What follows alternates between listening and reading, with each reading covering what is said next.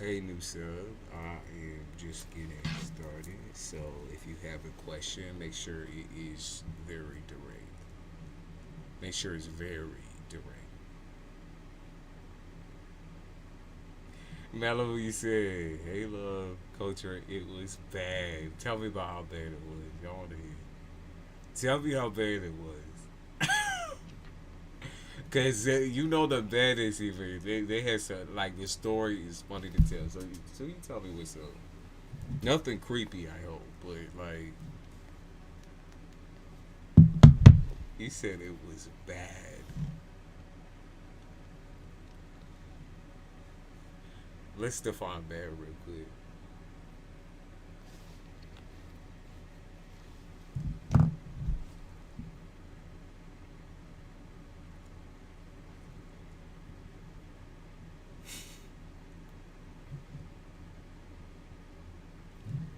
He said he acted like a child or like a monkey or some shit. You please. What was bad? You said he was like acting like a monkey. Like what's going on? Like no.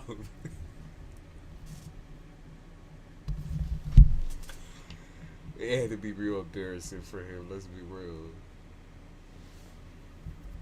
A general reading, please. You're gonna have to specify what type of reading that you want. Because if you get the free service, then I don't want to kind of like scatter all around your life. I can tell you some general advice just in your situation, but I prefer if you focus on the aspect of life that you want to focus on. So I can tell you how it is.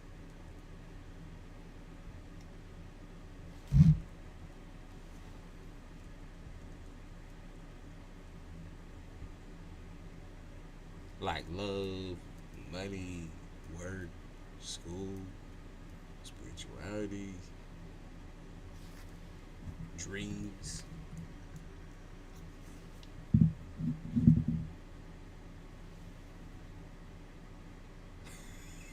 I could, he tried his best.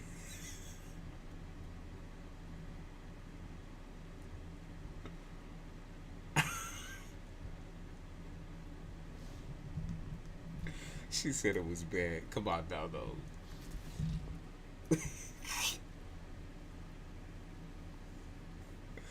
At least entertaining.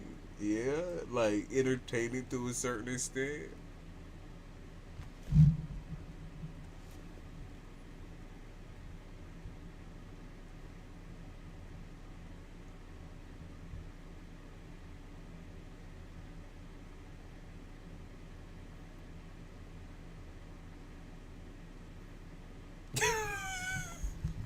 I saw what you said.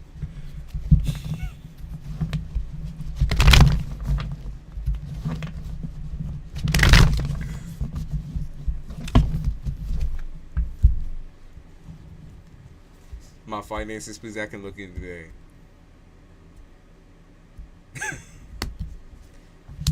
Okay, I can look into finances for you. Okay, I can see you're trying to support people, but they don't want to hear it. Phaser, it looks like the people that you were trying to support or the people that you're trying to help, and also I feel like they're trying to help you too. Like it's, I feel like it's a back and forth, or it's supposed to be a give and take, but I don't feel like it's been that lately. I don't feel like it's been equal recently whatsoever. I don't feel like you know y'all's financial situation is quite difficult because I feel like everyone kind of lives off the lay of the land. Um, it's like how do I describe? Like, it's very possible that a lot of the people that you rely on for any type of support at all are like super codependent on you. It's like you giving everything to them. It feels like you're putting your hardest energy or your hardest work into them or into even pleasing them in some type of way. Yeah, the fool in the reverse. But you feel like it's never going anywhere. Like this is where you got to draw a line in the sand though. Like you got to start telling people like I'm done. Like I can't please you and please myself. So I have to deal with my own shit. I have to go off on my own. Like even if you got to run out the bitch, because I can see you literally running. Like I can see you literally having to leave. I don't know if it's like leave the country or leave town or leave house or whatever. Like I see you literally having to leave. Like in order to escape this. So, if you're wondering how that's gonna turn out, like if you decided that you wanted to plant a seed in another country, type shit, like you wanted to move somewhere else, I see that actually working out for you. Ten of Cups. It's just, it's hard. It's super hard because I feel like all of the ties that you have, family wise, are just really, really rough on you right now. You're not able to get anything done. There's too many issues with these people. I'm not saying there's no issues with you either. You know what I mean? Like it's not like a one-sided thing necessarily, but in order to actually like find yourself, you're gonna have to go. Like I know that for sure. Like that's what I know for a fact. Like when I see you literally running, like having to literally hit the hills, I mean that. I mean that. Like you have to.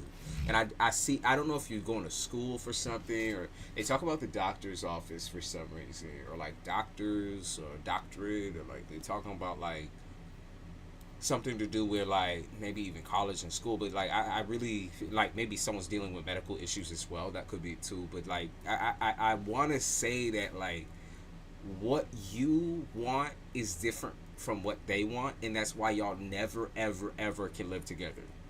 Okay, ever. And I mean this. When you leave, you have to leave for good. There's something to do with like moving back in with them, or like trying to like make a plan to move in with them somewhere else, or trying to carry them on your back. Don't do that. Like you are digging yourself into a ditch, into a hole. It's never ever ever gonna end up in the way that you need it to be. You need a whole separate household in order to deal with the situation. And I'm sorry that that is what it is, but like you have to. Like I mean that. When I say you have to leave, like you have to leave. Um, and like I said, it's no disrespect. It's just the drama is never ending. It is never ending. It is not going to end with you there. It doesn't matter how much help you get financially, or even when it comes to like therapy and shit, like self help, even spiritual help. Nothing can save you from these down ass people. And when I say down, I mean like they drain you really really bad, and that's not fair because you're supposed to be out here living your life, and this is not living. This is literally you're a breathing, walking, talking zombie because you have to be around these people. And I'm gonna tell you straight up right now, you don't have to be around these people. Okay, you don't. You make that a prerogative in your head because that's what they tell you, but you don't have to listen to that. You straight up, when you have the chance, when you get your money up, or when you have the opportunity, then go. It will change your whole entire life. Like everything you've been thinking about when it comes to work, everything you've been thinking about when it comes to like, love, like everything will change for you. That's the only way. That's the only way to ever have time for you. Okay, is leaving. He's a cool person with bad deed. Maybe he could be a friend, but not that type of friend. And you said he thinks it's the greatest in the world. He's not gonna get upset. Man. Like he had to know his shit was. He had to know his shit was nasty. Okay, Phaser, that's what's up. Hey, Isha. Hi, EB. Hi, hello, question mark. Y'all introduce yourselves. Like come up in here and introduce yourself. Say hello. EB says, should I leave then? Are you still here though? There's some people popping in and popping out. Waiting on the opportunity. It's coming. Like I'm telling you, it's coming. Like within the next 3 months. Give it 2 or 3 months. Like that situation is gonna work out. Like where you will be able to leave, but you have to hop on that train or whatever boat train, whatever the fuck it is. You have to do it. Okay, you can't hesitate. Like I know, like I said, there's gonna be a bunch of hesitation during that time because you're like, I'm leaving during a really bad period of time for my family. No, don't feel any shame in that because they will make your life a living hell. They do that already, and that's just not something you as a human being. They have no consideration for you, and that is not something that you need to be taking on. So that's what's up. Okay. All right, EB. I'll flip a card. Should you leave him? Should you dump them? Oh man. Oh God, another person who's never ever there for you, right? Never there for you in the way that they needed to be. Like when you was in trouble or when you was like asking for help, they wasn't there for you. They wasn't there for anything. Like they literally dipped out on you. That the immaturity is real with this one. It's not like this person, by the way, doesn't have financial security. By the way, I will clear that up real quick, EB. Because if the lie has been that he doesn't have like he has commitment issues, like he can't submit to one woman because of the trauma and because he financially isn't secure, that's all lies. It's just the fact that the only fact is like he wants to live in himself by himself, free of charge, no repercussion. Wants to fuck who he wants to fuck, do who he wants to do. Take still even though like I say he has the capability of having a job, having the finances together, he still wants to steal from others. Okay? He still wants to steal from others. He still wants to act immature. He still wants to go out drinking and partying and doing all this nonsense shit. I don't even think it's like real partying though. It's like drug binges or something like that, or drunk binges, or just drinking binges. Like he might even do that shit by himself. He might be partying by himself, like talking to the fucking man in the mirror and shit. Like this motherfucker is crazy. Like Bloody Mary type shit. Like you gotta get away from this motherfucker. He's a clown. Oh my goodness. And like not even to count the fact that he is like super physically, I don't know if it's sick, but I would say physically unattractive. Okay. And I'm not saying that as a mean thing, because EB, like I said, I know you're a beautiful person. You know, they wouldn't highlight Six of Coins, which is Libra energy. They wouldn't highlight that like I'm sexy with all the drive in the world type shit. They wouldn't highlight your physical features and then compare it to his ass. It's like, why you picked such a ugly, low down nigga, miserable individual who's going to he tries to drag down even your like physical security. Like he tries to drag down you.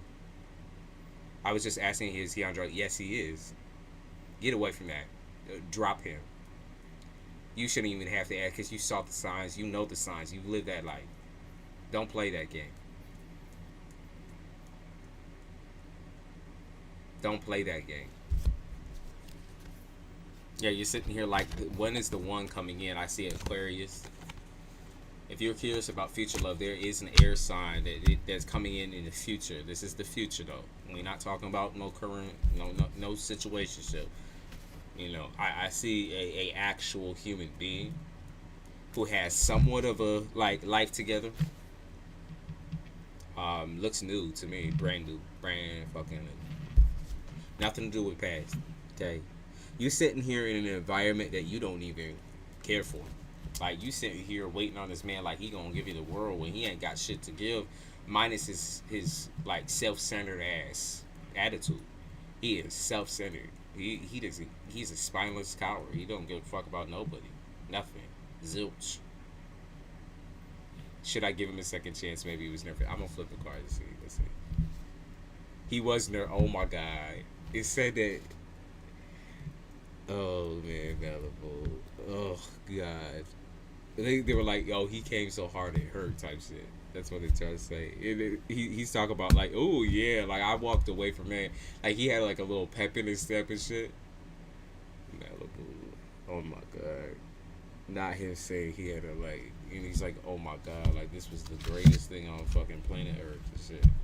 This nigga walked away with a pep in his step and like the confidence of a fucking 9 foot tall nigga and shit. Oh my god. I can't with that. He seemed nice though. I mean, he seems kind. He seems kind. I guess like I can see a couple different things where he may try to like chase you, like he may want really a relationship with you, but I wouldn't take that at all seriously. I wouldn't. He's very very much immature. Like you're out of his league as far as I'm concerned. You're his league. Okay. I see him trying to chase you for a relationship. type situation. He's gonna be like, wow, why aren't you interested in me? Or like, did I do something wrong? Like, what did I do wrong? Like, he's childish. Okay, that's what's up. He's childish as fuck. The Libra justice in me upright. Yeah, you're like, I'm out. Should you give him another chance? It's entertaining. That's literally the only thing that they said. The Hierophant is like, I could teach you a couple tricks up in the bedroom type shit. Like teach him how to make you feel good, but are you trying to? Is that what you trying to do? Because I'm saying if that's what you're trying to do,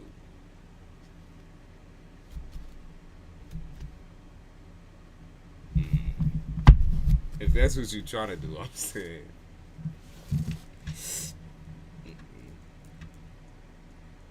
I wouldn't. You know what I mean? Like, at the end of the day, there's other choices and other options out there. He just might not be the one. He's a young boy. I can't with that. Yeah, he's gonna try to chase you though. Still, he sees you sitting pretty and shit, or he might even see you in public somewhere. He might try to see you in public somewhere. Or maybe he's trying to take you out of the fucking town or something like that. Like, what the fuck? Like, I don't even understand the energy. Because I think, like, he views himself as, like, this badass, like, father figure. Like, I don't know if he has kids or anything like that. But he views himself as, like, a father figure. Like, he wants to be, like, the supreme father and shit. And I think that he is the most immature. Like, he is one of the kids. Like, he has like he's an aspiring like actor or something like that, or aspiring like I don't know if he wants to be an actor or a singer or something like that, but he's aspiring to be something that he will plain and simple never be because he's not that smart. He's not that smart.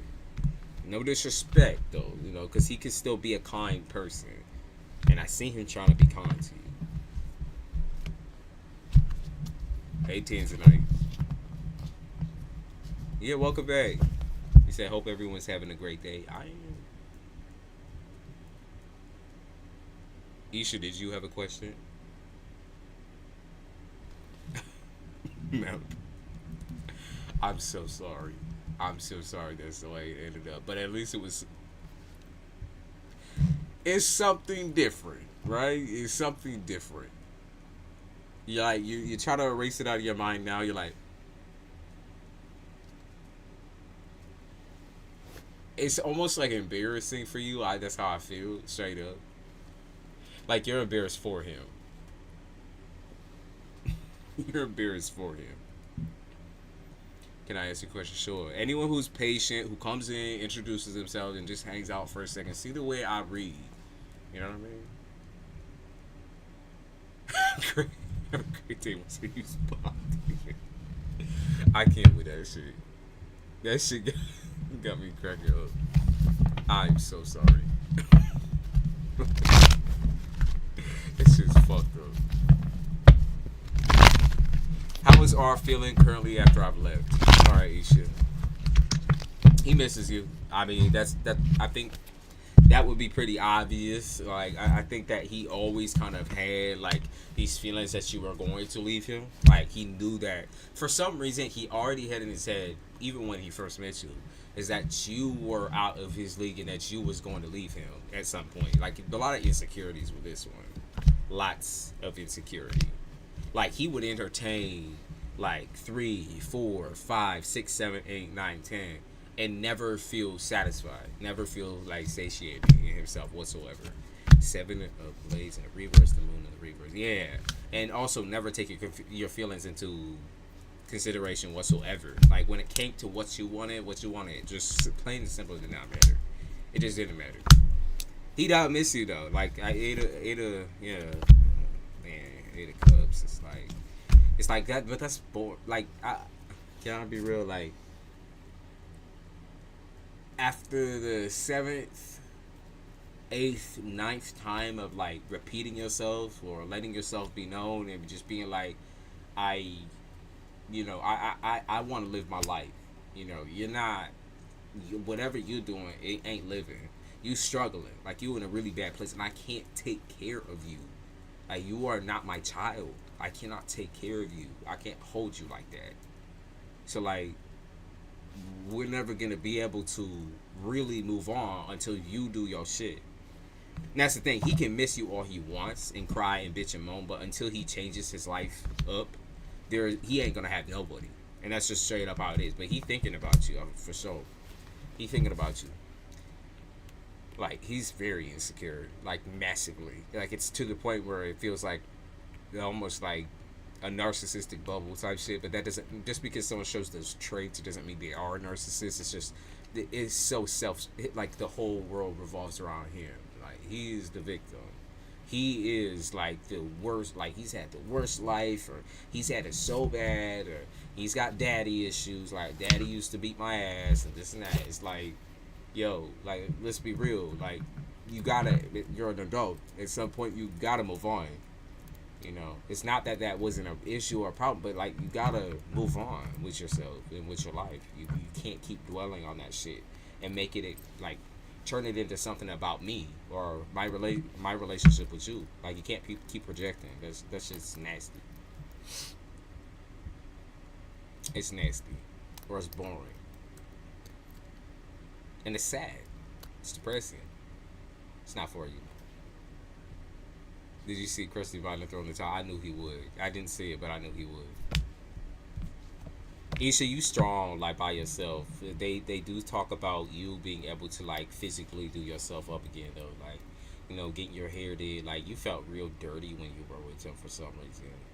That, or you just didn't feel like you were so drained you didn't even feel like doing the things that you usually do for yourself. But, like, when it comes to doing your little makeup and do your hair, like, the hair dyeing is what I keep picking up on, hair dye or like something to do with that. Like you gotta start up again. Set up like making yourself feel like, you know, you want yourself again. Okay? Focus on the physical aspect, like getting your clothes and all that type of stuff. Crusty body. That nigga's brain was shot. It is shot. Still is shot. But I feel like he's almost like a walking, talking, like the Walking Dead type shit. Or like a Resident Evil zombie or some shit. Hot Saladon. He said, my name is Maria. Just got a car probably a few months ago. Someone's been scratching and trying to pop my tire away. I might have an idea of who it is. I just want to know, why are they doing this? I can touch into that. And Isha, yeah, no, just keep working on you and doing your thing. Like you beautiful, and you're gonna find somebody regardless. That's what you gotta know. It's like when you have that type of once you gain and build your confidence back, because he really did like break you. He broke you down in ways that weren't even direct, like they weren't even intentional. But at the same time, even if it wasn't intentional, it was still neglectful, very neglectful. You know, neglect and abuse go hand in hand type shit. It's like once you start feeling like your emotions are being heard, you know, you're not being seen, like. Those things are all required in a relationship. Some people gotta learn to work on themselves by themselves and stop including other people in on that journey. Because it is a self-taught journey. I want to know why they're doing this. Let's see.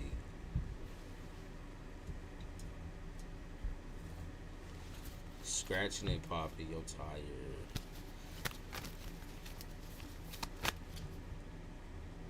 They talk about baby mama drama. So what's up with that? They said baby mama drama. That's what they talk about. Baby mama drama. That's who's slicing your shit. Your baby daddy's girl or whatever the fuck is going on with that situation. Like that's a whole mess. And that's the thing, it's not your mess. It's not your mess. It is not your mess. Hell fucking not. What is this? They talk about, like I said, baby mama drama.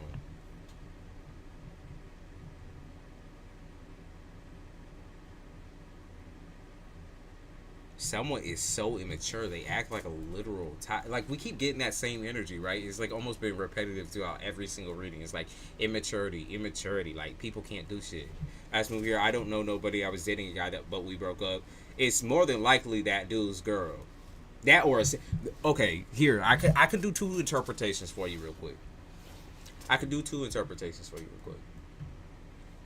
If not a girl, right, then it's the fucking guy doing petty, I would say female shit, bitch shit. Bitch shit. That's what's going on. Like I said, it's definitely someone who's familiar with you. They know you, like for sure. Yeah, they fucking know you. So who is the petty ass little nigga that she was with, Marie? I'm saying that's some childish shit. Drills in the hills, like someone who thought they was like a fucking gangster or something, or like an old school like somebody who thought they was something. I don't know. Like I said, it's probably a girlfriend though. If you was dating a guy, because it's someone who knows you of you for sure, like a for a fact. It's not like some rando. It's not that. Okay. Incognito. Left me for his ex, but I never met the girl. I'm not sure how she knows where I live. Well, say he has come to your place or come by your spot. Like, you know how people be putting their petty little trackers on people's shit. Or even following people. Like stalking. And I literally just did a reading on that, by the way. So, I just did a reading on that gang stalker shit. Baby, they can follow you. And I'm not trying to make you paranoid or nothing like that, because, you know, sometimes it's petty shit that'll end, because sometimes some people will move on with their life, but, you know, it's not someone random. They know you for sure. That they said that throughout the reading. They know of you for sure, for a fact.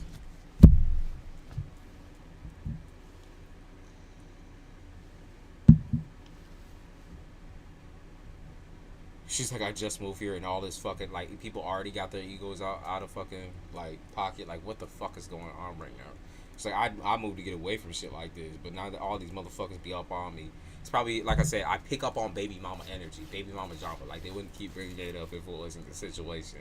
So maybe the bitch, the ex he was with has a fucking kid. Because you know the motherfucker, like I said, they follow your ass. That or they look on your fucking Facebook. I got an all black out Mercedes and they been scratching my black rims and a fat ass on it. Fuck them. Like, that's so petty. Like, grow a fucking pair. So, like, grow up, man. That shit is so stupid. It's so dumb. Like, that's that gang stalker. Like I said, I just did a reading on that, so I probably owe the energy from that Aries, like, drawing people here, because that shit is so wild. Like, it's mentally fucking ill. Like, you unhinged, bitch. Like, no wonder you can't keep your man. Vice versa. No wonder the man can't keep a woman. Like, that's that mentally ill shit. It's unhinged as fuck. So unhinged. Yeah. People be stalking. It's like, if you unhappy with your life, why can't you keep that to yourself, right? If you unhappy with your man or you unhappy with your woman, why can't you just keep that shit to y'all? Because that has nothing to, like, if he tried to move on or try to cheat, right, he probably just cheated straight up. But, like, if he was trying to cheat, take that up with him, not the woman, like, not the other lady. Like, that has nothing to do with you at the end of the day. That has literally nothing to do with you. Nothing. Straight up. He might have even had a baby on her, but that's why baby mama drama is so fucking complicated, because people can't keep their dick in their fucking pants, dude. Nigga can't keep his dick in his pants. And then the expectation is that whoever his long-term partner is going to just accept that and be like, I made a mistake. I fucked up. It's like, yo, fucking crazy. Like I said, mentally fucking unhinged, man. It's super boring too, because it's like, when you someone who's trying to have a peaceful life,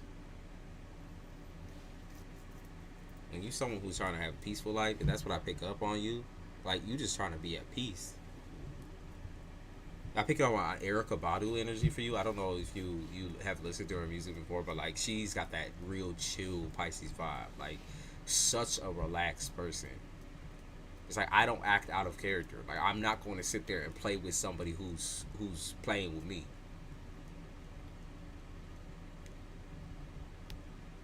We broke up like 3 weeks ago, and she knows. And 2 nights ago, my other stretch again. She had already has him. I don't get it. It's weird as hell.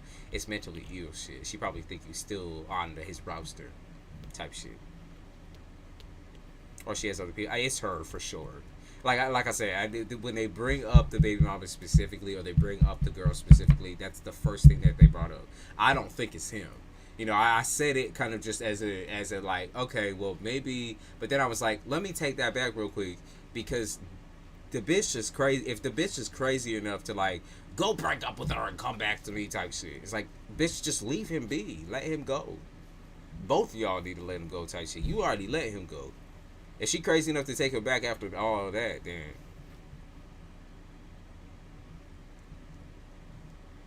it's a cycle. And that shit's nasty. Protect your shit. Even if you have to get like the cameras and shit like that, like put them cameras down. Like I don't know if you already had something like at your complex or at your house, put them fucking cameras down. Time to throw a curse on that hoe for that. Yeah, that shit is weird, so wild, right? But like, I know people be doing this all the fucking time too. Some people can't give the hoes up. I heard she was jealous he had somebody else. She don't even like him like that anymore. Yeah, but she said, I'm gonna make you break up with a woman that you already like committed to. Like, I'm gonna make you break up with that person. It's like, yeah, he's a scumbag for sure, hands down. But you so obsessed with his dick, or obsessed with what he's got going on. That's why I think they got a kid or something going on, or like maybe she might be pregnant, or something. Maybe she's got them pregnancy hormones, like straight up, because they talk about baby mama, or maybe he got baby mamas outside of that. That shit is so crazy, right? Look at they bring up the all black to the widows. See, I don't be lying when I say this shit. This bitch be squatting all around, hiding and shit, getting up in there, lighting your shit. Like that's some shit that like people was doing when I was in high school, straight up. Like, I would have females doing that to me in high school. They throw like rocks through the window and doing the slicing of the tires and fucking scraping up shit. It's like I had a whole hoop of people be doing that shit. So straight up.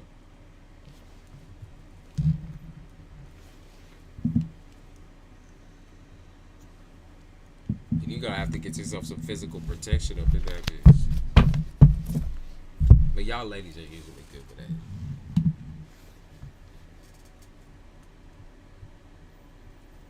She'll let you go eventually.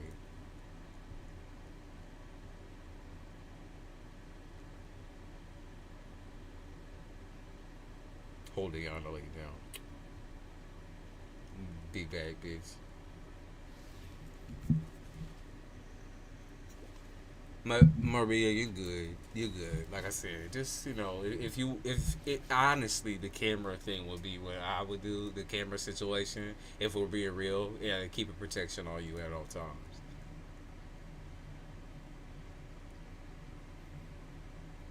It is the stalk. It is the stalker reading that I just did. That's what I mean. Like that energy just comes over, right? I don't have an issue with that or nothing like that. It's just I can understand how someone be fucking stressed the fuck out like that. It's like, I don't even make enemies like that. I don't even give a fuck about you. That's the thing. Totally resonated with that one fucking creep 911 on speed dial. Yeah, that shit is so weird. It's so weird. Cops are probably, I'm not going to necessarily bash nothing like that. 99% of the time, the cops don't give a fuck.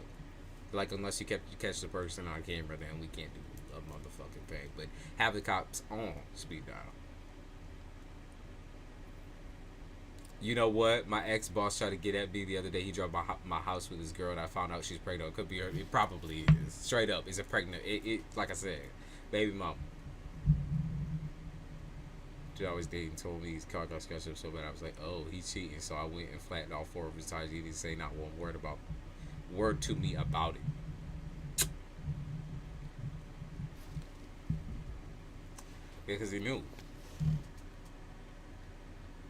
But I don't, let's say, I don't condone all of that necessarily. Obviously, I don't condone all that. But he knew what he was doing.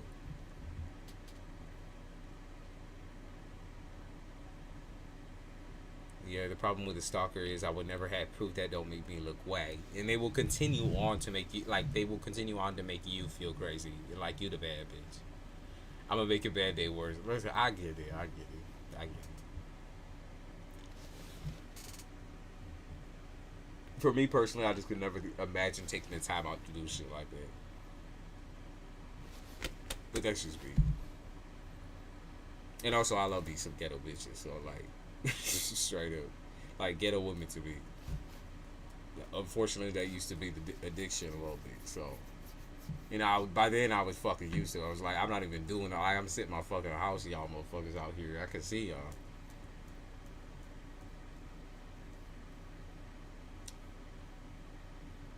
So I just let it go. I mean, you gotta remember, people who do that kind of shit don't have life or purpose. Exactly. Like I was speaking facts. Ignore their existence like you ignore anything else that's meaning. Like exactly. And you double down on that shit. Like when they try to come in, you do not respond to them motherfuckers. You don't say shit unless you want to take action against them, right? And you have like the actual evidence. You know what I mean? But until you do, you gonna look like the crazy bitch, or they're gonna chalk it up to be like, oh, some neighborhood fucking tragedy or some shit. They gonna make you feel like the crazy one. The car for that biz, and she's doing weird shit like that. It's not even worth your fucking time. Like I say, if you can take action against them, then fucking do it. Like, you got the camera and shit. And if not, the moment you start responding though, and start attacking those people on social media or doing any of that shit, it makes it, they double down. They come in trying to stank your life up. It's stupid ass.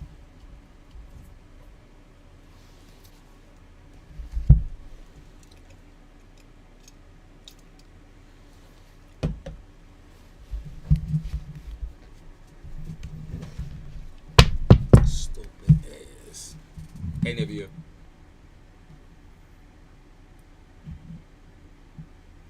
Is hello question mark still here? Believe their karma will come. You just keep your side clean. Exactly. Plus, it's not even like they aren't even already in a karmic place in their life, right? When they doing stupid shit, like they already in a karmic place in their life. That's a thing. Like when you are unhinged or mentally ill, and you make decisions based on a whim or based on another person, like you doing the most based on another person. I'm saying you already in a karmic position. You already unhappy with your shit. You know what I mean? If you can't just give that shit up or walk away from a motherfucker, I like I said, pregnancy, I understand how that can really, really complicate things. But I'm also not gonna make excuses for no childish people. The reading you did was so funny because it's truly a creepy energy. It is, right? Like I felt unsettled throughout that whole entire reading. I filmed that days ago. I was like thinking about, should I really post this, because I know a lot of people are gonna vibe with it, because I know a lot of people deal with creepy ass niggas. But it's such a unsettling reading to me, like even to do, like the anxiety that was brought. But that's kind of y'all's collective energy about that situation, is the anxiety. It's like having to look over your shoulder or watch over your back, or just being like, I want to get away from them, but they keep following me, or they keep doing this, they keep doing that, like extra shit. You're like, why am I even a part of this? Because I'm trying to stay unproblematic, and they trying to like make me come on and fuck them up. But you can't do that. You shouldn't do that. It's not worth your damn time. Like, y'all too special type shit. Y'all too good for that. They gonna be nasty. Then they could be nasty over there. Well, you doing good over here.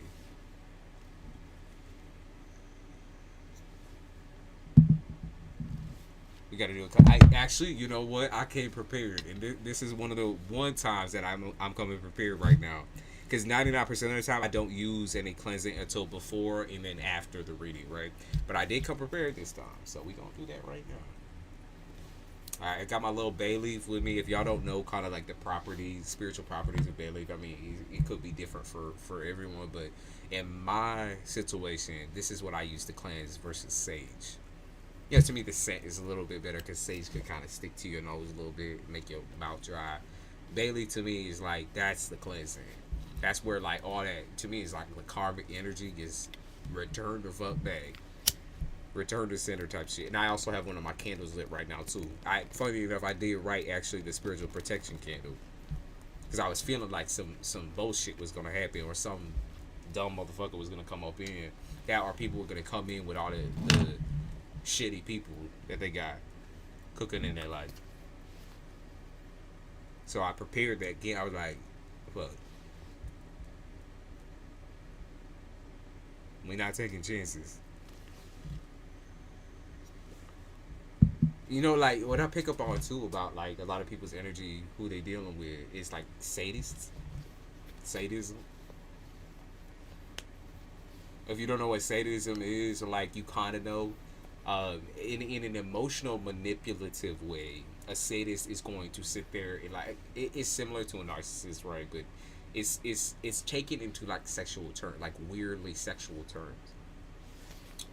Okay, it's like taken into like a weird sexual fantasy, and that's usually how it starts. Like super passionate sex, super heavy passionate sex, or like a super physically intimate relationship, and then the person tries to control you through the bedroom, and then they track that shit outside of the bedroom, pretty much. You know what I mean?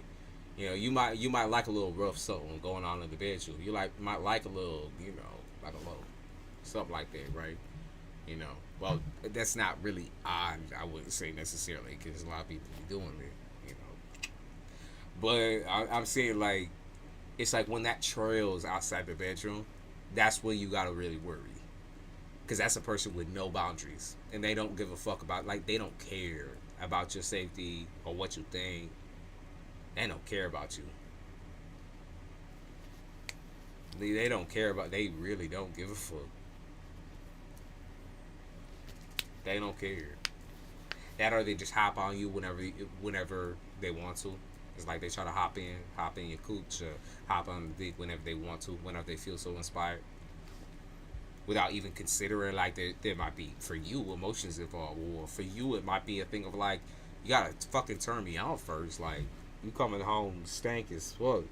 Like you just got off of work and you stinky and you nasty. Like do something with yourself. Take a damn shower or something. Like some people really care about fucking hygiene. Some people actually give a fuck whether you present yourself in a certain type of way. Like if you sitting there scratching your nuts and putting your fingers in the Cheetos and you like I'm trying to grab a cooch, like that's disgusting, right? That's nasty. Right? Or like you're a female that sits there laying in bed all day, which there's no disrespect, because sometimes that's just what the lifestyle is doing to you. That's the depression part, right? But then you also sex addict. You know, and you somebody who like leap on the first man, money or not, leap on the first man that look attractive to you, and you're just gonna sit there doing that shit, hanky panky all day. Remember the chat with Mills and the teeth brusher? Yup, fucking yellow school bus ass teeth, SpongeBob ass teeth, fuzzy ass teeth. I remember that.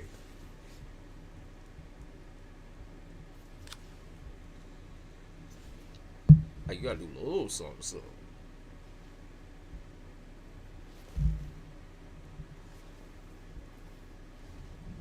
They didn't forget how to court you. I also picked up that energy too. They didn't forget how to be romantic towards you, by the way, or how to be intimate towards you. They didn't forget that, right? They didn't forget it. It's just they never was. Okay, I don't know who needed to hear that, but like they didn't forget how to be like romantic and bring you flowers and do. They just did that to get in your cooch, to hop in the cat. That's all they did. That's what they did that for. They didn't do that to be like cater. Like they didn't wasn't like a true giver or carer. They didn't give a fuck. They just did that shit to get inside, like get their foot in the fucking door, and slap their dirty feet up on the couch. That's all they did that shit for. They didn't do it, because that's who they are genuinely. Like, I'm a classic man, or I'm a classic person. Like, fuck no, that ain't classy. That's dirty. Like, once that shit stopped within the first 2 months, the first 3 months, however long, like maybe they got too comfortable after a year of being together, whatever the fuck it was, but they dirty. They dirty.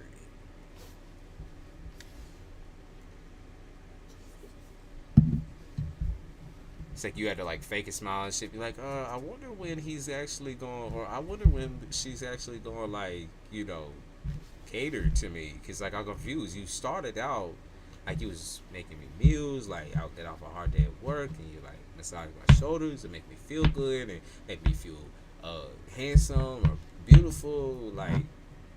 And then all of a sudden, all that shit just turned off. You like, we're in a relationship though. Like, I thought that this was how it was gonna be. You got the wrong idea. They did a lot of flattering shit, like I said, but it's not that they forgot how to do that shit. If you keep reminding them, like, hey, like, let's do it. So, no, they straight up lied to you. That's what happened. They lied to you to get in your pants. Yeah, they said, "How do you want it?" by Tupac Shakur. Living in the fast lane.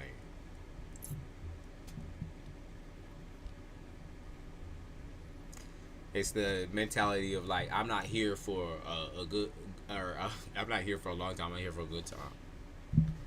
A deadbeat is better than no, because even to some extent, that is like a form of sadism and neglect. The deadbeat. Come on now, you know you are. The fucking nigga that comes up in there kicking his feet up on the couch, lazy ass nigga. That's a form of punishment, especially for my strong and powerful women out there that like be working your fucking ass off, and you come home to like a house that looked like it got hit by a fucking tornado. That's another form of neglect and abuse. I'm saying, like, when he's got his stinky socks all over the fucking place, and he got his Cheetos laid out all over the couch, eating like a baby and shit. Got that shit smeared all over his face. Like, that's the issue too. Skittles all over the damn floor. It's like, am I dealing with a baby or what? Like, now he blames it on your kid or some shit. That's the devil working. Please, yeah, that's what I'm saying, Tina. That's the fucking devil's work. That's something. I don't know what messed up shit that is. I like I said, depression. I understand it, and I get getting into that state of mind, and I also get like, some people really fucking struggle, but don't drag somebody into a relationship with you if you dealing with that shit. Oh my goodness, like that shit is it's exhausting because you're not a baby no more. Like, either you need to get to the therapist and get some medication for that shit, that or you need to like, I'm not gonna make it like brush that off and get a job. Get up and get out. He working hard on, yeah, all of a sudden he not there no more on your day off. That or he working hard on the PS5 or the fucking Xbox. Playing FIFA all day.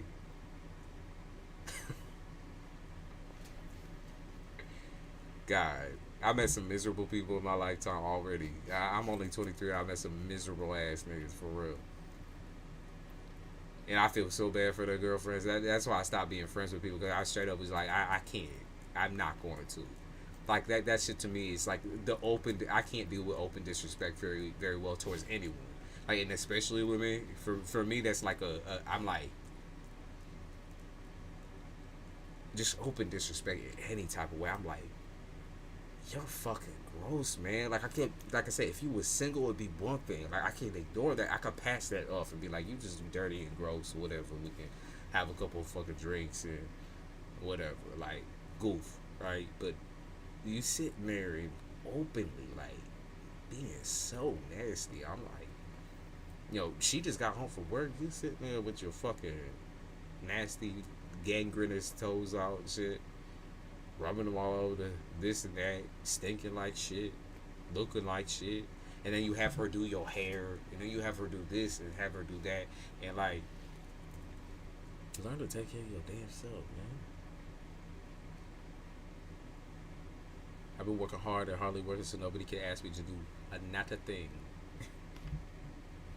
But that's the thing. Like you work hard and you got used to working hard, and so because you got used to it, it's more of a thing of like, okay, it's easy. It's easy for me. It's easy for me.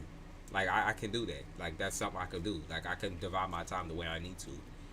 When I fucking feel like it, right? That's a great feeling too, and especially as a Leo, I know that's a great feeling because that's what you strive for, and you still strive for that.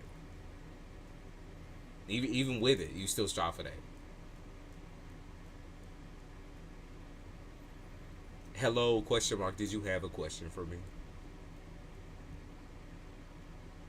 I didn't see it. I'm busy when I'm not busy, or busy not being busy. Yeah, I feel that. And she said that's abuse. Yes, it is. Yes, it is. I grew up watching that whole situation go down in my own home. So for me, I'm like, that's just a trigger, man. What does my Avery Pookie feel about me? Okay, babe. Avery feels sad when you gone, or sad when you have to like separate yourself, because it seems like you separate yourself a lot. Lovesick is what I picked up on. Lovesick. He just gets sick. Like I feel like he gets almost like homesick when he's not near you. Like homesick. I don't know, what you're doing, flying them out or what? No. I'm playing. It's more like he feels like you are his home. Yeah, you're his home. That's how he feels. I can see y'all a little crazy together too. I can see y'all a little crazy when y'all together. Y'all a little crazy when y'all together. That's why he just don't be reacting sometimes, because he's like used to you. He's so used to you. He is in love with you, and to him, you're not just anyone. But then, if you're doing shit on the side, you already know where that shit's going. Let's see, what is he doing? He knows he can't hide from you. That's something. Oh my god, can't. This is the card that can't hide no more, baby. Just came out. Like, yeah. He feel like he dealing with a SWAT team. Oh my god, he feel like he dealing with a SWAT team. He non-committal still, even if he loves you. He really do love you though. That's the thing. He loves you, but he's still non-committal. He just doesn't seem to see. He's a party person, but he doesn't see. Almost like he can't see his life ahead of time. I don't know why. Like that lifestyle is so like applicable. Like why he continues to live in that lifestyle. You get a little too old for that shit. Like that lifestyle. It's not the lifestyle holding him back. It's him choosing the lifestyle over choosing you. MIB Agent K. Yeah, he chooses that lifestyle over you. That's what it is. If he really wanted to get the shit together, he would have done that shit a long time ago, right? But he don't. That's it.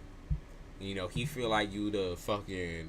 Honestly, I was gonna say the Romeo to your Juliet. He feel like he Romeo, but I was gonna say he's more like Juliet, and you're like Romeo, because you sitting here trying to like level with him and be real with him and try to almost like save him, and that's that savior complex that you gotta tackle and deal with, because you gotta know, like, you gotta know, you can't save a nigga that's like this, the pig-headed ass nigga. He's always gonna love you though. He do love you. I mean, he do, yeah. He does lie about the side chick, because he does have a side chick. Or he's got side chicks, plural. Yeah, he has side chicks. He talking about on the phone all the time. You literally could find all that evidence in his phone for real. Like he's too dumb to hide it too. Say like that, or he just don't care. He said, "I told him I don't live like him. I should be scared of him. He the one of that." A little iffy, and he got mad. Yeah, that's the thing. Like when he shows you all the signs of someone who's inconsistent, what else are you supposed to believe though? What else are you going to sit there and believe other than that he is an inconsistent ass person, a non-committal ass person? What else are you going to believe? Hey Isabella, you have nothing else to like. You sitting here like, yeah, like I'm sitting here and It's like playing Uno, nigga. Like, it's easy as fuck to know where you're going and what you're doing. You make it pretty fucking obvious, and you not too smart. So you're not too smart with your shit.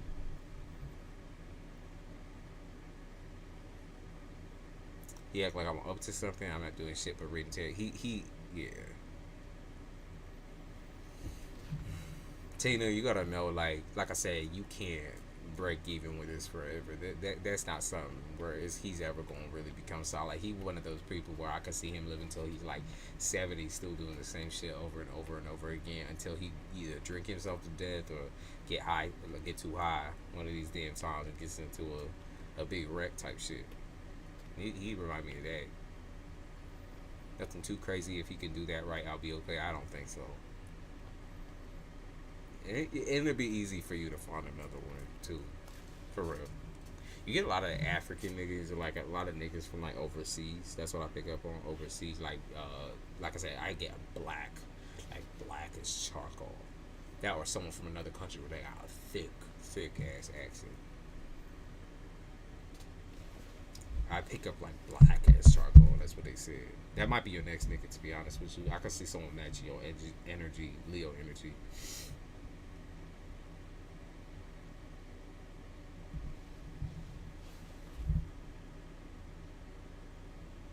Yeah, you always be dealing with niggas that have like the what do they call that? Oh man, what is that African love magic?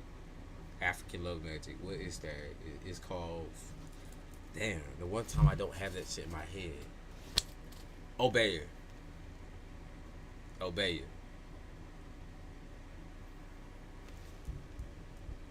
It's that African love magic. That's what he's shaking down in your damn house.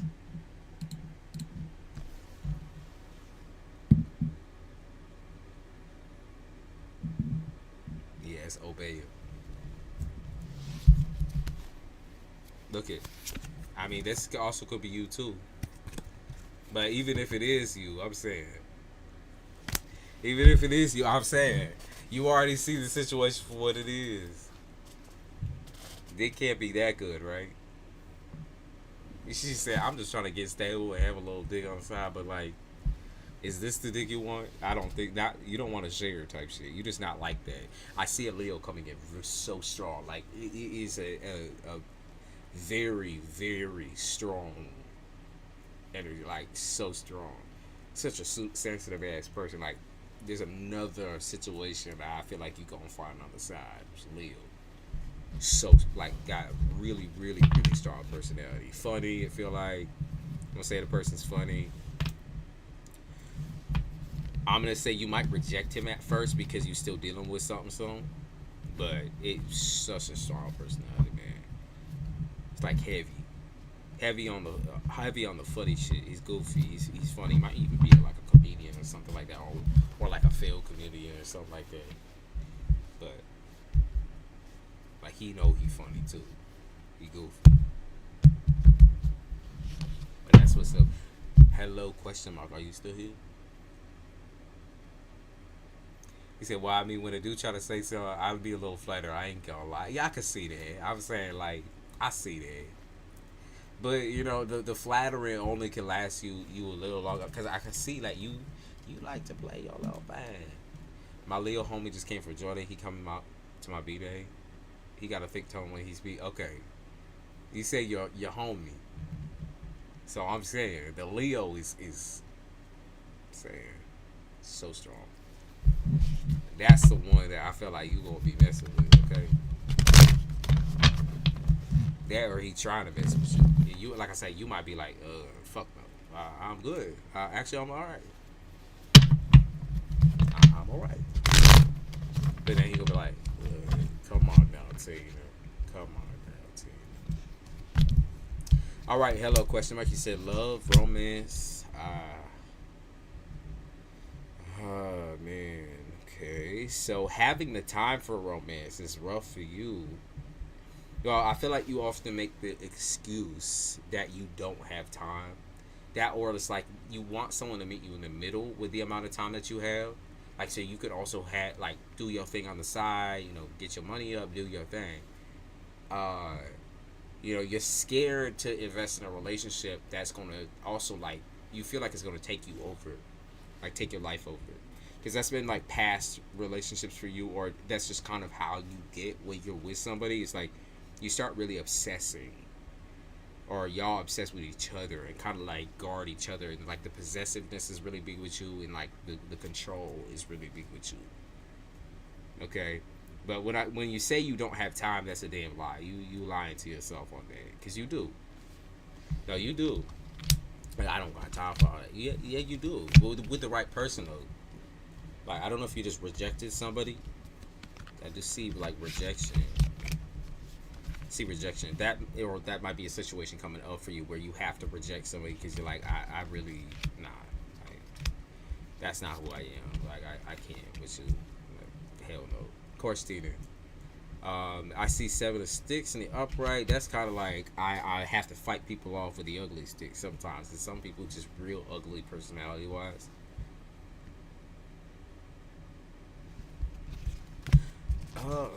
Man. I see Aquarius for you. I don't know. There's an air sign. I'm gonna say it's Aquarius. It also could be Gemini, but and this person just has that like double trouble type energy. Like I said, they could have both heavily in their chart, but like I want to say that this person is happy to meet someone with like such like you just have certain interests that this person also shares. Okay, like they're happy to meet someone with such like similar interests to them. Ace of sticks in the upright, and someone also like you're strongly opinionated, even though you might be like a loner or introverted. Like you're very opinionated. You're very strong in your stance and your character. And you're also, like I said, super protective over yourself.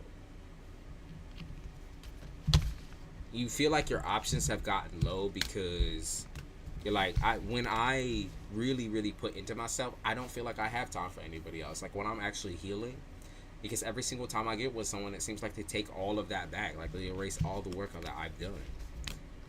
You just like I get being afraid and being scared or anxious, okay, but I think you just need to view it as like I'm testing the waters. Don't jump into anything. Obviously, you're not that type, anyways. But don't get too ahead of yourself and start thinking about like, oh my God, like now this person's gonna take up this and do that. You can spend as much time as you want on any individual. You're not being too. By the way, you're not being too picky if that's what you thought. You're not being too picky. You're not at all. You're like, I'm not where I want to be in my life right now. Like you keep saying that. There's no right timing for certain shit. It's just when you feel like drawing that line, working on yourself, healing, creating healthy boundaries with other individuals. You're gonna start wanting a romantic relationship. You're gonna start wanting friends. You're gonna start wanting things that you feel guilty for even wanting because you don't want it to hold you back. But like I said, the problem is that mentality of you viewing it as something that holds you back. Like I don't, obviously you don't need it, right? And if you want to continue to be single, you could be single for the rest of your life if you wanted to.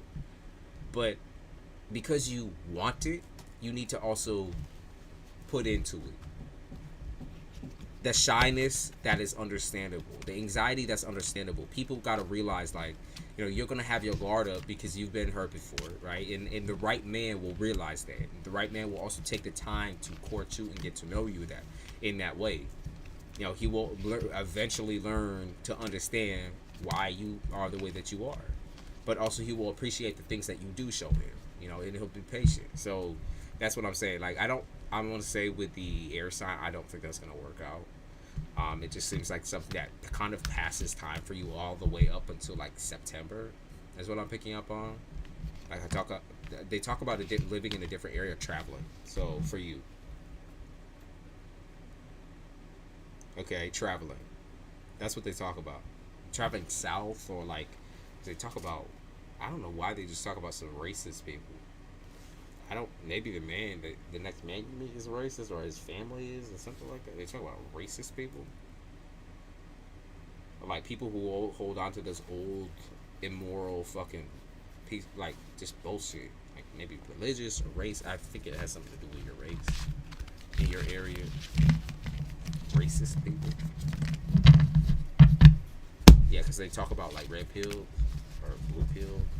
Like, someone's fucking racist. Someone got something going on in their head when they see.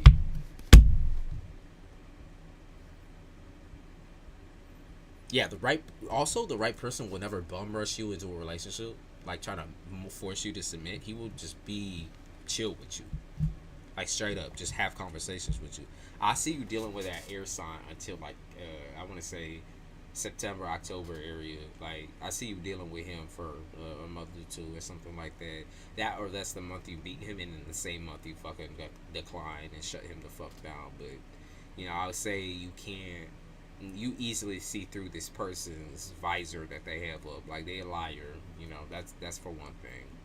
You said I'm traveling in August. Okay, so it makes sense that you maybe like search a little bit on the dating apps and kind of look to see what's going on. That makes sense. That makes sense. Okay. For sure.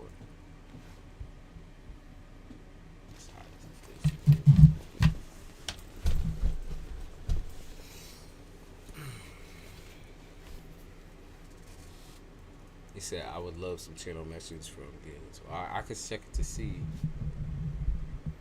But basically, that's what's going on with you, love. So just try your best not to like hit that scope of like, oh my God, like I don't have time for it, cause you do, you know that you do. It's just you're scared, and that's okay to admit as well. Like just admit that you're scared, even if you're saying something to somebody, like you talking to somebody, you're like, I'm nervous, like I'm incredibly nervous. Just be honest, like straight up.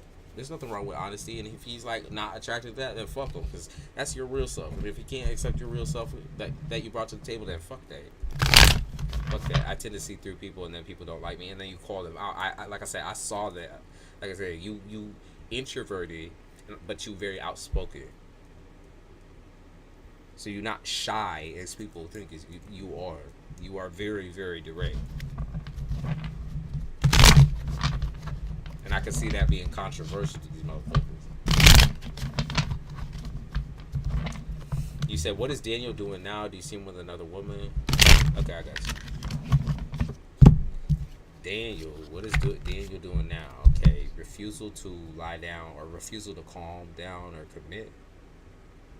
Let's see.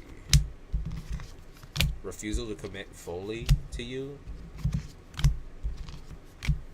Is he dealing with another person, or he's ignoring you and your phone calls or something like that? Okay. Well, I would say about Daniel that he is somebody who definitely likes sex. He do like sex. Yeah, he's pretty shameless on that too. Like he feels like he can't control himself sometimes. I also pick up on like him like making friends with women. Saying friends, but I think he's just very flirtatious with them. He's very flirtatious. Very. Yeah, he's flirtatious as fuck. He's disrespectful to you.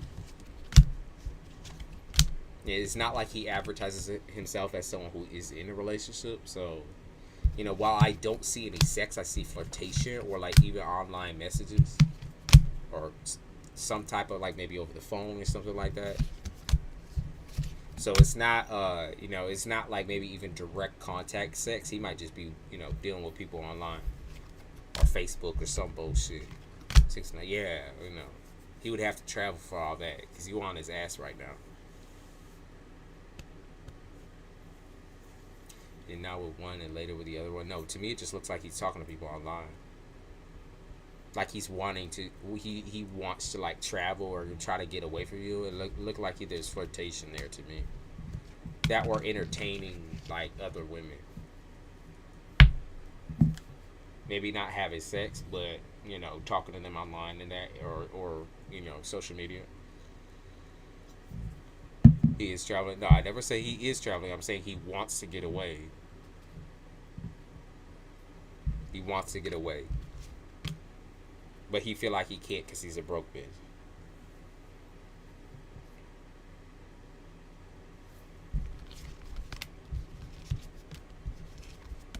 Yes, flirtation with other people.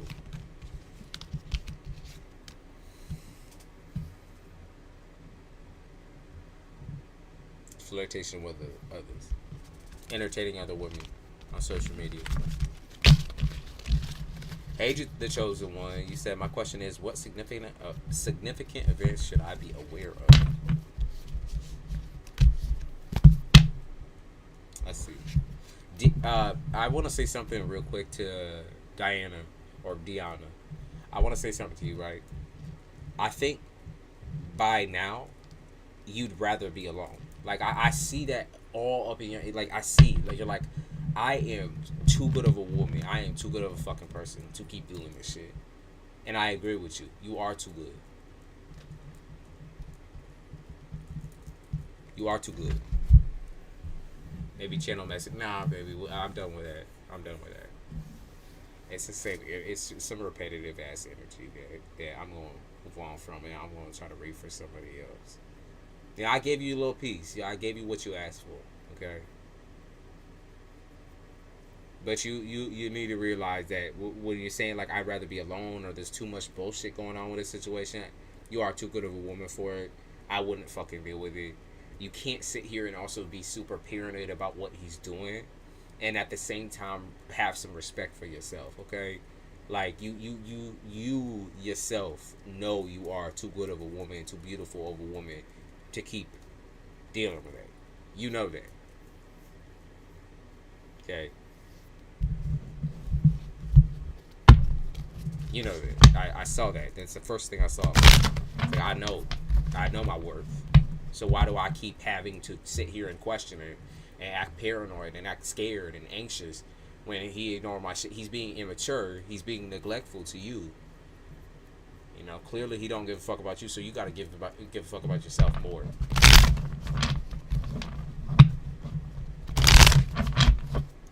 Okay, what significant events should I be aware of? Let's try a different day.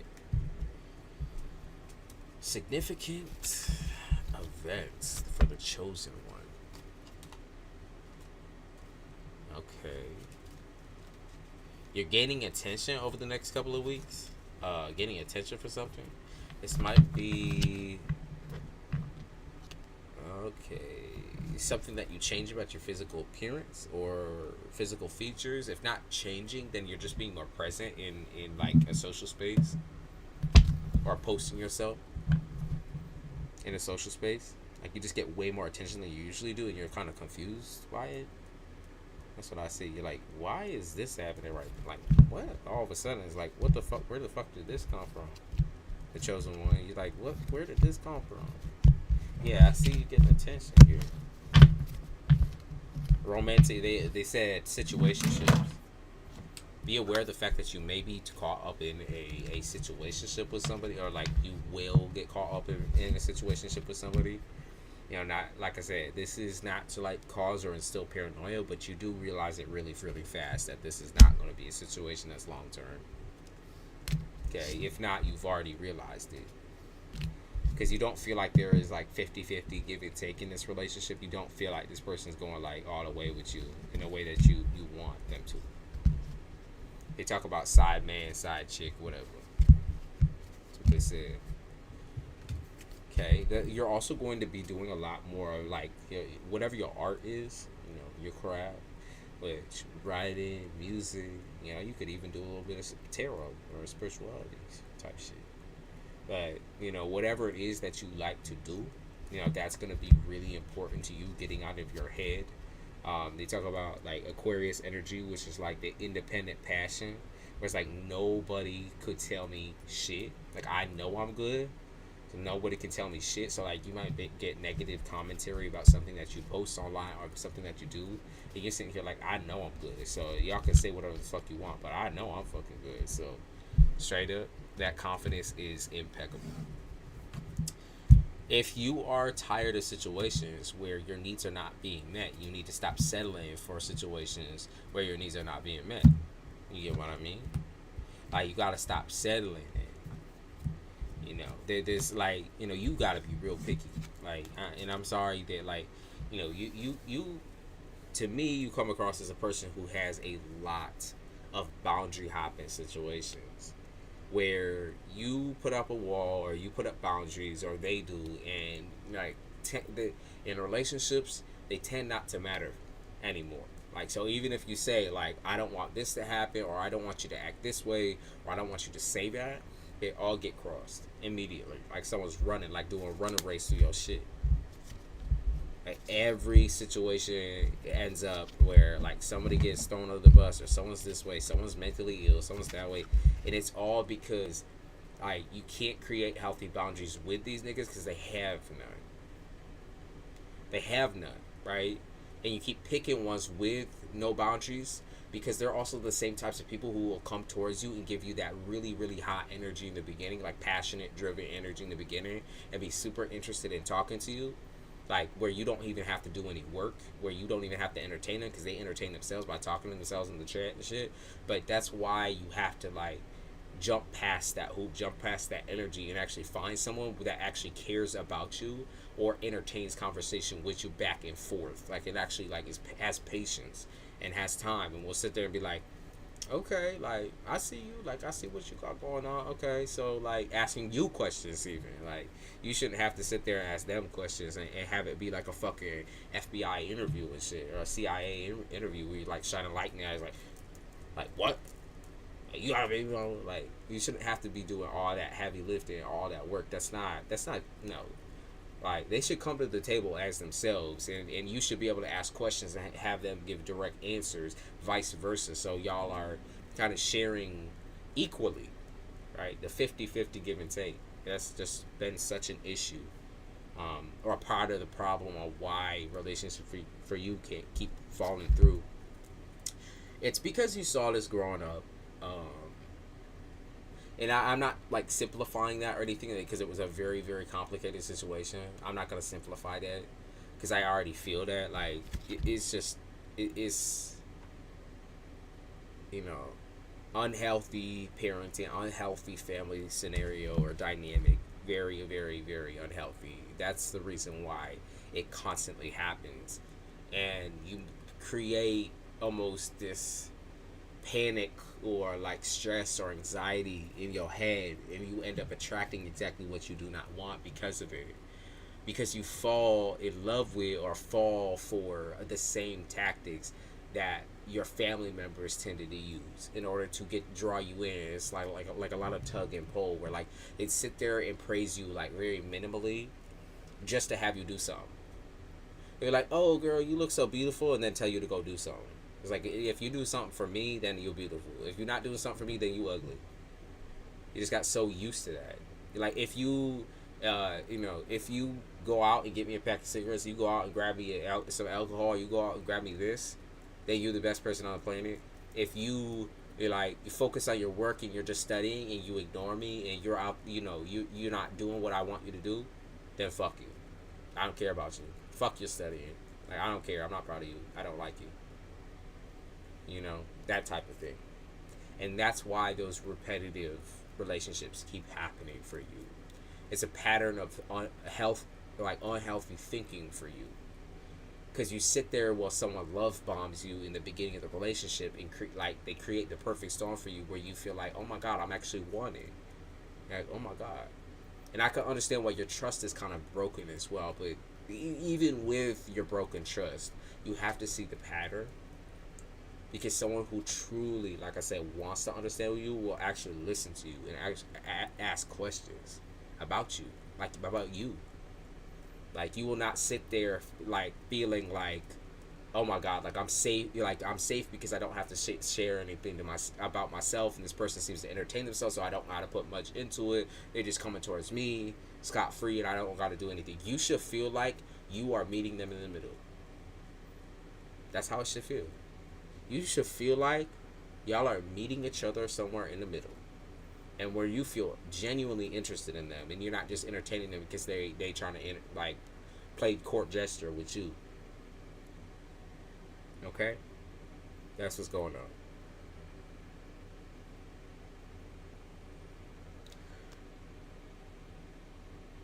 Oh man.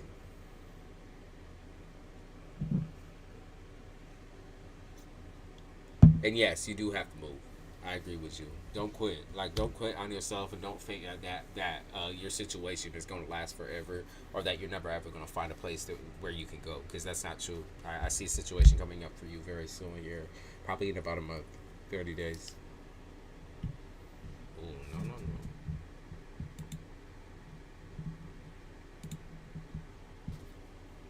Don't spam. I didn't mean to hide you. I'm gonna unhide you real quick, but don't spam.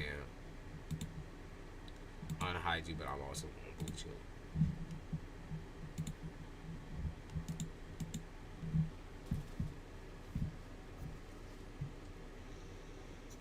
Of course.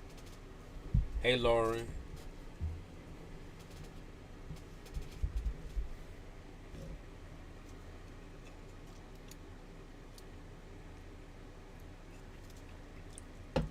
Now it's getting hot.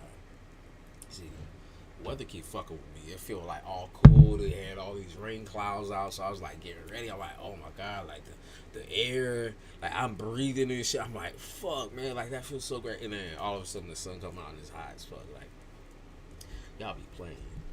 Y'all be fucking playing. But I do have that fan on blast, so let me know if it's fucking up the mic. I don't think it is, but let me know.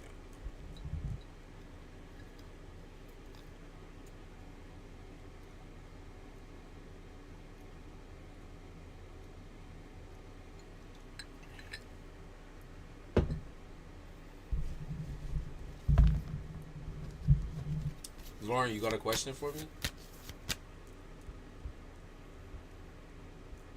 You take your time. Anyone who has a question or think they got some, or like you want to take the time to think about like what aspect you want to focus on, because I kind of do one per everyone a lot of the time,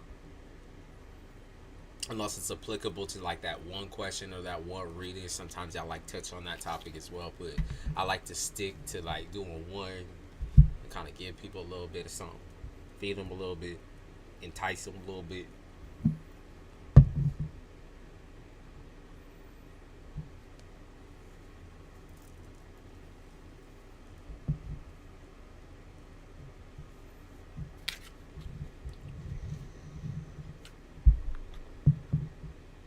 All right, the background too. Thank you.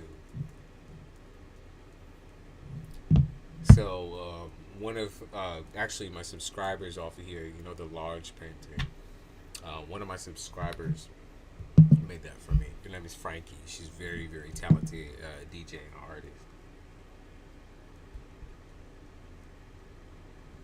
I love that painting. That painting is fucking awesome. But everything else is pretty much mine. So oh, mine is this too down there. Somebody made that for me as well. There's like two things up there that are mine, but everything else is gone. And I make art kind of on a regular basis, but you know I kind of stopped doing that for a little while. I gotta get back into it and just doing random art projects when I got the time. I just don't have time right now at all. What do you see coming in love for me next? Closure. The evil eye I like is dope. Thank you. That's Amazon. But I think they're like $30 or something like that. But okay, so closure is coming for you. You want a closure. You want closure. You want this to end, or you just want not that you want something to. I think you want like a long dry spell to end. You know, say that. You know, you want a dry spell to end.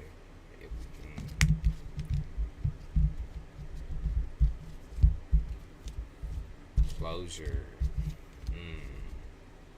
You're sick and tired of going into situations where you feel like they don't even care about like who you are as a person, like what the things that you're passionate about, like passion projects, that sort of thing. And it's funny that I bring that up, right?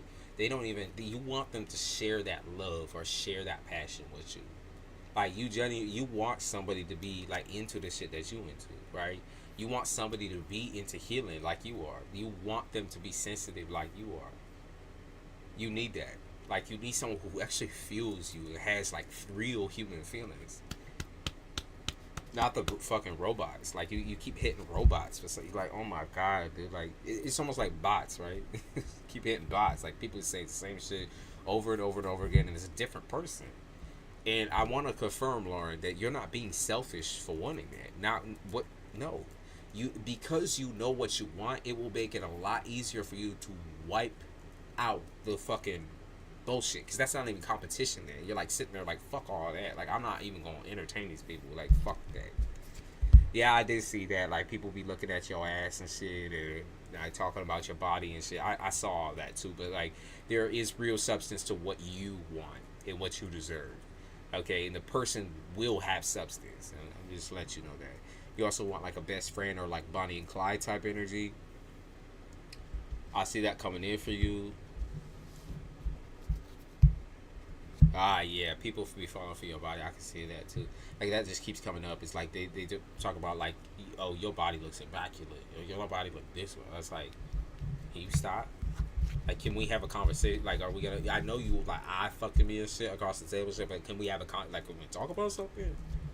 Can we like actually have a conversation of fucking substance, where I don't feel like I'm sitting here like driving the interest here, like where like can I have something, dude? Like, also, okay, they like to flex in front of you too. It's some weird like bro shit. That's what I want to say. Some weird bro shit. They like to like flex in front of you and shit. Like talk about this money and this and that when they don't really have it. So I love that for them, right? I love that they are confident enough to flex something that they don't fucking have, because honestly, that I think that's actually pretty comedic for you. You know, even though it is disappointing in a way, you sit there and you're like, check please. Like, you know, you might be out on a date or something like that. You're like, oh, okay, you have the money, check please. It's not funny when you have to like split the bill or pay the bill for them though. That's not funny. But I'm saying, you're like, okay, you say you have money, you say I do this, you say I have that, then let's test the fucking theory then. And you see him like panic and shit. You feel the, I can, I can feel like you are a very like empath, like related or intuitive, extremely intuitive. So you can feel. See, you are funny, dude. Laura, you're funny as shit, because you can feel when they start like clutching their pockets and shit, like the anxiety of them like sitting there like panicking, like, because you yourself are an anxious person, but at the end of the day, like you are so intuitive that you can like from across the table, you already know, like I said, it's sexual based, but like, and you start like when you test them a little bit, you can feel them getting nervous and getting crazy, like you can feel that like internal struggle that they're having. That's actually pretty like fucking cool. Like I'm also an intuitive person. I feel that, but you need to you need to like be open to change, because I think like a lot of the, it's not about, like I said, your standards aren't what needs to change. You need to keep that, but you also need to stop playing or talking or entertaining these types of dudes where you already feel you already know what the situation is. Don't even entertain it. Don't even go out on a date. No free food or whatever. It's not even worth. Then it's not even worth your fucking time, because then you feel like by the end of it you feel depleted. You feel drained. Like, you know, you feel just drained. You just don't feel like you achieved anything, and it starts like making you doubt yourself, because you're still be like, "Am I being too picky?" But you're not. But you're not. You're not too picky. You're not. You're not. I want to confirm that you're just not. You know exactly what you want, and until you meet that person or see that person, it's not gonna happen. And stand on that. Stand tall on that, because there's nothing intimidating about having standards. I have another question. Can I? Sure, sure. Yeah, yeah. Don't just start dropping standards and be like, okay, let me just, okay, maybe if I look past this, don't do that. That's not you at all. Like, not you at all. Okay, not you. They be lying about such trivial shit. It's such stupid shit. It's such stupid shit.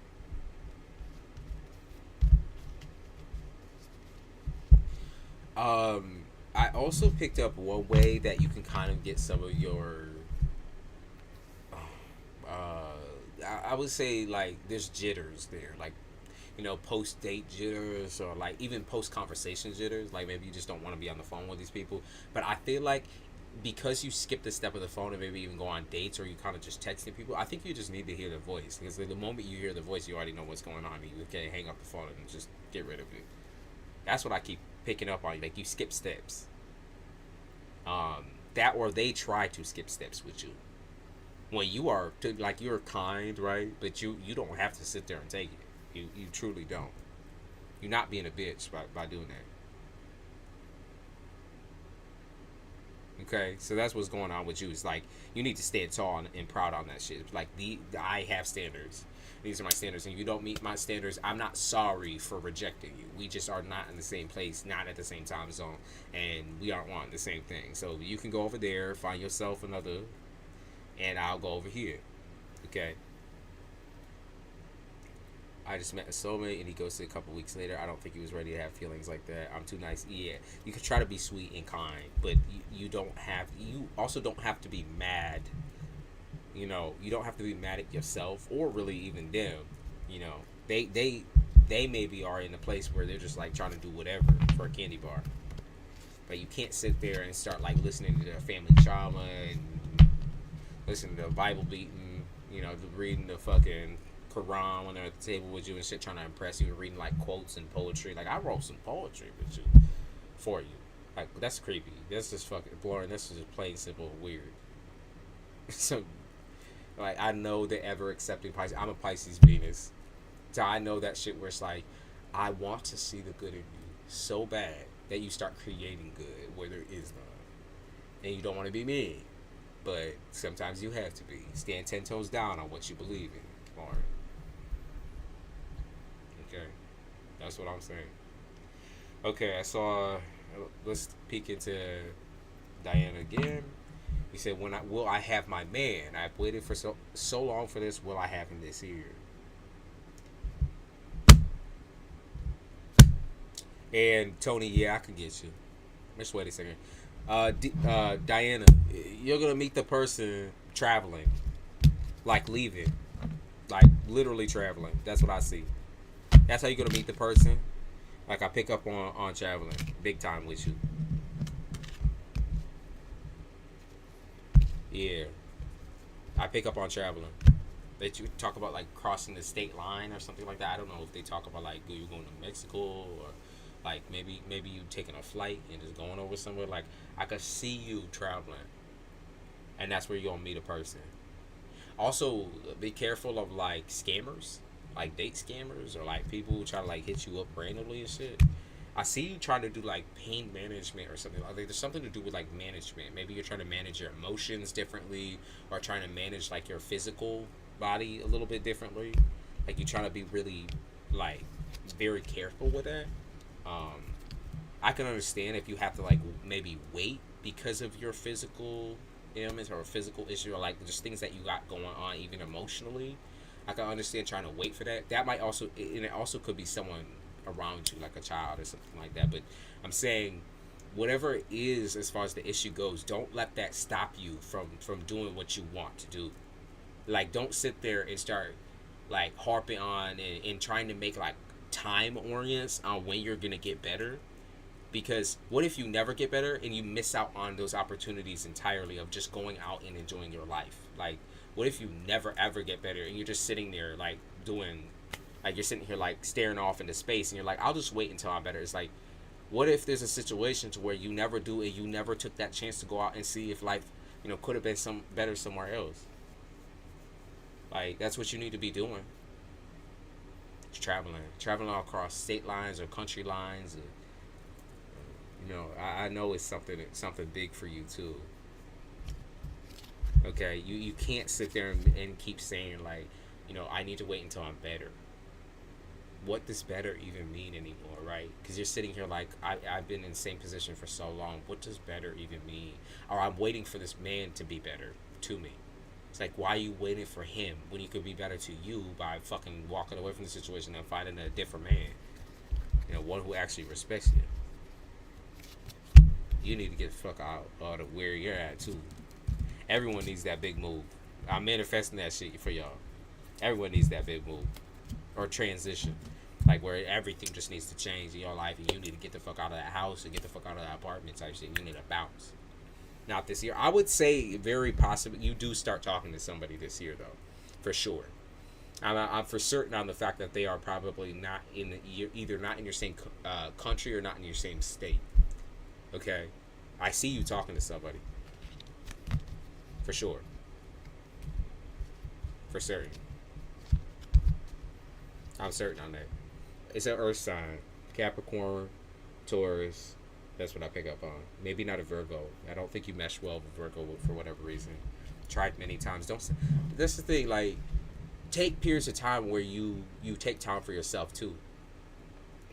Um, if you try many times, take time where you just like are by yourself too, because those periods of time sometimes clarity happens and you're actually able to like go out and vibe and just be calm and chill, and then that's kind of when you find somebody is when you're actually not even really like trying to accept it in, you know. So that's what I'm saying. He told me he is flirting, baby. Don't think about the old. Stop thinking about the old, because when I bring up like specific signs and stuff like that, it's not gonna be the same person that you're dealing with. Okay, it's not the same person that you're dealing with already. Like when I look into new love, because you say you single, right? You're a single woman. You're not too tied to him. You're not married to him. He's not your man, right? That's what you said, right? I'm talking about a new person. Okay, I'm not talking about him. Let him go. Let him go. Do whatever he wants to fucking do. It's none of your business. I'm talking about new. And you want to love again, but you need to love yourself as well through this, okay? Don't give up on yourself and think there's something wrong with you, because that's not even true. I do not get that whatsoever. Trust me, some crazy motherfuckers have come up in here, and I would have seen that shit. Men don't run and hide from you because you're a scary woman. Men don't run and hide from you because you're mentally unwell. They hide from you because they can't take that level of commitment, and because they're still fucking childish. They're children. It doesn't matter how old the fuck they are. They could be in their 50s and still acting like a literal brat. So that's not a you problem. I just want to make that clear. That's not you. If you keep sitting here like there must be, like everyone else is in a relationship around me, like why can't I? Like, you got to know that they got issues behind the scene. Like, not that that's your issue, but I'm saying they got issues too. You know what I mean? Their shit ain't perfect neither. There's nothing wrong with you. I want to make that clear. You got to stop thinking that. Like all your limitation, whether it be physical, mental, there's nothing wrong with you. No, there isn't. I'm so ready. I know you are. And I see that. You do attract a lot of like earth sign energy, and I just think it's because you are in a particularly stable point in your like emotional life, and I think that like chill, calm energy really draws you in and attracts you. It's like the dark and mysterious energy. So you might also start dealing with Scorpio too, as well. There's gonna be multiple people obviously that you go towards, but like that's what I'm saying. Like, you really have to make the commitment to yourself that you are not going to put up with certain types of behavior. Like when a man shuts you down and neglects you emotionally, you just got to cut that off. Like, just like he tried to cut you off, cut his ass off. You don't even got to call him and ask where he is. You don't have to know his location and put the GPS on his phone. The moment he starts playing with that shit, you cut that nigga off for good. That's it. It's dead. It's done. You put a stake in that shit, and you put it to rest.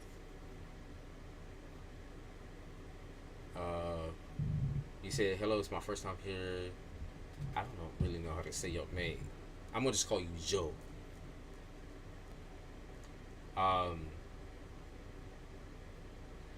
Is my family being suspicious of me, including my cousins, Ivo and Roberto? That sounds shady. Oh, wait, I wanted to do Tony. Hold up. Wrap that up. If you can wait, Joe, I'll hit you. But let me hit Tony. Let's hit Tony. Tony, what did you want me to look into? What did you want me to look into real quick? Did you want me to look into love for you as well? I pick up on, if you wanted me to, I did see some situation. Yeah.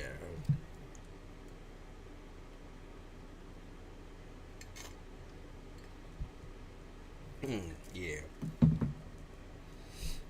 Okay, Tony. Yeah, someone is in love with you. I believe you also in love with them too.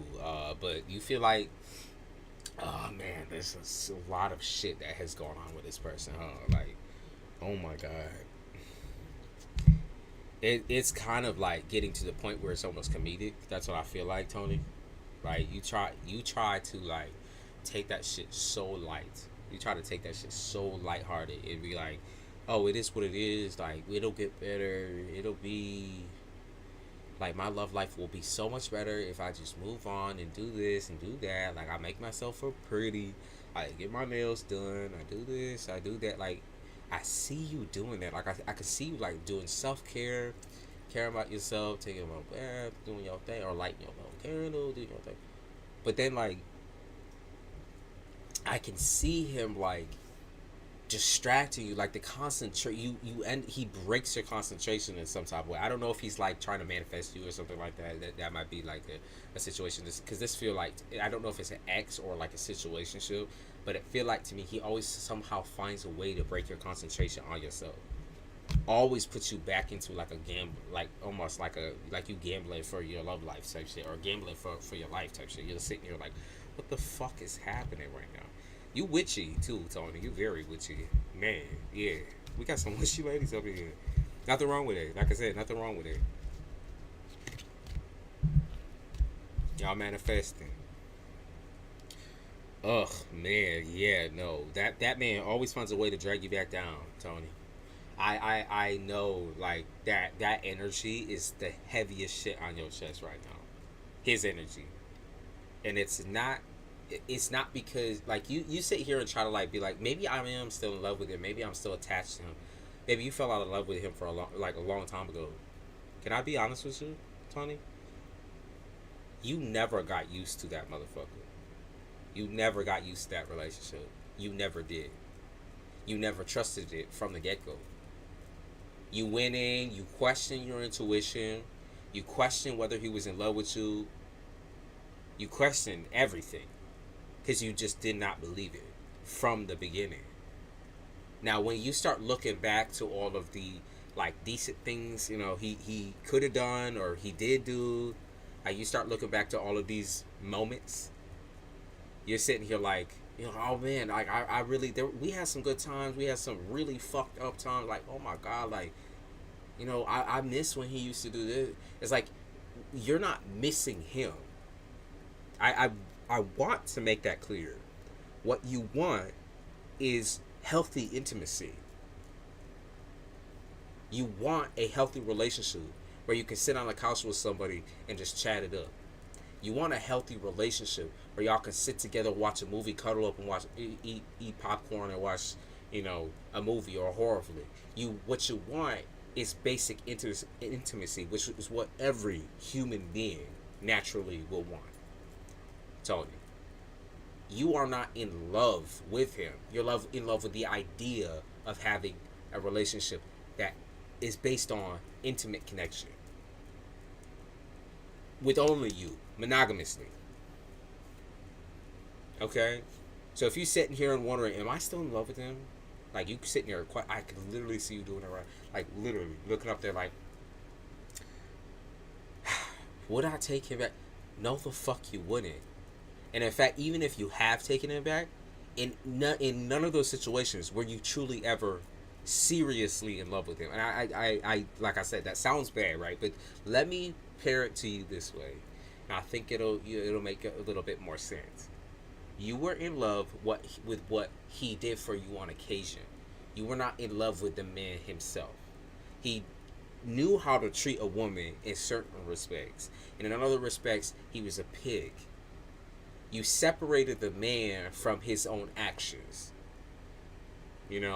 Like his actions towards you, the intimacy, like those points were so great. They were so, like, it felt so good. It felt like you had a best friend. It felt like you had somebody who could be so close to you, yet so far away at the same time. It's like you overlooked those facts. Like, instead of, like I said, that intuition, you just turned that shit right off. You're like, I know everything inside me is like thumping right now where I should not look at this. I shouldn't even trust this man, like, from the get-go, from the beginning. And you're like, well, I still have love for him. No, the fuck you don't. I just want to make that clear. So if you've been like sitting there wanting some sort of like reoccurring situation with him, it's not that. I'm telling you, could have this situation with anyone and still feel the exact same way that you felt with this man. Because you are looking for an intimate, emotionally developed relationship with a man. Okay, one that it doesn't include all the toxic bits that he threw in. That's what you're looking for. Okay. They talk about you getting restless too. I could see him. I don't know if it's him or you, but I could see the restlessness in both. I think in both of y'all, to be honest. I don't know what he's doing around midnight and shit like that, but there's some like weird restlessness with him. I mean, you too. You too. It's like almost like when he's up, you're up. It's like 'cause he's still trying to dig in on you. He's still trying to get in on you. Like that shit is so weird. Or like waking you up for, late night loving or some shit. Like, or he's like I said, leaving at 12 a.m. or some shit. Like, it's wild shit, man. It's dirty. It's dirty. Yeah. Okay. So one thing they suggest is cleansing. And the cleansing, I'm gonna say, is gonna be taken in multiple terms here because obviously, if he's still coming into your home or trying to entertain a relationship with you, that needs to break off, and that's all within your timing. So I don't want to like be like, oh yeah, tomorrow it is what it is. So I know there, like I said, it's still super sensitive. It's still like a very like fucked topic for you, like completely cutting him out. Like I mean completely. It's me like you stop paying attention to what he's doing. You stop watching all this. You completely remove yourself from him in every type of way. Block him on social media. You don't watch the women he's talking to. You don't do none of that. Let him go over there and let him do his thing. Get him the fuck away from you. Okay, get him the fuck away from you. Because he's isolated you, and he's made you feel like guilty for having people or any other person around you. He's isolated you and made you feel like he's the only one that you can fucking get. And the reality is, like I said, you could have any motherfucker that you want. Anyone. Okay. I blocked him on it. Okay, so you already ahead of the game, man. You're ahead of it. Now, the next thing that I want you to do, because this was the second piece of that, cord cutting rituals. I used to have one I have on Google Drive. I actually can see if I still have it. But I know you're someone who's very spiritually developed and involved in like the occult, that, or you just have a really nerdy interest in it, like I do. But if you know what a cord cutting ritual is, you should perform a cord cutting ritual with that person, because he's still so. I feel like this is the same type of situation where he like even still drives by a house to check to see if you're outside or some shit. Like you might be like taking tend to your garden or taking care of your plants or out get in the car. This is that type of that's stalking energy that I just read for. If you look on the channel, I just posted a video about a fucking serial stalker. That's that vibe. Like this nigga needs some holy water on him or something. He don't want you moving on, and that's an issue. And I'm not trying to make you paranoid or nothing, because I know that you know that he's like this. That's why you're not able to concentrate on moving on or getting anywhere, because he's got you so tied down. It's some weird fuck shit we'll do tonight. It's the full moon tonight, yeah. Most definitely need that cord cutting ritual, and that will help like all of the energy that you can get. And I'm sending it your way. I'm definitely going to burn a little bay leaf for you too, because that is that weird psychotic stalking energy, and I can't fuck with that shit's so nasty. Let me give you like a little bit of a boost as well to tell you that there is naturally going to become a situation where you're going to meet another man, I feel like, with similar or if not identical issues. And it's not because this is all you attract. I want to correct that type of thinking. Okay? It's because you've recently rehashed trauma with that dude, Okay, with the other dude, you recently rehashed trauma with him. That or you've been dealing with it and you're tackling it head on. Like you're literally tackling the emotions behind that situation. You're literally trying to understand it. Like I can see you thinking, like the cogs are moving, and because of that, when once you try to like go out on a date and that sort of thing, and this is not to make you scared because you should not feel scared of wanting love. Don't get scared now. Okay, you should still want it. You just gotta know to shut that shit down before it even starts. Okay, and I know you that type anyways, but I see it. Fire sign, Leo, Aries, or Sagittarius. It's gonna feel like the identical situation. You're like, okay, this is a little weird. Like, okay. There is one situation that's like that, and I see also multiple other situations that might be a little bit different. But he is that. Yeah, that man needs to be, put in a grave somewhere with a cross over the fucking casing and shit, like a fucking vampire, Tony. There's something wrong with that one. The old one, I mean. He's getting his shit. He'll get his shit back. That nigga's controlling as fuck. He's also like, I pick up on neurosis of the brain, so that he's got brain damage or he's neurotic. He's neurotic. Sandy, you said I feel like Tony. Sandy, what's your situation? Of course, Tony.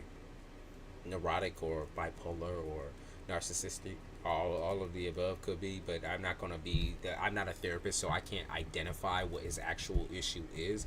But I just know he's not a safe person to have emotions or even a physical relationship with. I know he's not safe. I know he's not. Okay, because he can fucking talk you out of a. He can talk anyone out of their fucking bathing suit type shit. He literally is like, master manipulator with that one. Like I said, it's like Dracula or some shit. It's like talking the poor young woman out of her clothes and shit, and just to suck all of her blood and drop her on the ground dead. Like that's the shit. That's the vision I got in my head. Like fucking Dracula. Like, blood. Can I come inside? Like comes in, fucks your whole life up, fucks you up, and then walks out. And then when he wants your blood again, or when he wants you again, he'll obsess over that shit until you invite him back inside. And you don't need to be doing all that. That's just like a body double or a fucking demon. That ain't no fucking human being, whatever the fuck that is. You take that nigga out with that fucking cord cutting situation. Like I said, if you need like the spell for it, or if you need like the ingredients, I feel like you already know. I got that witch vibe off you almost instantly. So I think you could do it, but just by yourself, honestly. So I don't even think I need to offer you that, but.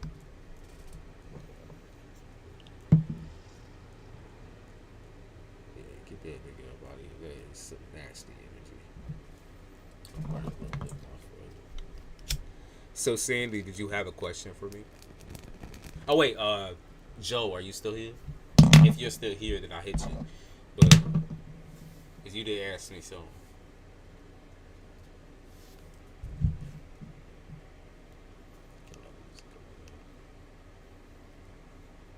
Of course, Tony.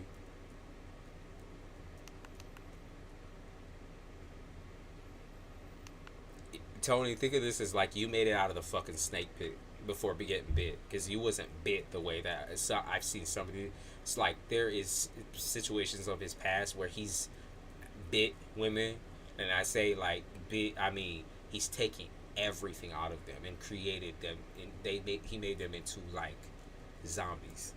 So you're one of those like you have a very, and not talking dirt on him or nothing like that, but you're strong person, and the fact that he tried to fuck with you physically, mentally, emotionally, and physically, he was asking for the. I don't want to speak on that too much, but he was asking for karma. He was asking for that shit straight up.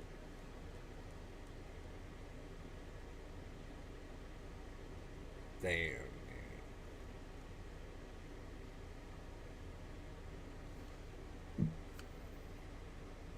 Thank you, Lauren. I appreciate it.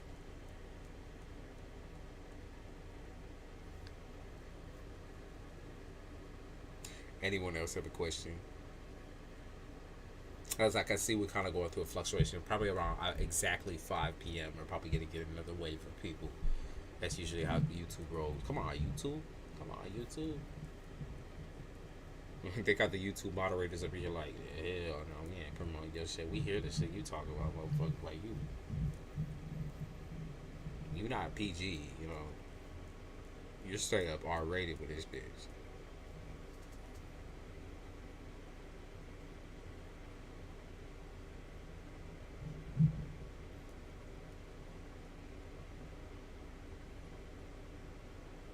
Temptress. Somebody's a temptress. You like tempting men to see them weak? Or you like to see them like weak in the knees over you?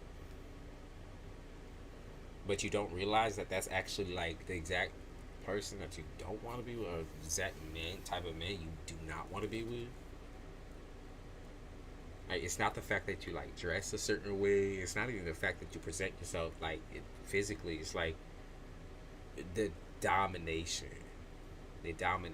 factor, the control factor. That's what it is. You get really possessive, like, over your person, and you're like, oh yeah, that has to be like, you know, healthy, right? Because I'm like, all I'm doing is I'm protecting my man. You know, I'm growling at other women, doing this. But there's like a piece of that also that shows your own insecurity. And once a narcissist sees your insecurity, that's their best and biggest weapon over you. That is like, you're like feeding them fucking jelly beans and fucking sweets and shit. Like, you feeding them something that they love. They love that type of attention. They drown themselves. Like, it's just like a bottle of alcohol for a narcissist. They drown themselves in that shit. They take that shit and run. They say, ooh, yeah, I like that shit. I look forward to your next Capricorn reading. You get so in depth in our show. Real recent started watching you, and you are the best. Thanks again. Thank you, Tony. I appreciate you, and I appreciate all the support from everybody. And, you know, I'll keep going with Capricorn readings, of course. I got to give everyone a little love, but Capricorn has a special place in my heart, of course. Really, I love all the signs. Like, I truly, like, I just love that everyone has, like, different traits and different ways of dealing with shit, person to person, obviously, but I love that there's more, like, umbrella traits for certain signs. You know, to me, it's just so interesting. And I also believe that people who are alike just kind of attract each other, right? And so, like, when everybody kind of has a cohesive issue, like, we kind of all just draw each other's energy into the same place, right? Kind of like a little vortex. And it's pretty much different every single time. And I think that's why I enjoy doing tarot so much, because it's nothing like anything. It's not, like, repetitive whatsoever. I never really get bored of it. Okay, now they're saying it's going to start, but now I feel the wind again.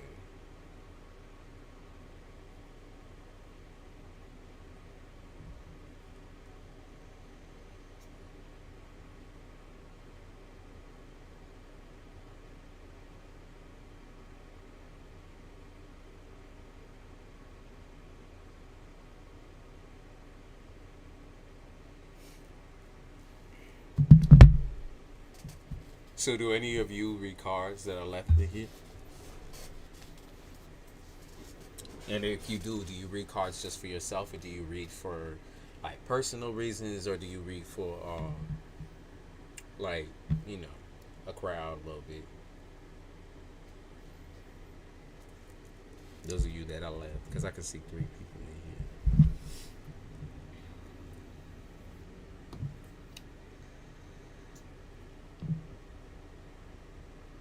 Honestly, you know what I could do? You know, if we kind of just sitting and chilling at that, I could tap into a couple of different signs if we wanted to go that route. And that'll kind of, because I pick up on a strong Gemini, and I also pick up on a very, very strong Cap, obviously. So Gemini Cap, I could try to tap into if you want to. Lauren, you said they use it to hurt you. Oh, you might want to refresh, because I think you're a little bit behind, but.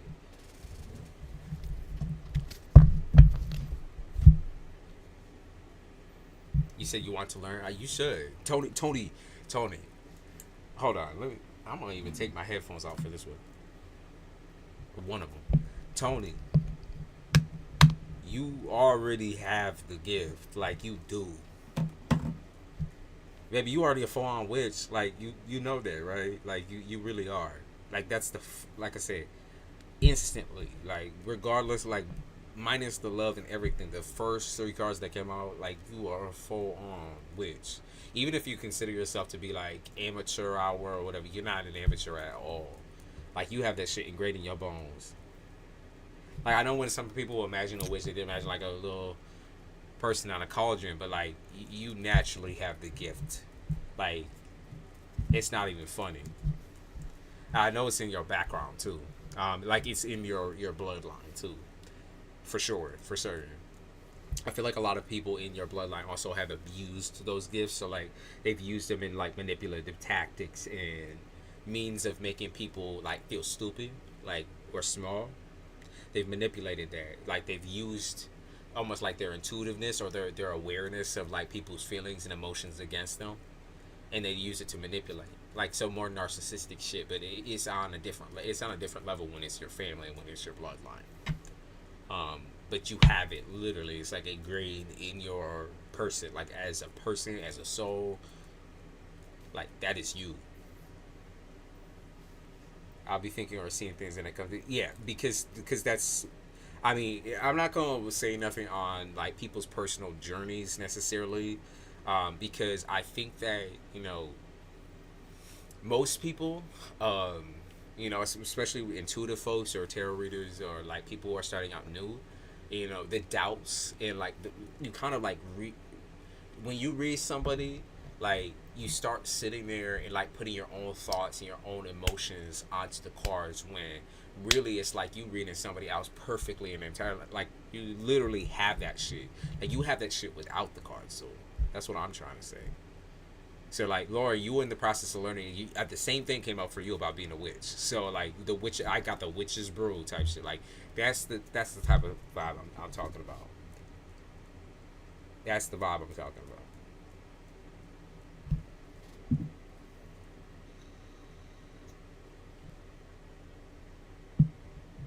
Sandy, you said just got separated in February from a 9-year relationship.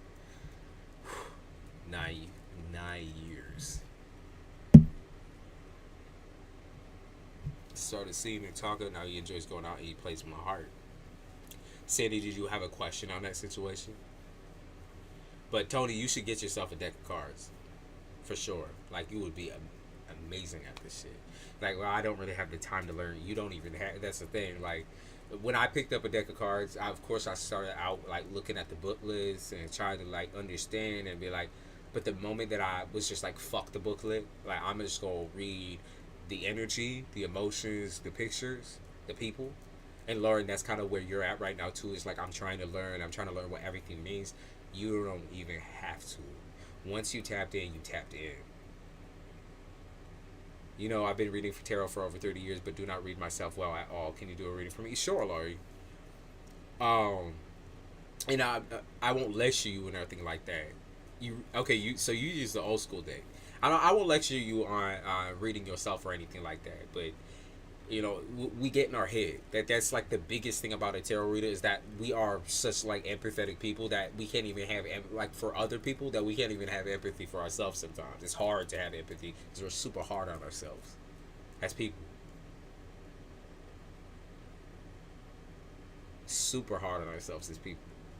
Because we want to give to others and, like, natural givers, nurturers, right? But, like, you know, sometimes you got a little selfish up in that bitch and stop being like, you know, when your head spins when you read for yourself sometimes?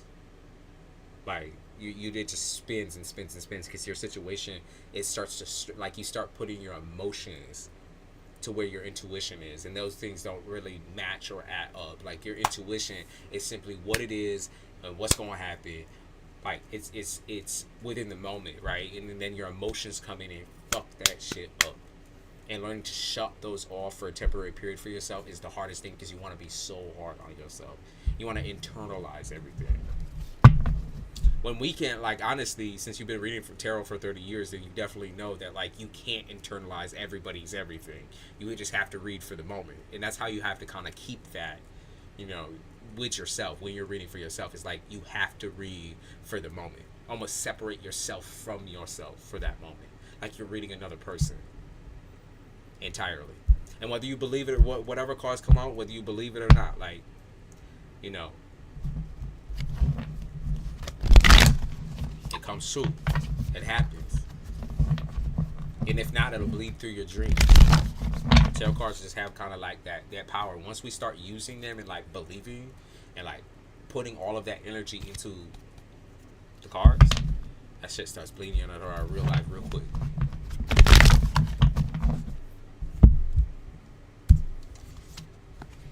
So Lori, Sandy, I'm gonna draw for you first because I feel like I could clock that situation really fast for you, Sandy. And then Laurie, if you want to post a question, and then anyone else who's kind of like sitting and waiting and chilling or whatever, just listen, tune in a little bit. You know, I can say I'll drop down, especially if I haven't read for you before. I will catch you. Okay. So immediately, Sandy, you dealing with somebody who's like almost like a fucking college kid. Like that's what I feel like. You think he a college kid or something like that? He think he college. He thinks he's like homegrown badass college kid or like some.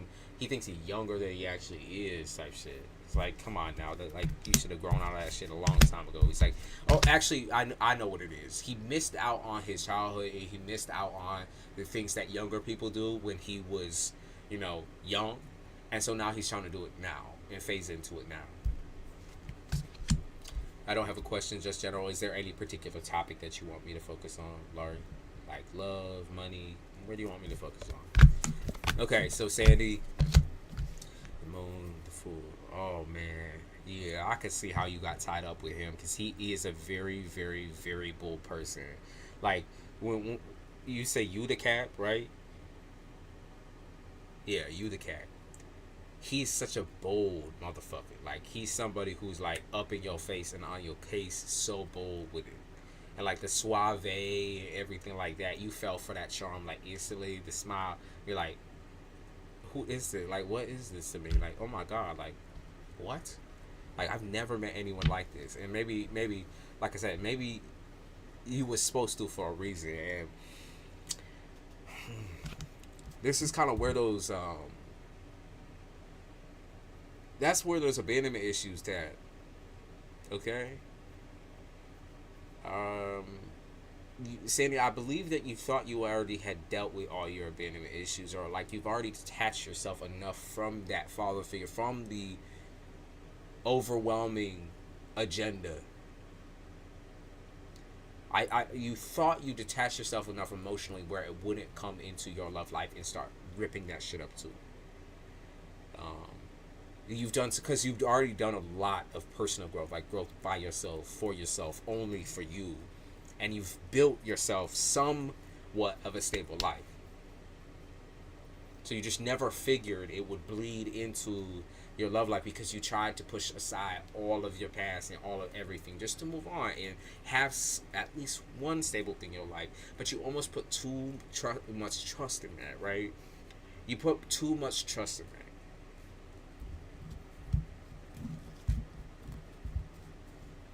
And it's because you didn't fully trust yourself to move on by yourself. You kind of like added another person into the scenario, especially.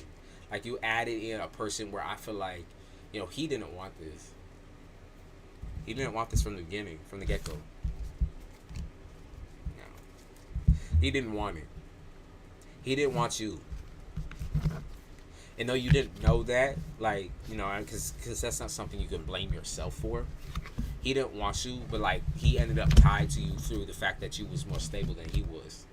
And this, whether it be on a financial level or an emotional level, you was more stable than he was. And he took advantage. He saw it and he took advantage.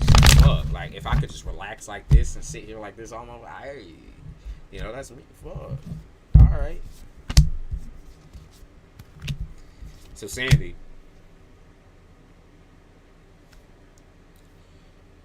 You sitting here wondering if things will turn tides, like you can turn back time, and like, you know, eventually the cycle will end and they'll start taking shit more seriously with your kid. They'll start just taking shit seriously in general with you. But like, he's like the Don Corleone of flying. He is a pathological one.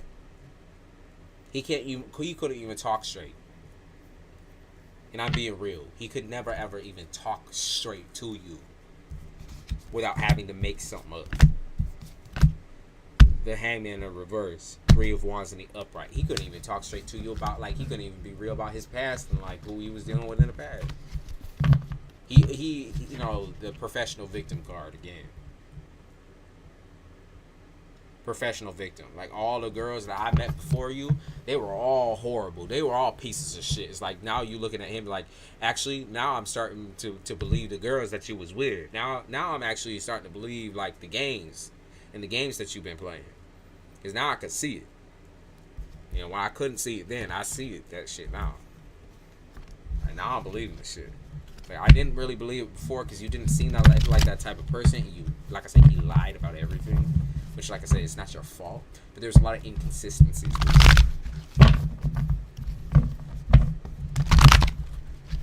There were so many inconsistencies you had. You're like, who would lie about that? That's what I pick up on, Sandy. It's like, who would even lie about that? Yeah, he has to be telling the truth. Who would even lie about that? Like, that's fucked. Like, who would ever lie about that? He did. And he got away with it. He made up a whole life for himself. And fed it right to you. Sick shit, man. That motherfucker's like a scientist in the fucking, you know. I pick up on like somebody who could like create a whole backstory in a second. Because he's a people pleaser. He'll go out and talk to people, pick up their stories, and like bring them back, and like start telling those same stories under the roof type shit. Like it's his story. I pick up on like there's something to do with like heavy delusional energy here. I don't know if it's like he almost switches a personality within a day or within a split second. That's not a Gemini thing. That's just a mental illness.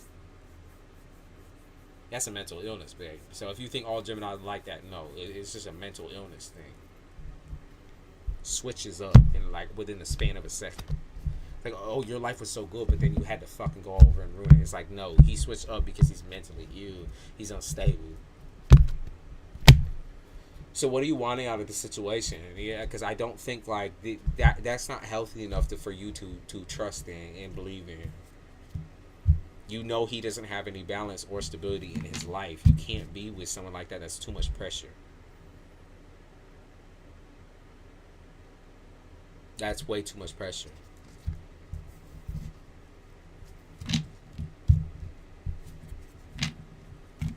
Just admit that. Like, you don't have, even if you're connected to him through your child, you don't have to put up this fight. Like, that is not a fight. That's not your fight. Him going out and doing his thing, that's not your fight. Him doing whatever the fuck he wants to do, that's not your fight no more.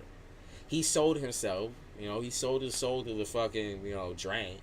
He sold his soul to the party, like I said, like a fucking college kid, like pathetic as fuck. He sold himself. So allow him to sell himself and you go and deal with yourself. You focus on you. Don't give him another chance and another shot. He's going to hurt you again. No one, like the lies, the amount of lies that he stacked up on you. Like, you should question his whole life. Honestly. If I'm being real with you, you should question his whole goddamn life. Because that shit is fishy. Fake promises, false everything, false identity, fucking bullshit. Like, perfect. Oh, damn it. I didn't post that reading, did I? There's a reading that I'll post it after this, okay? But there's a reading where I'm talking about like happy home, happy wife, happy life, and where I'm talking about like it's almost like playing house, like how toddlers or children play house. They make up an imaginary dog. They make up this. They make up that. But a toddler is still just a toddler. A baby is still just a baby. A child is still just a child. And this man is a child. And he's just fucking nuts, straight up. It's too unhealthy, Sandy. Don't do it. It's too unhealthy, Sandy. He's just going to take. He's already betrayed you, and you're never ever going to be able to get that betrayal out of your head, ever. Like I'm saying, if you talking about somebody like Capricorn, like we have such a mean streak in us. We have such a long grudge. Like we will not forgive you, and I'm straight up telling you this right now. If any of you are dealing with Capricorn and you have betrayed a motherfucker or cheated, we will never ever forget that feeling or that moment, ever. We will never trust you again. And I'm letting you know that shit straight. Ever. It never happens. Okay? And that's how Capricorn is, right? Once you lay that shit down, once you fuck up, it doesn't matter if you're a family member. It doesn't matter if we love you. Like, it doesn't even matter if we say we love you unconditionally. The moment that you fuck up, you're gone. Like, our trust goes down to fucking zero. We will never ever trust you with a motherfucking thing. We won't even test that shit. Because we already know you a piece of shit. And that's the type of shit that you need to be wearing on your chest, Sandy. I know you're a piece of shit. And I know you're a goddamn liar. And I'm not going to fall for that shit again. You might be sitting here trying to swoon me up, trying to get all up in my shit. But hell no. I will not sit here and zone out and pretend like nothing happened. You are not going to keep secrets from me, motherfucker. And I am not going to sit here and be emotionally abused by you. You can try, but you'll drive your... Yeah, exactly. You get with them and you'll be like, new start, new life, whatever. But you're going to sit there and make yourself fucking crazy. Because he's already hurt you. You know the saying, hurt people hurt people? It's like you're hurt by what he did, and so you're gonna start acting toxic and out of your own, out of your own ballpark. It's like you're not even yourself anymore because of how betrayed you feel, right? You'll get in the relationship, you'll want things to go back to how they were, and because they're not going back to how they were, you're gonna start getting angry, you're gonna start getting upset, and you're gonna start throwing your ass. You're gonna start getting mean and mad, which is so out of character for you, right? It's not in your character. And so he makes you feel that way. He makes you feel crazy when you're not crazy. You were like angel who fell into his life type shit. You were the angel who fell into his life, who ended up getting a wing clipped off because another motherfucker played you. And that's the thing, like, when in your situation with your family, when you didn't stand tall, you need to stand tall right the fuck now. When it comes to this situation, when you could not stand tall with your family, when you had to fight through that shit tooth and nail and suppress yourself and suppress your image and suppress everything and dissociate out of that situation, you ain't dissociating now. You ain't forgetting the shit now. You be up on that motherfucker like a gangster, for real. Do not forget that. Shut that motherfucker. Shut that door so that goddamn hard that motherfucker gets hit in the ass type shit. Don't you dare. Don't disrespect yourself like that. Like, well, where am I gonna find a man who wants me? I have a child. I have to... Stop it. Stop it. Because I'll tell you right now, that having a baby don't make you ugly. It makes you reliable. You're a reliable human being. You're someone who's capable of empathy and care. Not everyone, obviously, with a child, a single mother with a child, especially not in every single situation. That's not true. But I know it's true for you, Sandy. I know that's true for you. Yes, it's over. You gotta shut that door though, Sandy. Unless you want him to keep dipping in on you and fucking with you. That's all he's going to continue to do is fuck with you. If you really want me to tell you what's going to happen, I can. I can look right now and see what's going to happen in the very near future with him.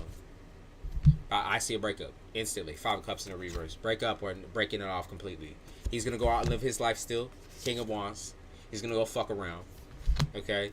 Ace of Blazing upright. I do see something to do with I'm trying to heal myself. I'm trying to recover, Sandy. This is you. I'm trying to heal myself and recover from this situation. And he's not going to take that shit seriously at all. At all. You might be like, I need time. He's not even fucking... He'll laugh in your motherfucking face straight up. He'll walk right out that motherfucking door and he'll go do his shit. The same shit he been doing. Yup. Xenoblades in reverse. He's just there to take coochie. He's just there to take food out your fridge. He's just there to pretend like he's living that play pretend house type shit. And then the moment, like I said, you say, I need some space, I need some time, that motherfucker's out doing exactly whatever he wants to do. Like, bye, bitch. You can sit here being crazy while I'm going to go out and do my kid shit. My college shit. Smoking, drinking, do my thing. 49, that's fucking pathetic for 49. That's for the goddamn sure. And that's not someone you want your child to learn from. That's for damn sure. Because, Sandy, what happens when your child, your girl, you know, your little girl, what happens when she, you know, she's probably already seeing it right now. What happens when your little girl is in trouble and is seeking out her father and her father just walks out on her? Right? What happens when your child is seeking emotional support or some type of support from her father and he's just going to go out and do that? Fuck that nigga. Straight up. Kick him to the curb. Kick him to the block. Don't keep inviting him up into your bedroom. Don't trust him. Hell no. Because he's the same type of nigga that's also going to try to use the child to weasel his way back up between your legs. Yes, your intuition has been correct.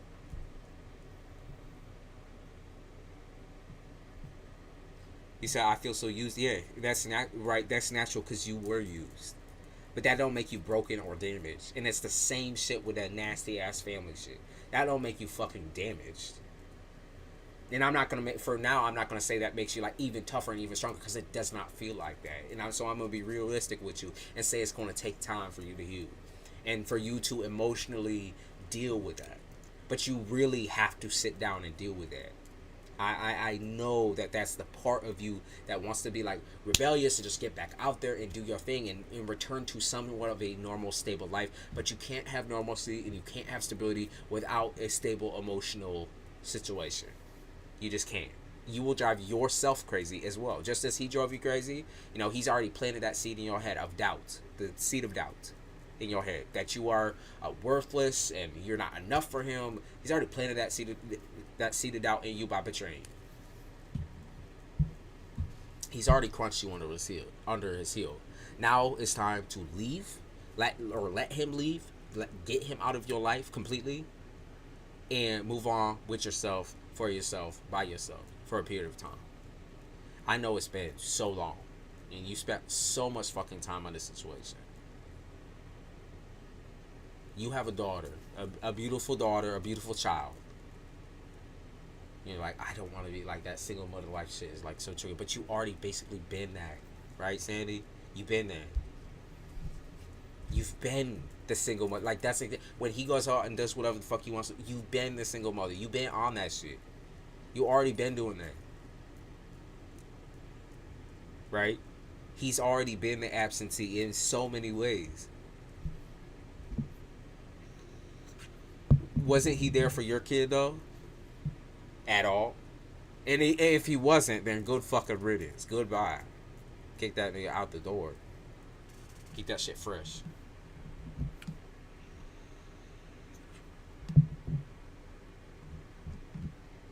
Keep that shit fucking fresh. Like, okay, great, he wasn't there. Fuck that. Even easier. But to have a child get attached to somebody and for him to keep doing what he's doing, that's torture, man. That's fucking torture. That's plain. That's fuck. Like, okay, it's one thing. Okay, you out cheating, you doing your thing. But the moment that you start come into the house and start disrespecting your child, you freak out on that motherfucker. You get that motherfucker. You usher that nigga out like he was never there in the first place. You wipe that nigga from the floor. He doesn't deserve to have a relationship, you know, at that point. Fuck that. He'll make every excuse in the world. Well, I want to see whatever, Delilah, or whatever. I want to see this. I want to see that. Fuck that nigga.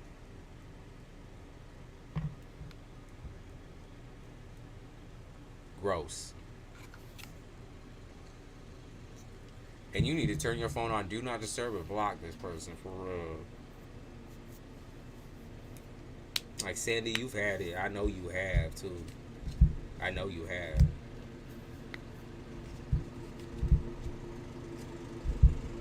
and you contemplated doing this over and over and over again, and you're sitting there and he'll gaslight you and say you're overreacting, you're doing this, you're doing that. No, you're not. No, you're not. Because everybody got to be doing everything outside.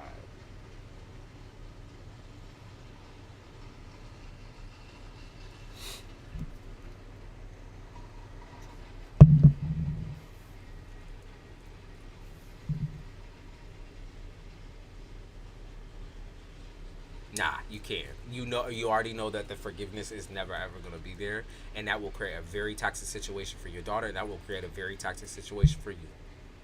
Hey, Miss KT, I need to do y'all a little reading. I did not forget about you. I did not forget about you. And since I've been doing lives back and forth, I did not forget about you. I owe you. I owe you 3 wishes. And if you have them, you can drop them right now.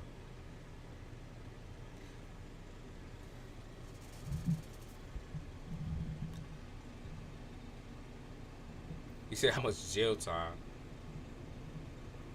Try another question. Try another question.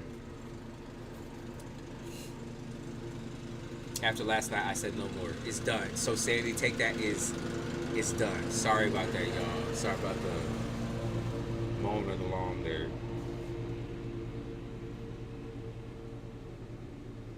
It's done. You said no more. It's no more. It's done.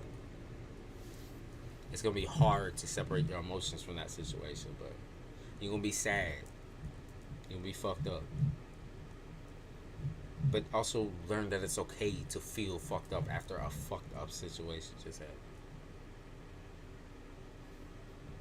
Laurie, you posted a question for me. Where did you post it? Let's see. Am I blind? What's going on? You might, I don't have a question, just general. Oh, yeah. A general. And can you, let's see. Do you have a particular topic you want me to focus on? Like love, money, and that. And Miss KT, you can post your questions.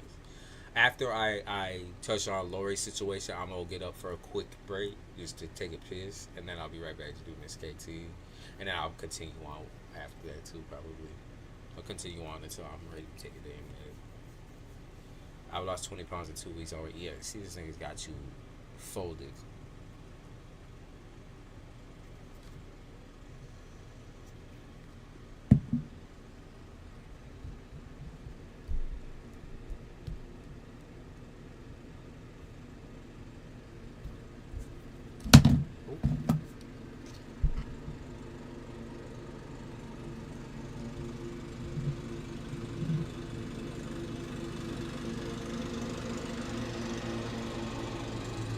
What do I need to do to improve my position with work? Okay. I'm assuming that you're talking about work. Anticipate having to. Oh, okay. You said he goes clubbing with my 24. Yeah, fuck that. Get that person out. That's disgusting. That's gross. Ultimate betrayal. I anticipate having to move house late September. Will it go? Will it go well? Will it be an improvement?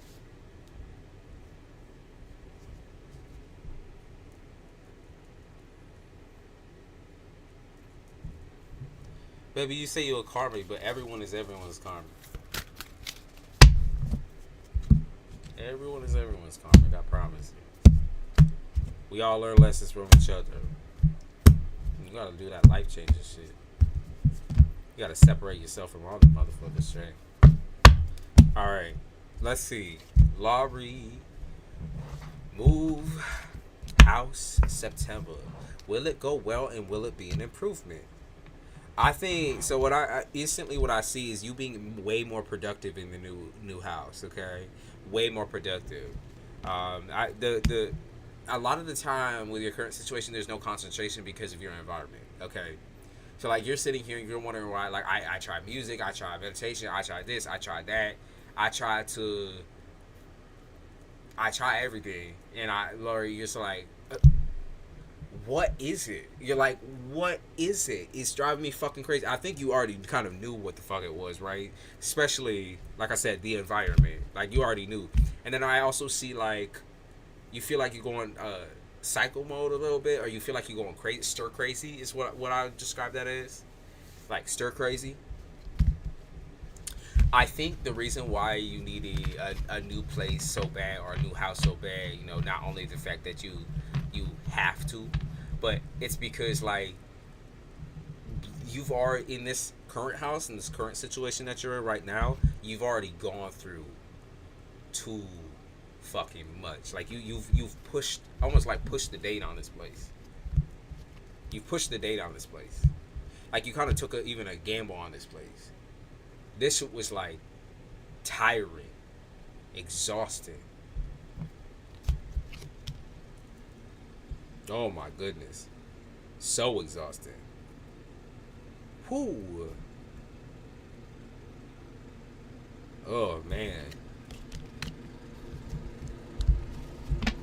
You get no peace, no silence. You almost have to like dissociate yourself out of those situations too. I'm so sorry about the mower situation. I know that's picking up so heavy on the mic. Ooh, yeah.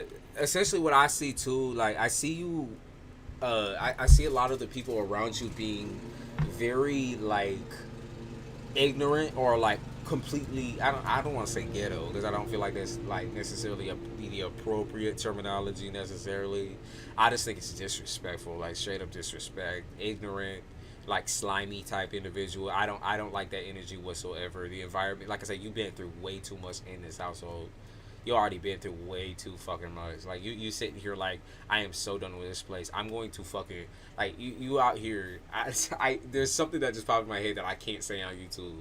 But you're like, I'm ready to let this whole house go with lighter.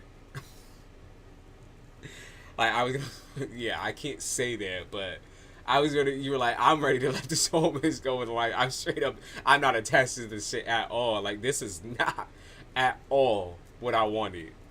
Now, I'm not even gonna play. I feel like an alien in my own home type shit. I feel like I'm invading someone else's fucking home. Man. Like this is not it.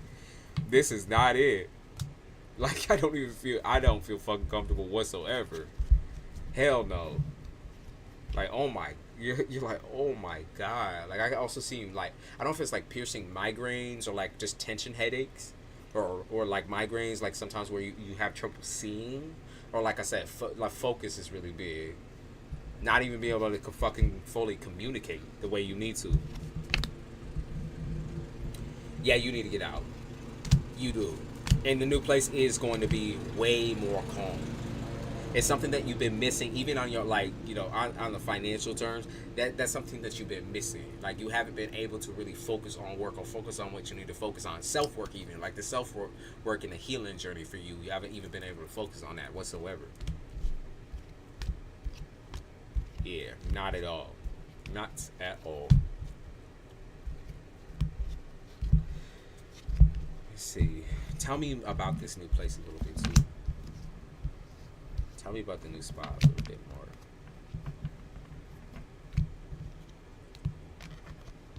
Is this also closer? Is this new place supposed to be closer to family? Is that what it's supposed to be? Or like, is that what I'm picking up on? Is like the new house, the new place is just closer somewhere? Like it's closer to something like family wise, I want to say. If not family, it's just a place that you're way more familiar with. Like you grew up there or something like of that nature. It's just like you already know the area, so you're just like, this is where I know I want to go. This is where I know I need to lead to. You know, this is way more family friendly. You're like, this is it. Like this is where I need to be. And I will literally let you know that yes, this will be the situation that you've been waiting on, where you actually can have a period of fucking peace. The only issue that I really see is honestly just with like I see paperwork being an issue. So I don't necessarily know what that means, like paperwork or I don't think it's like background check or anything like that. To me, it feel like just paperwork. Like maybe people like the people who own the home already or are dealing with that situation, like they don't like they're just not good at following up or communicating whatsoever or at all. Like they're just not good with communicating at all. Like they literally are I feel like sometimes just as bad as the people that you are dealing with right now. That or they're just ignorant. They're slimy. Okay, they're slimy is what I want to say. But whatever place you end up getting, it might not be what you. I will say it might not be exactly what you have in mind, but it's going to be something closer to that, and you will deal with a person who I think is very like on top of it when it comes to like, okay, let's get this signed, let's do this, let's do that, like that sort of thing. Like they very on top of this shit. They might even go through like a third party, like a realtor, that sort of thing. Like they might go through a third party. They might not even show up to the bitch type shit. Like fuck, just get it off my hands, man. Or like just get it the fuck up out of here. I also feel like private owning is super important. So it might be like a private owner, like someone who doesn't go through like all of the business, like a private, like a bank situation. I could see that. If they go through their own little private, like maybe their family, like I said, the family realtor comes in. Like that's some, like maybe not bougie shit, but it's some interesting shit. That's for sure. Yeah, you're gonna be way better off in this area. Way better off. I mean, way better. Like you needed to change the scenery. You needed to be closer to everything. Like, man, that shit is tiresome. So exhausting. So I don't blame you for wanting to take the fucking lighter and the match and just go on the way out. Just flick that shit back in there. I don't know if you smoke. Do you smoke? You smoke weed? I don't necessarily think you do. I like they keep talking about smoking or something you need to take, or it's just very possible that you haven't been able to like fully even commit to like working on like mental health situations because of this house. So like you haven't been able to like take the appropriate steps. So like getting to the doctors or getting to the therapist or getting there. You haven't been able to even do that. It's way too much. It's a lot of fucking work. Yeah, I don't think it's smoking. I think they're mostly focusing on like the healthcare part of things where you haven't been able to do yourself on that end at all because of the situation right now going on with home. Okay. Like, so I don't know if you had any health concerns or just stuff related to mental. But I will let you know that you're going to be in an all new, like, space as far as that goes when you do move. Like, you won't even be in the same mental space whatsoever.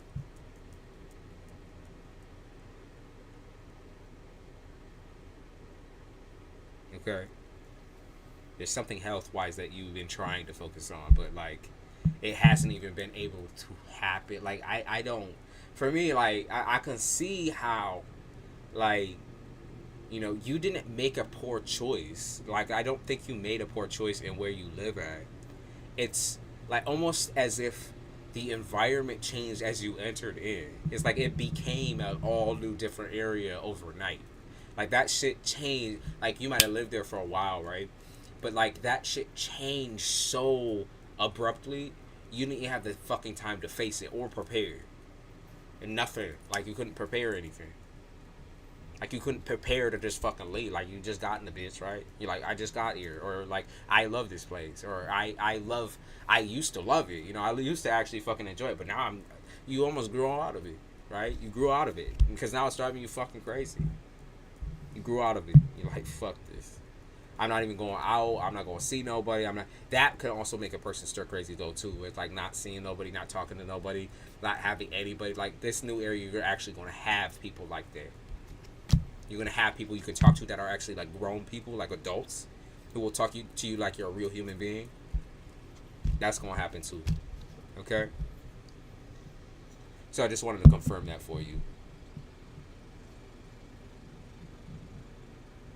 Miss KT, you can go ahead and post your question. Hey, welcome back, Malibu. You can go ahead and post your question. I'm going to get up real quick walk it off a little bit, take a piss, and I'll be right back.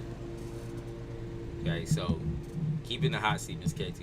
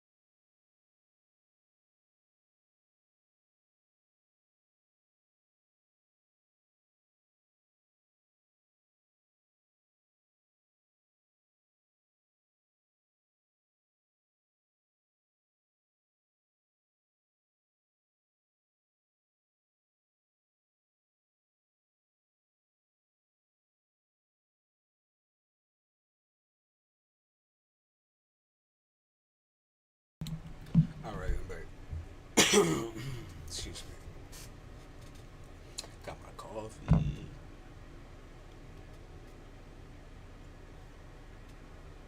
A caffeine addiction. Alright, let's see. Miss KT said, could I ask if Stacy and her fella, Cinderella, will ever leave us alone? And will we move over in August? And it's Roz okay? My gosh, I miss her. Shit, hold up. 1 second. One second. Let me hop over real quick. I forgot my vape. See that little nicotine too. That keep me talking, so I'll be right back. But just 1 second. 1 second.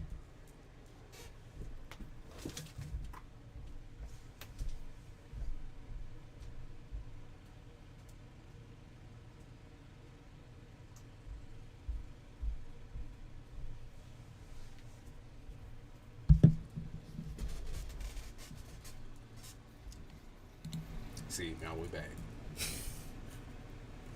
All right.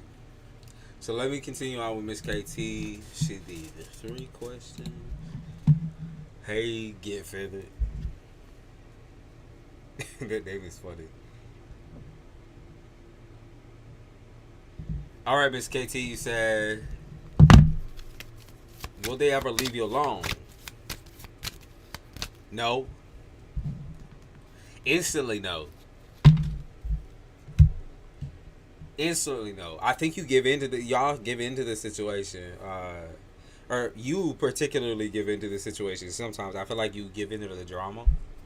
Sometimes you just can't help yourself because you're sitting here like, just get the fuck away from me. But you know, as you respond to them, it feels like you're almost like inciting fucking war on these people, and that's what I feel like has been the back and forth this whole entire time. Is like the moment you even speak to respond, or it doesn't even matter if you're saying something nice. It doesn't matter if you're saying get away from me. It doesn't matter if you're saying like get the fuck up off me. Like it don't matter what you're saying. Okay, it don't even matter how you're saying it. They will never ever leave you alone. They are like, almost at this point. They might as well move into your fucking place. Because at this point, they're like fucking, you know, instead of being neighbors or whatever, this is like they're a part of the damn fucking family. Like, family trauma and shit. Like, they up in here talking all this mess and doing all this extra shit. They'll never, ever leave you alone. Because they crazy. They nuts, too. They're on drugs. Or they on something. Like, there's something to do with, like, they talk about scatterbrain energy where they can't even focus on, like, one thing or their own lives. Also, they broke. Like, they broke because they keep putting themselves on the dope type situation. If not drugs, but then they're both heavily mentally ill.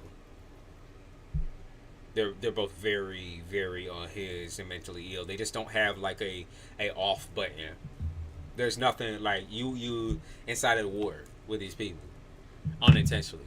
It wasn't something that you actually was trying to do. You just want to be left the fuck alone, and now it's just like, hey, it's about how do I ask for a reading? You could just post your question. I'll get to it after I finish up with Mrs. KT. As long as you're patient, though. Remember, you gotta be patient.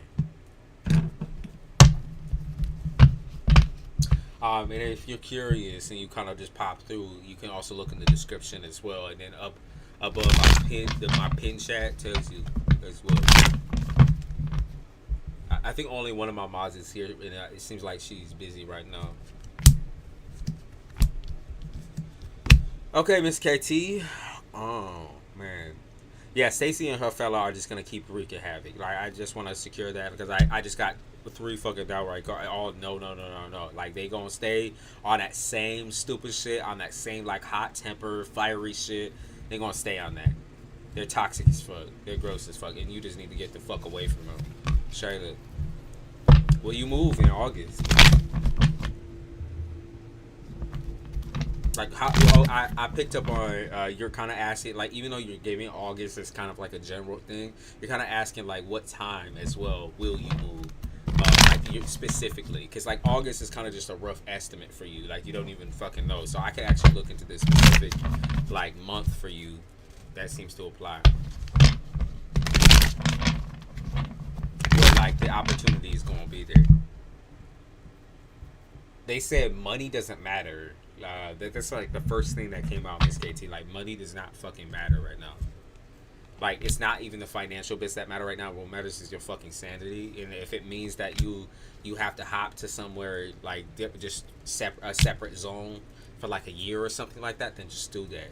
Like, if you have to lease something out for like a year, just do that. Because I know working on like, you try to like penny pinch and save back, but like every time you get to that space, it's just like it doesn't work for you, or it's not something that you feel like it's going to like, as far as area goes, like it's something that's a little ghetto, or like something that's not, you're not trying to deal with all that.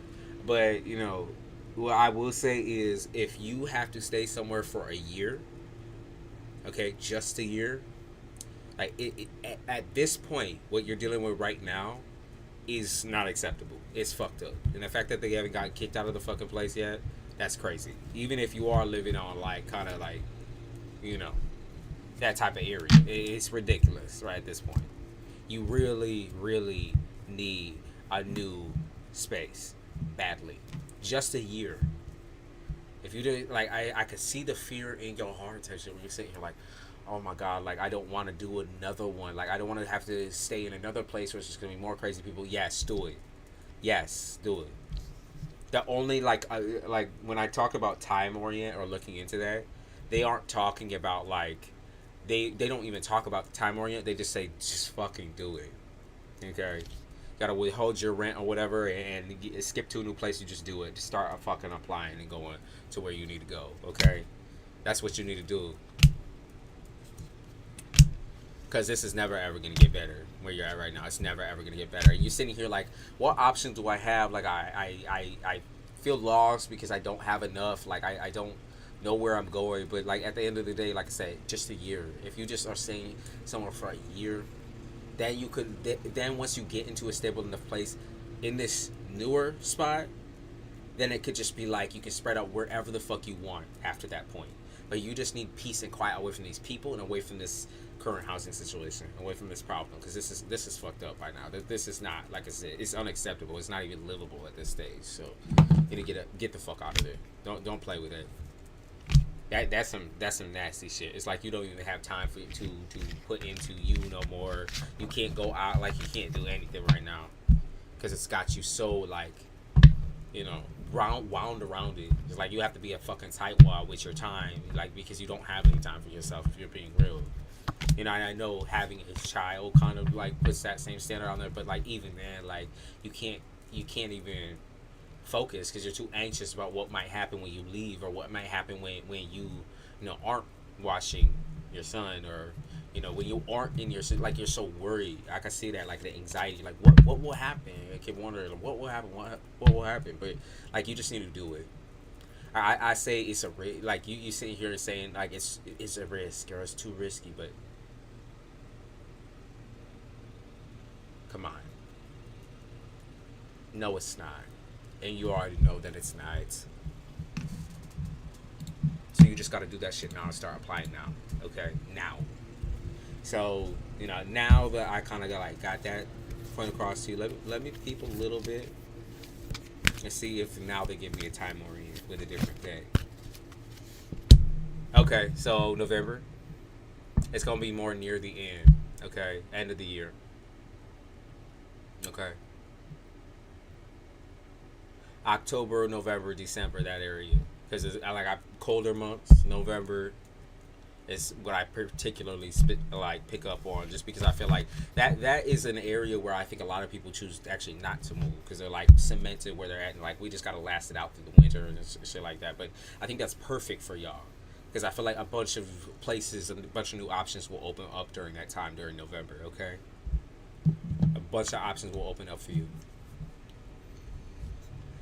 And at a reasonable price, right? Because at the end of the day, like I said, no one where you're at right now is moving during that time. Like, other than y'all. Y'all will be picking up and skipping steps. Okay? Y'all just gone. Like, and you never have to worry about this situation again. And then from there on, you probably only stay in the new place, I would say, for like about a year or so. And then you jump and leave. That's what I see y'all doing. You jump and leave into a different situation again, where like I feel like one of the biggest things that I see coming from like the year, like once you stay in that area for a year, I see that possibly with your son. I think you told me that your son has like autism, right? I think possibly with your son, you might end up having troubles or struggles there with him. But I just feel like that's a new environment. Like trying to get used to a new environment is going to be insane. That's kind of like the part where you're gonna have to, really, really, really be on top of him. He said, hey, "Can I ask this, my son?" Okay, internally, sure. I can look.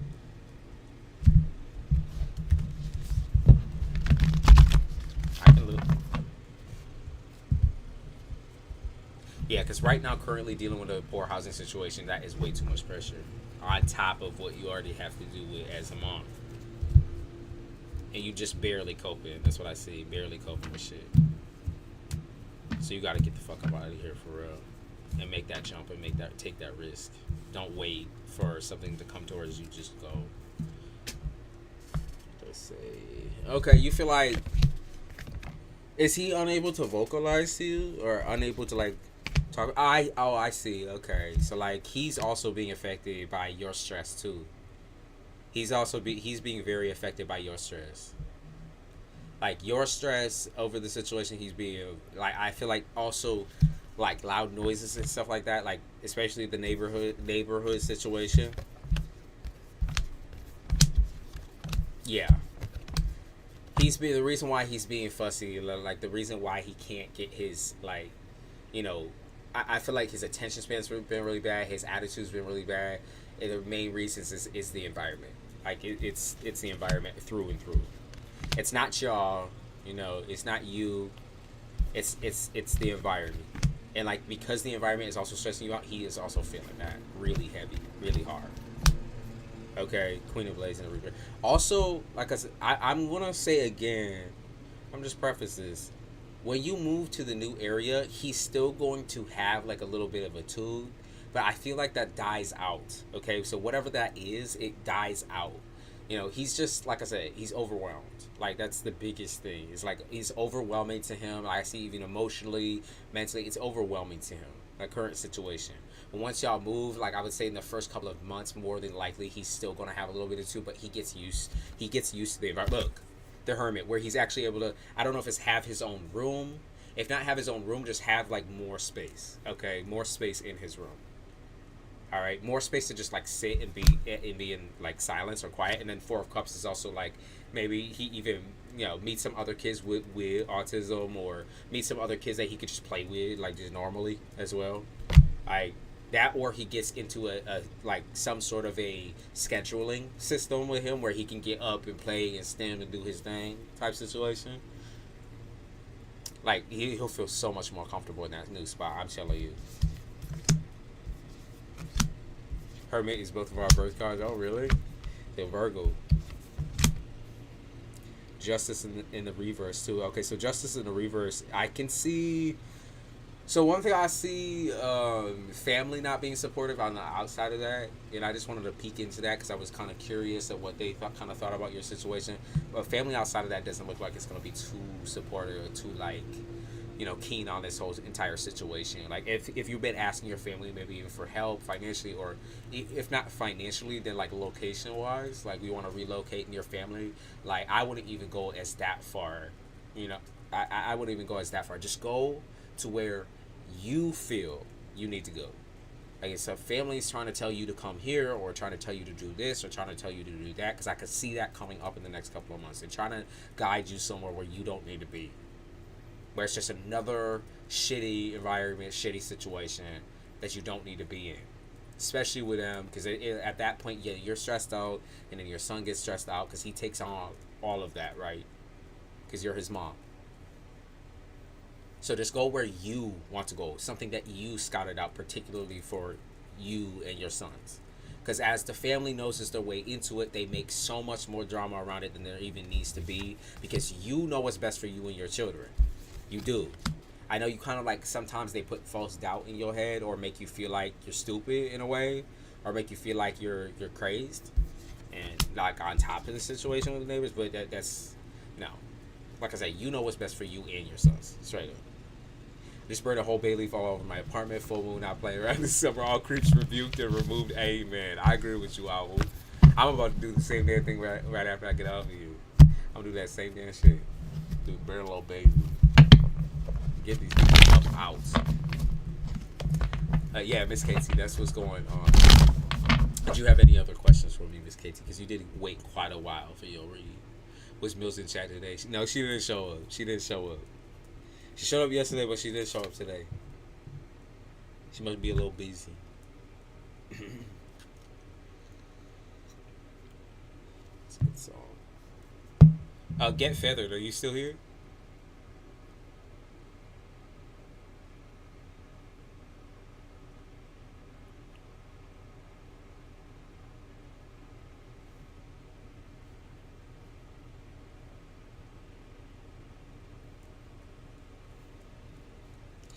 Honestly, a lot of people love getting out late too.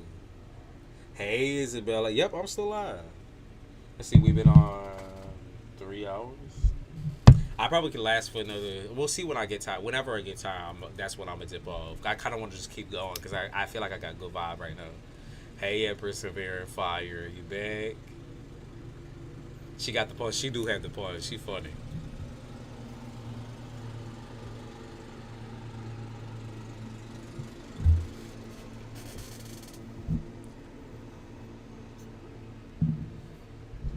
Hey, Isabella.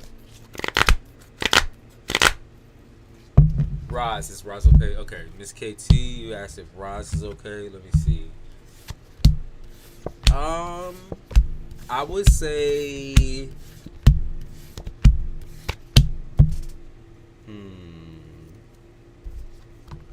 she's watching you panic. Can I be honest?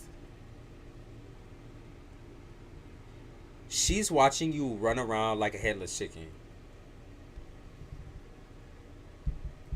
She is watching you run around like a headless chicken.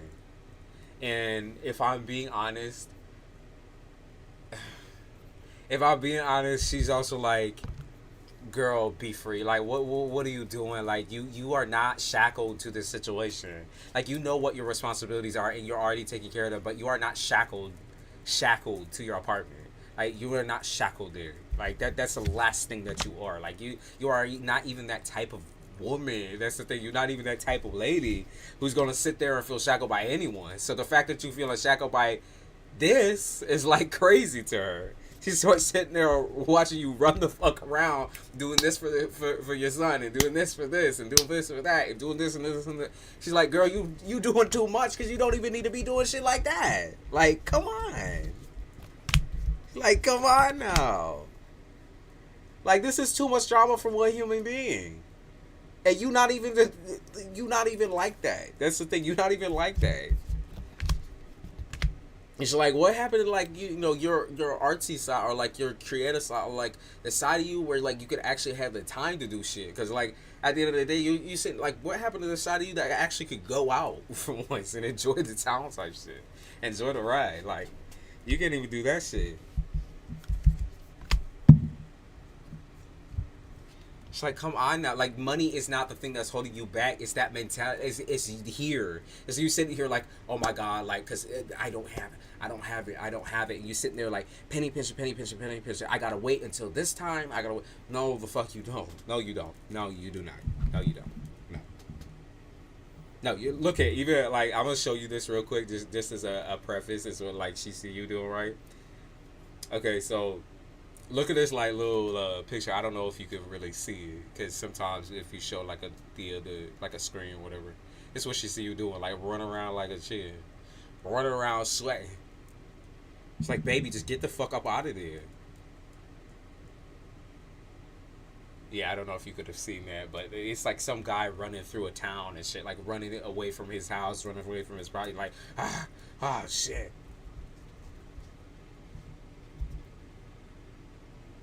Yeah, and her biggest reminder that I see, is that you are free. Like, literally, you are free, girl, to do whatever the fuck you want to do. The fact that you allow someone to, like, tie you down or try to stop you in any type of way is, like, shocking to it. Completely shocking. Because you are just not that type of person. Your whole entire personality actually rebukes that type of shit. Like, you are rebellious as hell. She's like, what happened to the rebellious piece? So like, that's literally you. That's like who you are. Like you're rejecting who you are as a person when you do that shit. Where you're like, okay, I'll settle for what I have right now, and I'll wait, and I'll do this. No. I know you're trying to think smart, but you overthinking. Okay, does that make sense? Like that's the Virgo in you, right? I know you're trying to think smart and optimistic, but you overdoing it now. Where you over planning and overdoing this and overdoing that. Right? So that's what's going on with you. All right, Miss KT, and that's what Roz be saying. Like, baby, baby girl, you do overdoing it now. You do a little too much. You know what I mean? It's funny when she watching, you're still like sitting over there watching. Like, girl, look at the card that I just picked up. That's the moving card right there. She's like, girl, you could have been gone. You could have been gone. Like, come on now. Like, get to moving, get to stepping, get to packing. Okay. At this point, anything is better than this type shit. Thank you, Lori. I appreciate you. That's a rarity on YouTube. I know. Oh, I know. And it takes a real one to know a real one, for real. But thank you, Lori. I appreciate you. All right, Get Feathered. Let me peek. Get Feathered, what's your question? If you have a general, what do you want me to focus on? Love, job, where, money, wherever you want me to focus.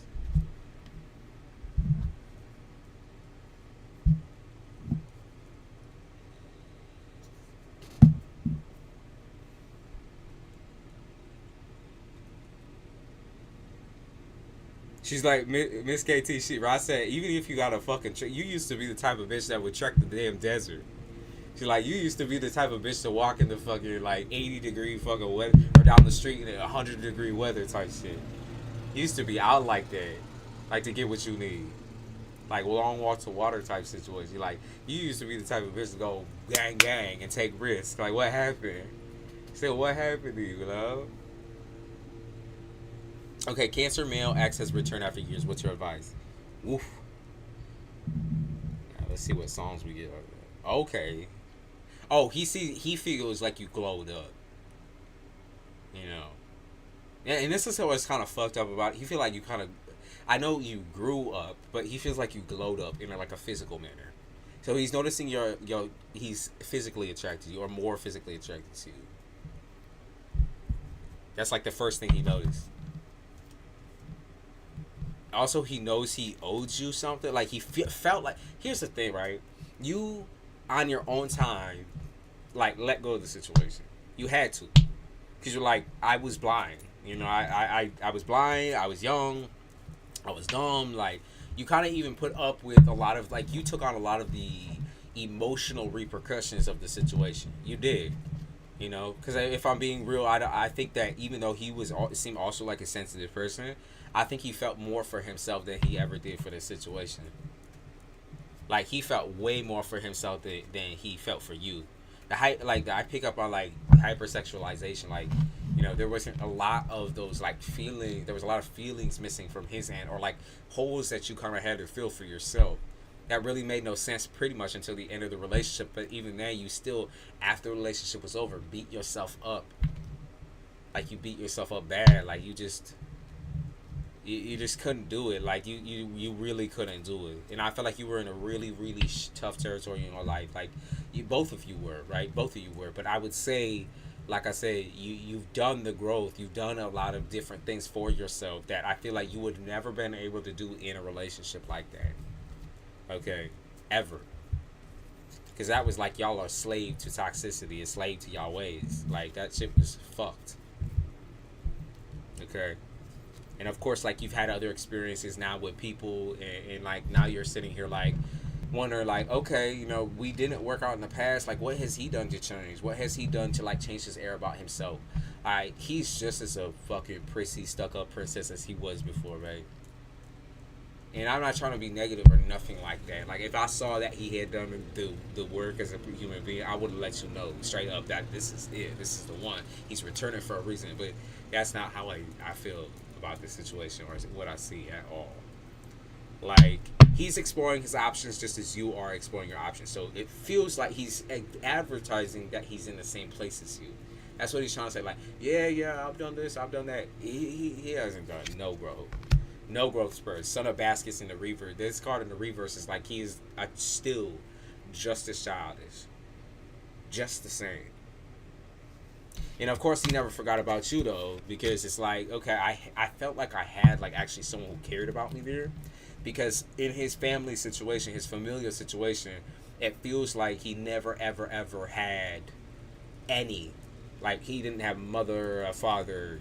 I think like both y'all struggled, but like he didn't have mother, father, nothing to go based off of, and he still to this day had like he views himself as having nothing, like the victim. Like I had nothing, so like well, how am I supposed to act right when I had nothing? I didn't have this, I didn't have that, or I had a full fucked up situation. The excuses are endless with him, and that's the exact same way he still is now. And now you're sitting here like two knives is like, okay, like you're saying all the right things, but where's the catch? Where's the situation? You're like, where's the situation? Where's the catch? Because I'm confused. I'm confused for real. Like if this was really supposed to happen, like if we were really supposed to come back together, then I would feel happy about this shit, right? Because right now I don't feel happy. You know, I feel fucked up. Like I feel like I don't feel right. I don't feel right. 4 baskets in reverse. You're gonna reject him regardless, baby. Even without my word, you were gonna reject his ass. Let's see what was the reason. Oh, instantly you're gonna see that he's in a situation. Instantly, he's in a situationship or in a situation where he can't forget his ex. Like he can't, just like he couldn't forget you, right? Just like he couldn't like latch off of you for a while. You know, he can't latch off of his ex. He still hasn't learned nothing. Son of coins in the reverse, nothing. He has tons of loving family, but you got it. He's a professional victim, right? Yeah. Even if he does have loving family, he just does not view himself as having any love in his life. Like, look at this. Okay, so this card came out in reverse. Like, this is the card for family. Like, family ties. Like, people really do love him and genuinely care about him. I got this shit in reverse. He's never felt love. He feels like he's never felt real love in his life. Like he feels like everyone's full of hoes and everyone's betrayed him, everyone's hurt him, and maybe they have, right? Maybe they have, but that also doesn't excuse his behavior at all. At all. Like he shouldn't use his trauma as a means to bond with anybody. Like he shouldn't be using trauma as a means to get to know you. Like that shit is fucked up. Like you sitting here trying to work through yours, and while he's sitting here still bitching and moaning, complaining about how things was or how things are. He's done no growth. And like I say, regardless, I saw you rejecting him anyways because you saw this even before I saw this. Okay, because you're not going to settle anymore for that shit. Like that shit is wrong. You already know it. It smells stank from the beginning, and it still stank. Okay, you're like it still stank. Like this shit, I could go cold on this shit in an instant because it feels like I'm talking to the same person from the past, and I become a complete like you're not a different person because you still like hard. Like you still the same shit, right? But at the same time, you've done a lot of growing and a lot of healing for yourself. So the way you communicate even now is different. He's like, oh wow, you really glowed up. Like you really did something. Like. You know, and he'll sit there and try to talk about himself like, yeah, I did this a little bit of that. Like, sitting there like, you know, scratching his head like, like, I mean, I did, like, get a job finally and do this and do that. You're sitting there like, what's the fucking job? You're like, okay, so you say you got a job. You say you got your shit straight. Like, okay, how did you do that? Because I remember how you was. Like, I remember who you were. So like, what happened? And he's like not giving direct answers at all. He thinks he's hot shit. Baby, do you do tarot? Get feathered? Do you do tarot or astrology, or you just pay a lot of attention to tarot readers? Because if you have a deck of cards or you do tarot, like you're extremely accurate on your own, even on your own situation. Like you're reading that perfectly. Like, so, you know, you kind of like second guess yourself, or you second guess the intuition piece. Like, you're on it perfectly. You trust your gut on that.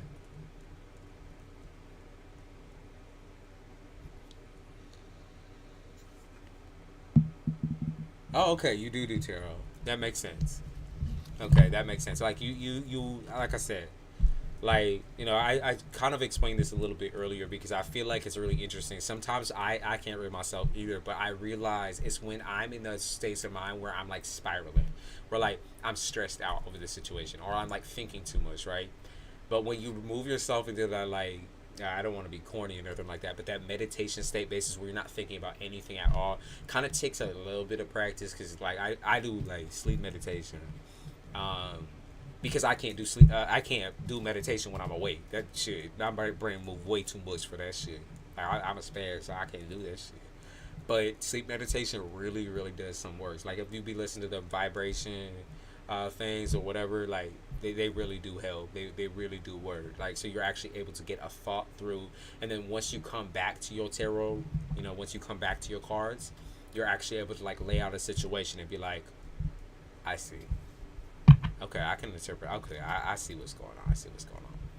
But you need to be in that state of mind where you're not like panicking, overstressing, or like thinking so much on a situation. You just need to remove all of those thoughts, all of those feelings involved with a situation, and read as if you were just a stranger, straight up, like you're reading another person type shit, separate from yourself. And you believe what you gotta believe what it says, because you're extremely accurate. You're not all of a sudden gonna fumble up and become bad because you read it on yourself. That's not true. When our thoughts are scattered, even when we're reading other people, right? If somebody's thoughts are scattered, that reading is that shit is fucking all over the place. Like, you need a special like focus in order to be able to you know work through some of them scattered feelings, emotions, and all of that. Like, and you have it. Like, you have it. You have the drive to do it, get further. So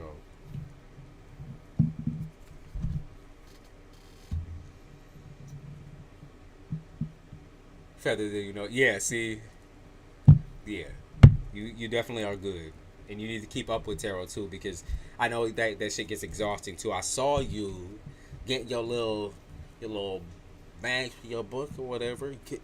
Like the doubts that you harbor aren't even real. Like, that's not. Do people tell you those things that you're not good, or you're like you're not this, you're not that? That's not true. People think you stuck up in some type of way too.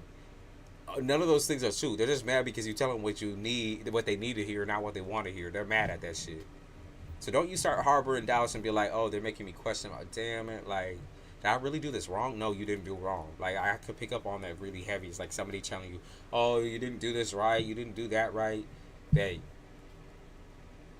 if you start doubting yourself, then who are you going to help, right? Who are you going to help today? The self doubt. You good. I'm telling you right now, straight up. The same with Laurie. Y'all good. Like, you are. You are.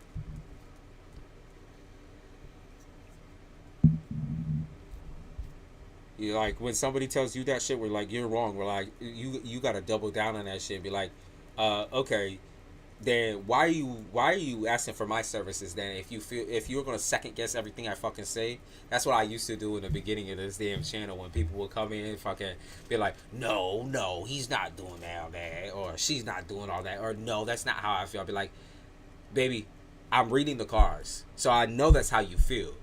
I'm not gonna force you to believe me, but come back, and they always do. I will tell you right now, they always come back and they're always like, I'm so sorry, like, you were right on the situation. Like, I kept following through, I kept going through the holes, but that's all within their own healing period, right?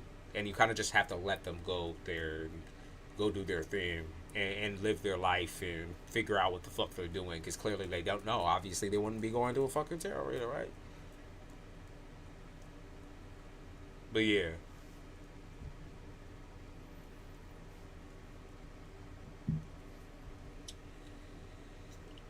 We're so glad to have come across an authentic, accurate, no bullshit tarot reader with intuitive abilities. Again, a rarity on YouTube. It really is, and like, when I pick that up on people, like when I pick it up through a reading, I know you're good. Like, I just know it. I feel that. Just like when I feel like I'm connecting with somebody who's like that witchy shit, where like somebody who can do like spells and stuff like that, or manifestation very well. I pick up on that shit instantly. That's the first thing that always comes out in the cards. So, regardless of your question, regardless of what you got. Okay? Like, it always comes up. So if you're good, I know you're good. So it's the first thing that shows up. Of course, there is a lot of people too who come in and they bullshit. I've had people try to read for me too, like, and be like, "Hey, like, are you open to like an exchange or whatever?" I'm like, I don't really do that type of shit, but sure, like, fine, like, okay, read for me. Let's see what's up. They they they they can't do it. You know what I mean? They just can't. They fall under pressure and shit like that, and that's why what I don't want get favor doing, falling under pressure of other people's talking that shit. Like, cause that shit is pathetic. Like, if you don't fully believe or trust in your abilities, I'm telling you, you will fold. You will fumble, and that's what a lot of people, tarot readers right now, big ones too, big ones, the ones that are going through like the divorces. I'm not talking no shit. Divorces and relationship problems. They got that bleeding all throughout their tarot channel, and then that's where you see those like little psychotic episodes where they be posting about, like, oh my god, like this person. They talk about their personal situation and going through all of that. That is none of y'all's business. As my viewers, my personal has nothing to do with your healing. And I will never project that out on my fucking channel. That has nothing to do with you. Now, unless we joke back and forth, like the other day, I was talking about like flights and how I hate that shit because of like people is disgusting and Germany. Like, I'm gonna joke, I'm gonna play with y'all, right? But I'm never ever gonna project my shit onto you. That has nothing to do with you. I would rather take a 3, 5 month, 10 month, 12 month break before I ever let that bleed into my work. Okay, ever. No, because that's not your issue. You come here for healing. You don't come here like I heal through learning about y'all's experiences and through dealing the cards. That's how I learn. You know, I don't sit and play with that shit where it's like, oh well, damn. Well, I had a girl that does this and does that. Like just like you. Like no, we not doing no trauma bonding and share, compare, contrast. That's not how it is. That's not how it is. Though.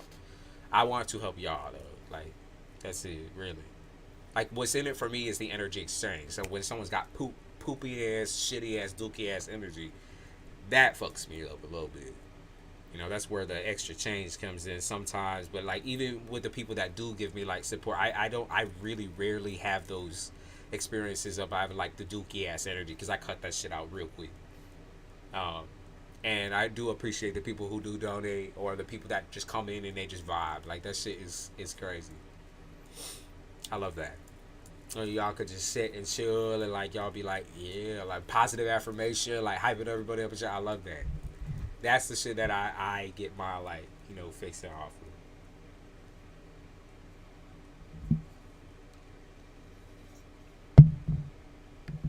of. Okay, your question: would Atlanta be a good location to move to? Let's see.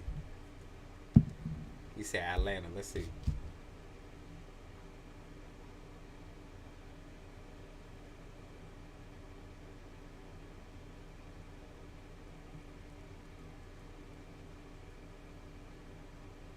They talk about the coast.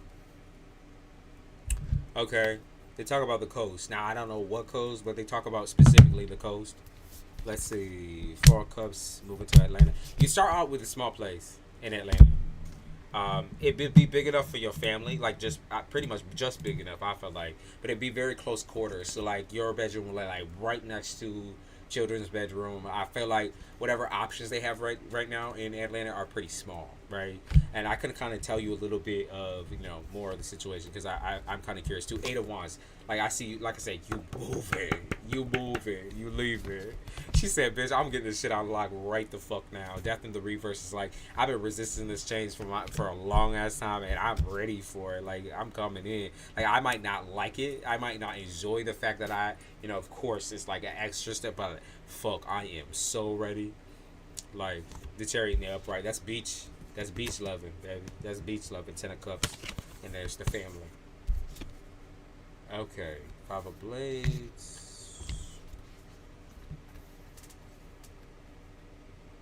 Let me see. Let me look up something real quick.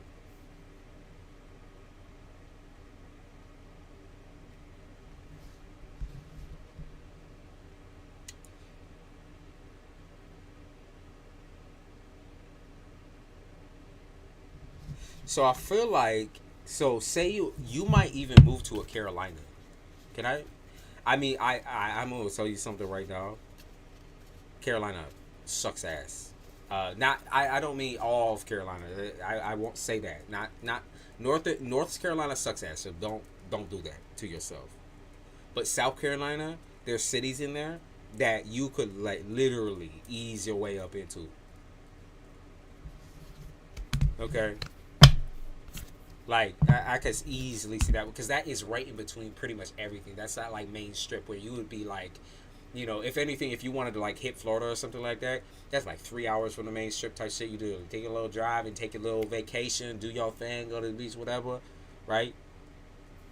South Carolina, that's what I pick up on, and that's also what 1 hour from Georgia. You just said I hate South Carolina.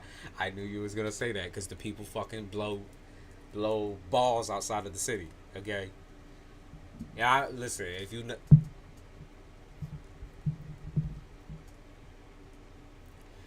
I have family in South Carolina. I don't trust anyone. I don't want to go back there. Okay, I feel that. I feel that. I feel that.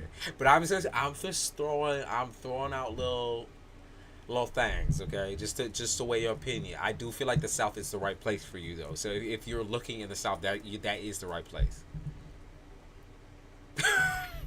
He said I went to school there. I called it the black holes. I brought up your whole. She's like you brought up a whole thing for me. Like I could go on and on. And if you went to school there or like you grew up there, then like you already know. Like when I say Dookie ball, like the people fucking suck shit. That you would know exactly what I'm talking about. It's like that homebody, like fucking weird in between redneck, in between ghetto. It's like what the fuck is going on up in this bitch? But I would say in certain cities, it's more tame, it's more calm. I would say the people, like I said, don't really get much better. But as far as like job opportunity and you have a lot of job opportunity because they're always wanting nurses, they're always wanting medical people. So because all of them there's I don't know wearing the tinfoil hats and shit. I don't know what the fuck is going on there, but down south is definitely the right direction to go though. Maybe you could live on the Florida Georgia line too, but that's kind of where some of those places get a little hairy. But I know there's some good spots right there too. You can live on the Florida Georgia line where you're like close enough in between there. Okay, but just stay away from like the KK Ku Klux. Okay, YouTube said, "Oh, you said what? You said Ku Klux? Like, whoa." They're like, "Oh, we taking your video down now, so good luck." No, I'm playing. But I definitely see you living near a city, like for sure, hands down. It's a city near a city for sure.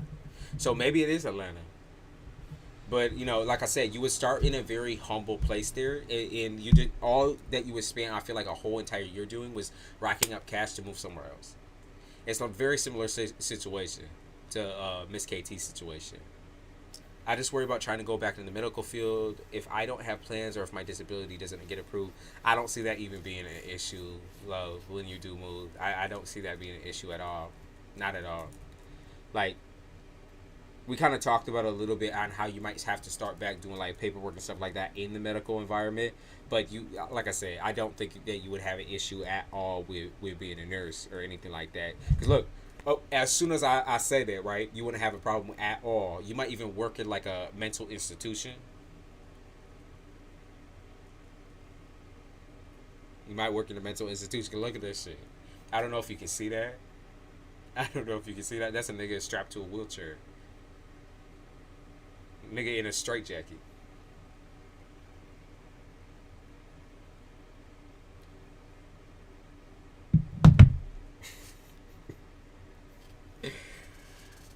In those places, though, you gotta have that physical strength, and I think by then you would have everything built up. But you know, you might even just work in the desk, like I said, like signing shit and doing all that shit, getting people all signed up to their room, like or getting people from point A to point B type situation. You'd be making money, though. I see that easily. Like I said, you wouldn't go into a situation where you knew you wasn't gonna have a home. And I just got this cardigan, which is like humble home, humble beginnings. Okay. Right, everyone's gonna have their situation though.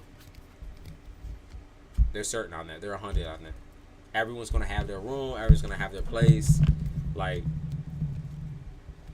that's what it is. Okay. You said you've been there. Okay, and like I said, it's humble beginnings. But they really like when I say like medical staff and stuff like that down south is fucking like are needy as fuck. They need it, like they genuinely need it, because there is never ever enough down there, because everyone's dying like fucking flies. C3C National Institute Columbia. Oh God, baby, you know I listen. I won't say nothing, but goddamn, you from where my girl from, man. You from where my girl from. Jesus. He said, I'm in North Carolina. What is it with all this? Y'all all lined up. Y'all all lined up. What is with all that? Right? Y'all draw each other in for real. Now, I'm not talking any shit. Those of you that are currently living those places, I'm not trying to talk shit or nothing like that. I just know how shitty those fucking people are. Like, my girlfriend lives in South Carolina right now. And she's from Columbia, right? The fucking ghetto of Columbia. So I'm saying I already know what's going down out there. Some weird tinfoil hat wearing motherfucker, or if not tinfoil hat, disrespectful tinfoil hat wearing motherfucker. It's like a weird mix between like redneck and ghetto, and they real disrespectful towards women. They real nasty with women. They so nasty. Like I don't understand all that. Like even in New York, like we rude as fuck to pretty much everybody. So at least we have that standard type shit. Like we keep away from. We're like, the fuck you looking at? Fuck, I don't want to be all up in your family business and this and this and that. Like I don't care. I'm separating my damn self.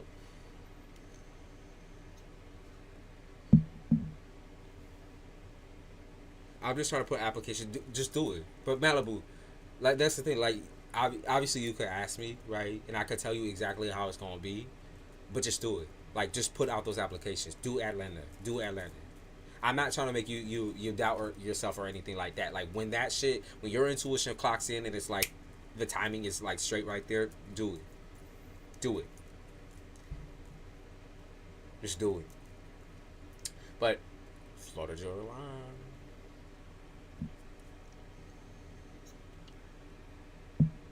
Real inbreds of roadkill holler is what I refer to it. See, Lori already knows. See, Lori is already there. I'm so sorry that's what you have to deal with. They are so disrespectful, and I've never. That's the thing. Like when I go down south, even when I hit Florida, like you get a fair mix. I would say you get a fair mix of people from South Carolina and from North Carolina, right? But you get a fair mix of individuals that are like super disrespectful with like even like touching on you, hugging on you, just way too. It's like you too close now.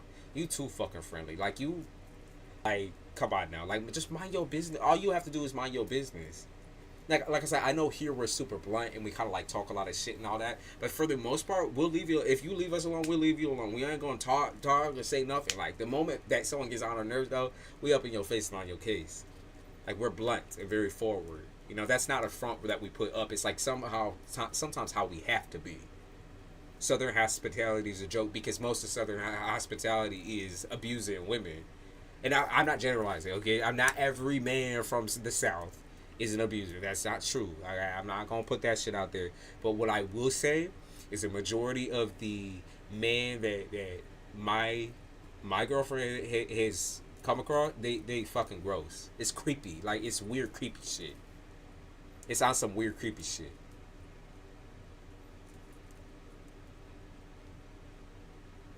Listen, I know we gross up here too, so I can't even talk nothing. Like, but we straight up, like, at least we forward with our nastiness type shit. Like, we forward with our shit. Like, we bring that shit in a fucking, we might as well bring that shit in a fucking suitcase type shit. Like we open that shit up on the counter and shit. Like, you already know how ratchet we is. You already know how nasty we is. We put that shit right up on the counter. I'm not nasty, but I know a lot of people. Especially city folk, New York City folk. Like I love me some city, and I love me some city ghetto. But like once we start touching the fan, and we start touching the the needle, and we start touching the pills and shit like that, people get, oh my god, the crazy is I don't even know. Like I don't even know the paranoia. It's just insane. The mental illness is what it is. And I'm like saying on top of that too.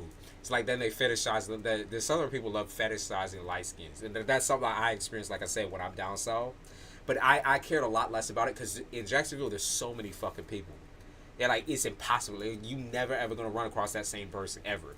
So like you might get like, or someone might disrespect you or like look at you some type of way. Like people always look at me like I'm a gang member. I'm like, bitch, I'm just ghetto. Like I have a little bit of I have to have a little bit of ghetto in me, right? It's not because I'm just black. It's just because I'm from New York. You know what I mean? You know, I'm a cultured individual.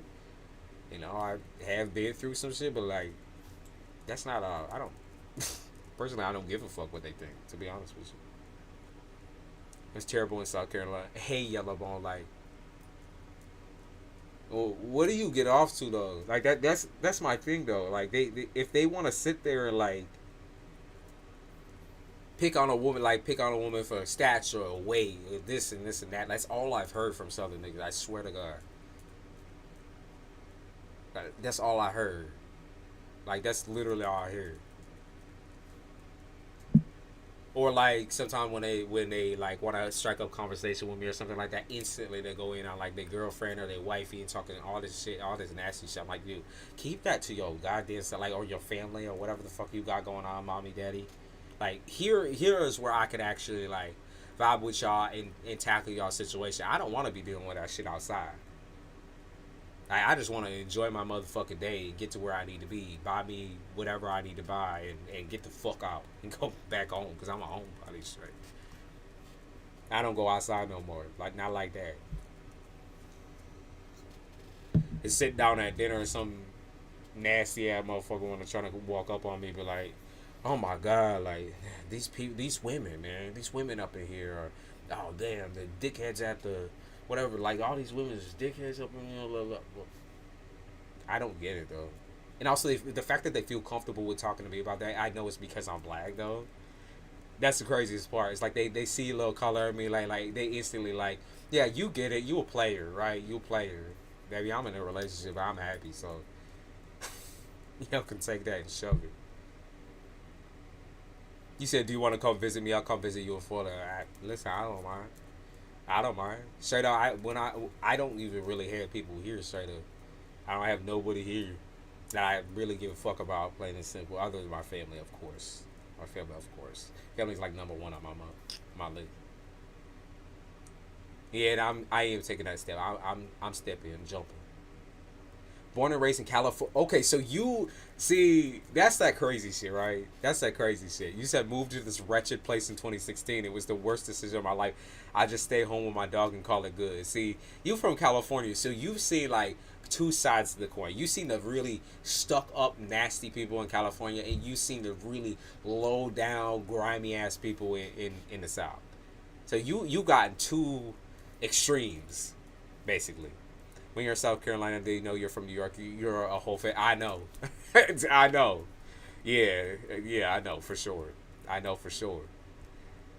I've been the muse. Every single time it's like a party walks into the room and shit, I'm like, I'm not even a talker. Like I will talk. Of course, I will talk to certain types of people. Like if you're kind to me, I'm going to talk to you. But I'm not that type of person where I want to talk to everybody in the goddamn room, but they want to come. Where you from? Where you from? Where you from? Up in your shit. It's like.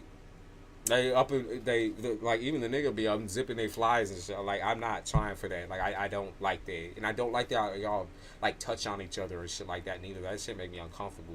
Shit, I got like germophobia and shit. Don't touch me, men and women. Don't do that. And they do it right in front of your girl too. They don't even give a fuck. Like women. You said my Instagram got deleted for what?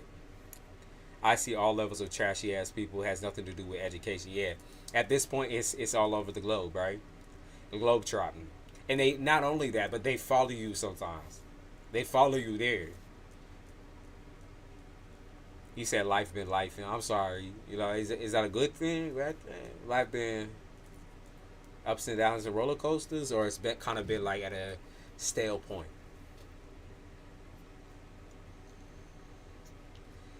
But it's funny you say you're from California, like, cause Lori, I would have never picked you as a Southern woman. there's, like I said, no shade to some other woman, but just your vibe entirely. You're so calm and so chill. Like you just have this very calm vibe about you. So I was like, yeah, because actually, it's funny. My family is from New York, but they moved to California for a lot, like probably about 4 or 5 years, and then they hopped back here to New York. Worst decision they ever made as well, right? And so like, I've been, for me, I kind of have that mixture of personality where I'm actually a very calm, cool, collected individual, but then I have that New York streak in me. You just adapt to the area, right? You have to. You gotta adapt. You said they want to delete you. So you said some shit. You said some shit about like somebody personally or about life. Still point. I've been healing from surgery, but I'm good. I'm good. I'm glad you're healing. How's your healing going? Say I'm gonna start putting in application. Let's do it. Do it.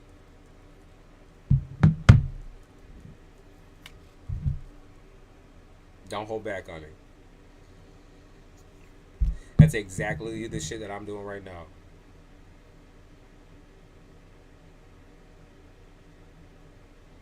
And thank you, by the way, Malibu, for the cash app.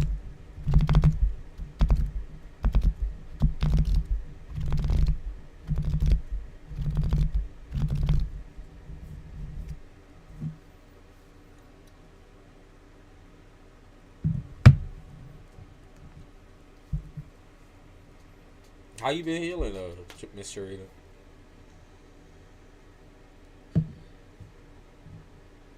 Like, what's the process going?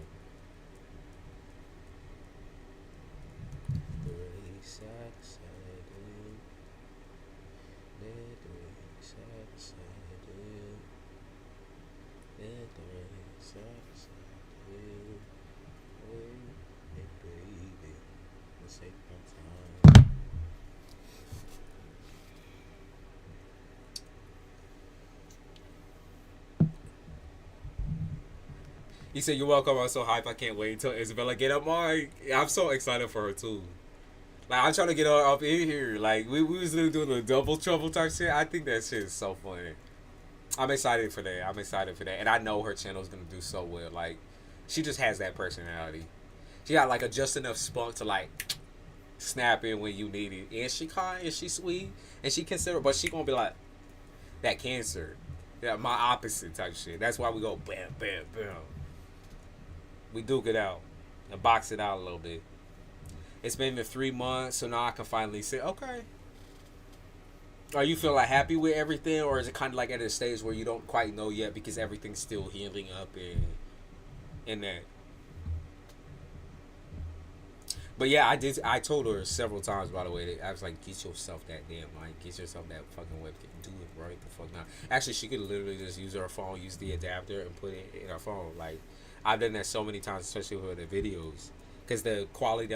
Honestly, I'm not using it right now. I'm using a webcam, but the quality on the phone is much better.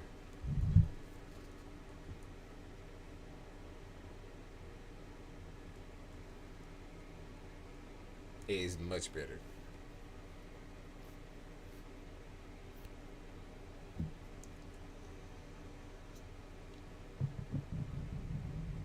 I'm texting her right now. I'm telling her, Malibu said, "Get that right."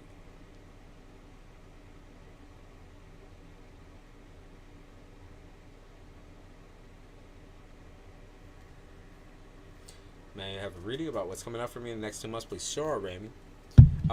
You said your body still changes up to 6 months. I like it. It looks like I lost most of it, but everyone is saying different. I went through bad body dysmorphia the first month. That's understandable because it's like quite massive, right? Especially if you're someone who is already super sensitive about that area, you're gonna be hyper fixated on it, and you're gonna see like I think even you're probably even gonna see like you gonna feel like nothing has changed. I watch a lot of I'm gonna be real with you. I watch tons and tons and tons of bots. Yeah, I find that shit so interesting, like the extremities and that sort of thing. I'm way into like human psychology and like even the psychology of making those like massive changes where I got like tits out to here. So I'm like, what makes a person do that? Like I'm just interested in that and knowing. Or like a nigga that's got his nose like I'm like, what's going on there? But I think it's kind of just natural to have that because you had something for so long. Like you had that shit's the same for so long, and then to see it in a different state, you're still wanting to believe that it's that same shit or that it's not changed at all. He said, "I get a lot of you got a lot of attention before that though, Miss Sharita, and you gonna continue to get it now. You gonna continue to get it now, right now." Okay, Rami, you still here?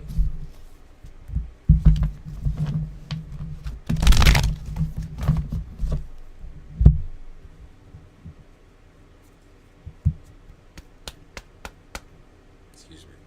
So I was just telling my cousin I feel like I look the same, but she said no, it's very much big. I did, but extra attention. Well, of course, like that comes with it too. When people be looking, they be looking at it and say, "Oh, damn, shit." No, but now you gotta feel that about yourself. I know the extra attention is kind of like there. And now you're like uncomfortable. You're like, but you're kind of like also like, oh, okay, so they do something. But now it's time for you to enjoy it, right? That's the whole point. Why you did it in the first place. For you to enjoy it, not just for other people. Like people ogling and shit.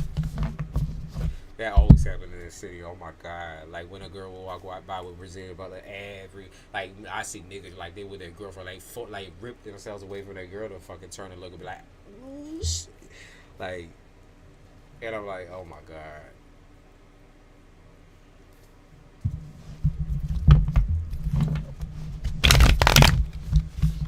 I can't fit my car. Oh, so you need a new closet now. You need to save up for a new closet. Rami. Next 2 months. Okay, I see you. Don't feel too optimistic about the next 2 months, Rami, because you're like, I feel like I've been in a really stale point in my life. I feel like I've just been like a very habitual person more recently. I feel like I've been doing that same thing every single day on repeat, and that shit pisses you off because you want something new in your life. You want love to be exciting. You want money to be exciting for you. You want work to be exciting for you. You want to be able to move on. You want to be able to find like happiness somewhere else or find contentment. I feel like that's kind of like the vibe of all the readers today, really. But Grammy, it's especially important for you because you right now, like, the stale points in your life, you feel like you're losing time. You feel like you're losing. Like, you feel like it's all going to waste. Like everything that you try to do here, everything that you try to like salvage within yourself as far as your healing, you don't feel like you're getting there. Like especially wherever you're living at right now, you don't feel like you're getting that because you feel like every single time you try to just take a step forward, it's 20 steps backward. Which is like this is how like you've completely like dissociated out of a situation when you just are on like robot mode. Like, okay, get up, same thing. Get up, same thing. Get up, same thing. And you're doing the hardest thing is doing it alone too. Like Remy, you're doing it pretty much alone, like by yourself. I mean, mentally, emotionally, you have to be on top of shit. You have to be, and you can't let yourself slip. But now I see a decision coming up within the next 3 months where they're talking about work. Particularly, they're talking about what line you want to draw with yourself because you can sit here and pretend like you'd be happy in a high-paying job. I'm this is kind of like the thing, right? Well, you are very money oriented, Rami, like extremely money oriented. Happiness is something that you have to take into consideration when it comes to this type of shit. You're like, well, no job is happy. Like, of course, right? Like, no job is gonna bring you perfect fulfillment every single time. But why not go out doing something that you love versus something that you fucking hate? Like, you sitting here trying to like pick between. It's almost like you picking between like a creative passion project and like serious shit. It's like if there's not a way to balance both of those things, go after what you love. It's not, to me, that's not delusional to want to do, like, you literally want to do it so bad you can fucking taste it. Like, you fucking taste it.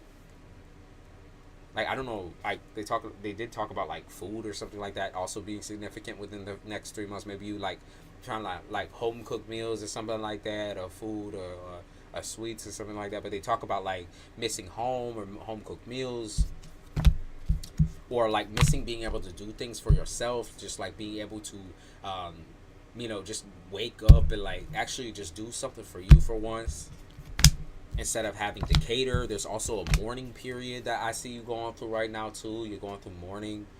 Uh, like there's so many losses that I feel like you've experienced in your life, just like as a human being. It doesn't even have to be other people. It could just be like so many losses where it's missed opportunities, where like you've never ever been able to reach outside of your boundaries. You've always had to create a house for someone else, or create a living situation for someone else, or do this for somebody else.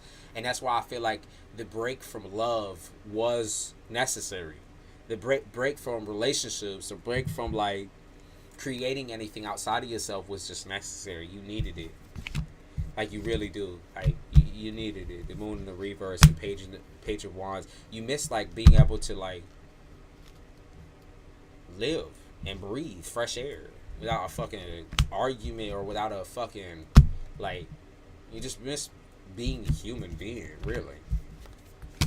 Seven of Cups. I see also within the next 3 months you're gonna be making friends. Like I see you making friends, whether it be from work or from your current situationship. Like I see you making friends. The Hangman, the reverse. I see you traveling with friends. If not, there's a possibility that you might move in with one. Seven straight. Magician in the upright.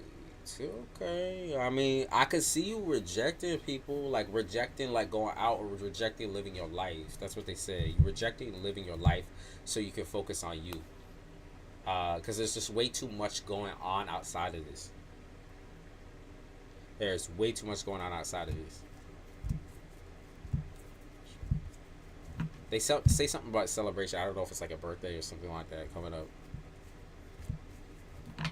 You have a really hard time to convincing yourself that like when you deserve something. Like one thing I will say, Remy, is like you like to skip out on yourself a lot.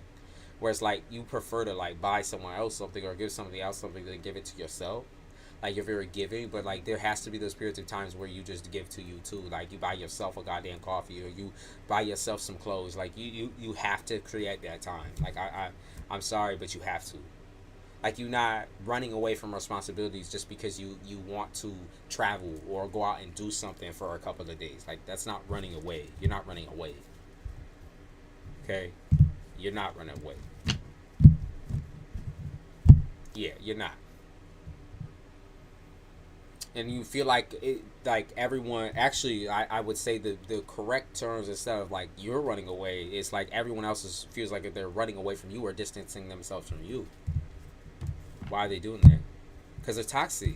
Because they're fucked up. Because they're fucked up. That's why. The reason why they've abandoned you, they're fucked up. Like, but you already knew that. They're fucked up.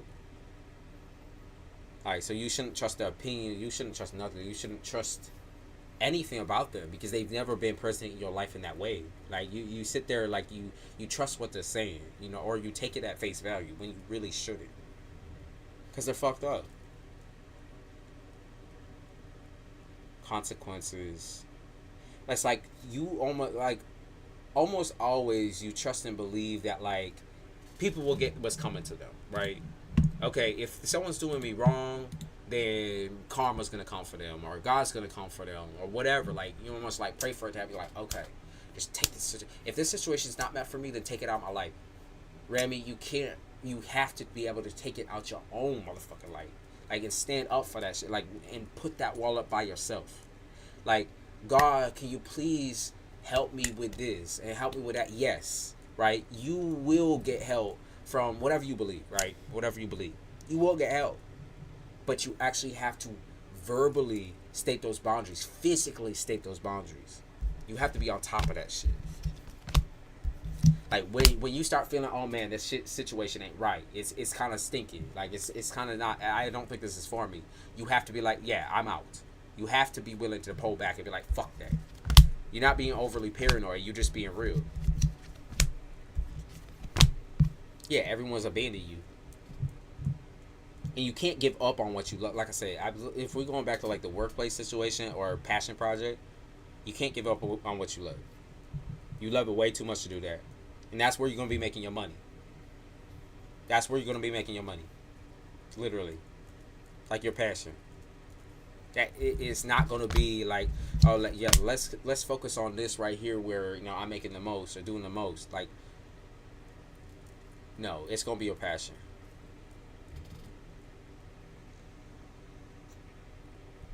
Felt badly over for a person who I trusted the most, built a home, then it turned out he had somebody else in the background. Right. And like, I even feel like this connects back, you know, it's all correlated to the abandonment you experienced when you were a child, right?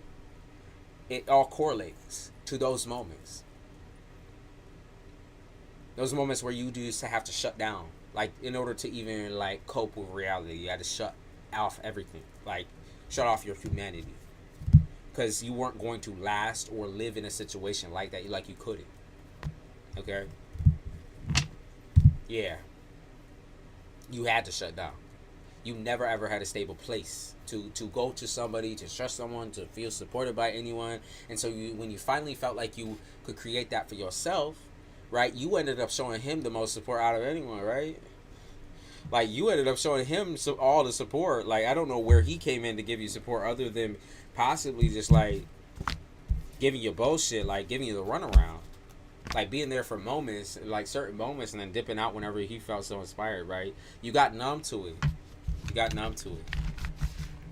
But, like, this is kind of the key right now to realizing that, like, you have to do things that make you feel something. Like, they make you feel good.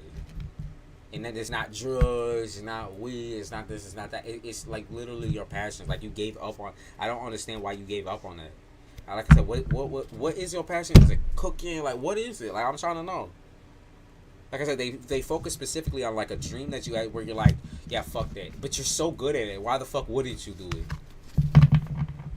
Like, why the fuck wouldn't you do it? Why would you cross that off as like, no, I could never, like cosmetology or whatever it is. Like, why would you cross that off as something that, like I say, if you work hard regardless of where you're at, it wouldn't matter if you were up in a fucking hospital doing brain surgery or up in a fucking drawing room drawing up a fucking, you know, whatever. Like, come on now. And I know you could balance those life things. They're telling you how much you already balance already. And that's exactly why, like, this situation was so triggering to you, because you felt like he tilted your stability. Like, he tilted everything on his head, but he didn't. He has not. The only thing that he has taken away is your security blanket that you created in that situation with him, where you felt you were safe with him. You felt grounded with him because you felt like, oh my God, like, I've never felt this way in my life. That shit, whatever. And then he fucked you up. He abandoned you. You got abandoned again. You got ripped from it again. But you, like I say, if you've been doing it yourself this whole entire time, you can continue to do it yourself again and again and again. It don't matter how many times you have to rip yourself up and start over. You can do that shit again and again and again. Because you bad. You a bad bitch. So don't fuck with that shit. And I see your personality too. Like, I am not talking to no, like, softy or fair weather friend type shit. Like, I'm talking to a real one. I already know that. I already see that situation. Like, you kill somebody, they fuck your life up. The YouTube's already like, yeah, see, he's on fucking ice right now. This motherfucker's skating. They said, we putting you in the back door. Hey, Vera Redbeard, I haven't seen you in a minute. What's good? How are you doing? You're like, damn, fair weather friends. I said, like, I ain't no fair weather friend. I'll straight up kill somebody to fuck my life, bro. He's not worth fucking killing or boxing or anything like that. I'll tell you that straight. He's not worth fighting over or nothing like that.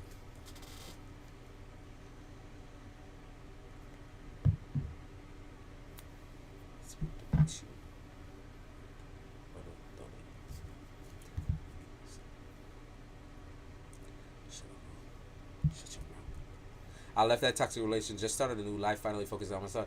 And how does it feel, right? I mean, because, like, let's be real, like I said, you even in that situation, when you was in that toxic relationship, like, you was doing it all yourself. And how good does it feel to do that shit right now? Right? How good does it feel to do that shit right the fuck now? You been working out? Yeah, I've been lifting. I mean, I always do. I always have, you know. I kind of fluctuate a little bit just because sometimes I don't have time, but like I've been making time every single day, and that I'm right back to my original schedule. I used to do that all the time, and good 4 hours in at least. That, like, really, if I divide the time, then it's like I'm out here, I'm doing work, and then I'm working out.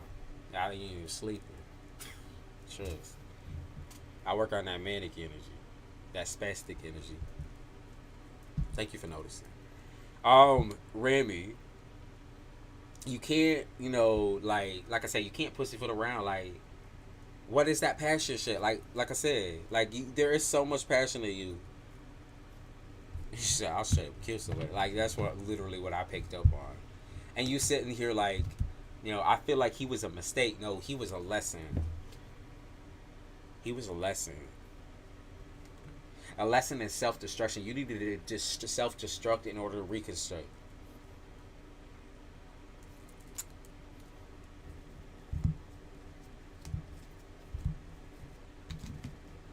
You needed to self destruct in order to reconstruct. You helped him through everything. That shit's crazy. Like you literally helped him through everything. You was down for him too. Like I said, you straight up kill somebody who fuck with someone you love. That's how serious you are. You ride or die. Even when you're friends or what you got left, you ride or die on that shit. You die on that sword. But you gotta learn to be that way with yourself, Remy. And now that you breathing again, but like I said, what's the passion? I'm gonna get mad if you don't tell me what that passion project they keep talking about, like, or what you trying to do on the side. I keep picking up on like food. I don't know what the fuck it is though. Like, because food could mean a lot of things. It could also be making an interpretation on some sort of like, different shit like drawing or something like that. But it's definitely like designing something or like it's something different. I know that. I know that. Something different.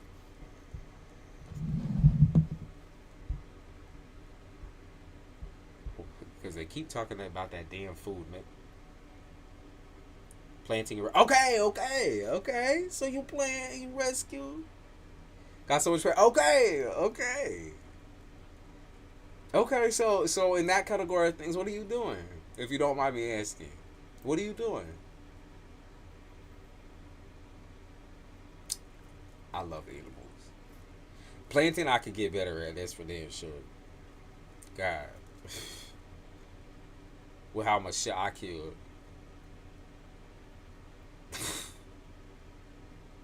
And my grandma tried to teach me that all that shit. She was like, you gotta do this for the tomato plant. You gotta do this. It's that.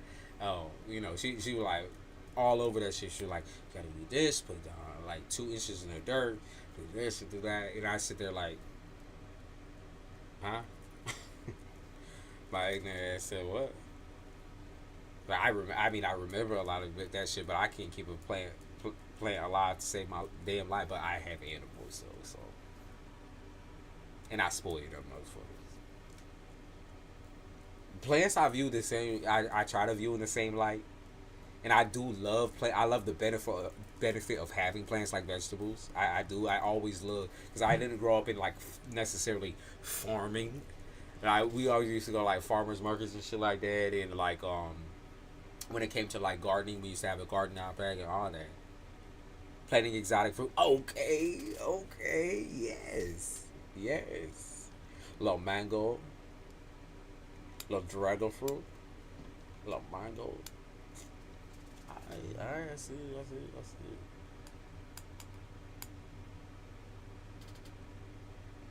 Yeah, Very Redbeard, how have you been doing? You haven't been here in so long. You know what I'm saying? I haven't really been on as often.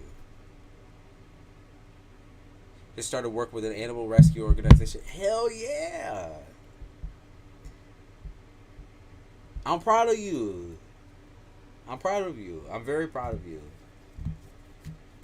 Like I think you totally understand what I'm saying too when I say like, you sacrifice everything for everybody else. Like the one time that you decide to do something for yourself, it's like everybody feels like, oh, this is a different person, or you totally changed. Like, girl, you changed, Remy. You fucking changed. Like, what happened? You changed. And you sit here like, no, I just woke the fuck up. That's what happened. I woke up. I'm just not dealing with this shit no more. I got too much shit to deal with right now. Like, I'm so proud of you. Teach me how to plan, cause straight up, like I said, that shit blew in one ear and out the other. My grandma loved playing, so I said, ooh. She's like, you need to water on this day. I'm like, okay. Like, I mean, the leaves are getting a little brown there. He said, I'm a busy man. I have to be like, oh, okay. All right. Busy man, I gotta be lots of places. Anything interesting that you want to share with the class that you've been up to? You been happy? You been healthy? You been eating, sleeping? That's how I feel too. You said nature. For me, it's hiking. Like, I think that's where I connect the most with like trees and shit like that. I ain't no tree hugger, but I love walking. I love walking. I love walking. I love being in like where nobody is. Like, we were completely alone. Like, going on those nighttime walks. Completely alone. Nothing.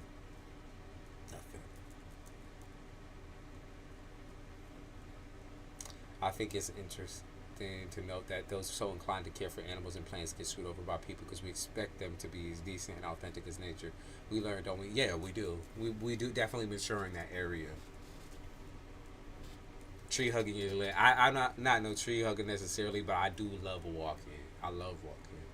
I love the forest shit. Like, I be taking those fucking pictures of the butterflies and all that shit. Or if I see some like cool shit going on with a tree, or where you see like a face up in the tree, I like taking pictures of that shit. And bring around my Nikon and shit. Like, I love being like spaced out from just everything is going on. All you hear is just the forest. You said life is good. Alright. I'll take your word for it. You didn't have any questions or anything like that? Because we're in rep here. It's been a minute.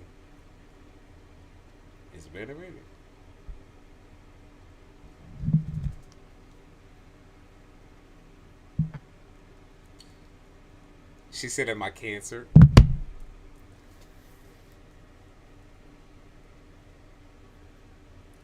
What do you think I am? You know, on a span of water, what do you think I am? No, I always say, who do you think I am? No, I'm not a Cancer. I'm a Capricorn. My sun sign is Capricorn. My ascendant is Taurus, and my moon is Taurus. That's in Vedic. In Western astrology, is Aquarius, Gemini ascendant, and Taurus. Me and Feather had history. All good between y'all? Feather have history from other chats and shit like that? Are y'all friends? No, don't you be bringing all that up in her. I feel Cancer and Sag. Let me think. So Sagittarius is in my 8th house. And I believe Cancer is... I believe I have a strong Cancer placement somewhere. But my strongest is my Mars and Scorpio. And I think Cancer, you probably pick up on Cancer because I'm extremely, very, very sensitive. I would not have guessed Cap. I'm a jack of all trades inside Gemini up there. I have literally 3 Gemini placements. I'm a fucking chameleon, hands down.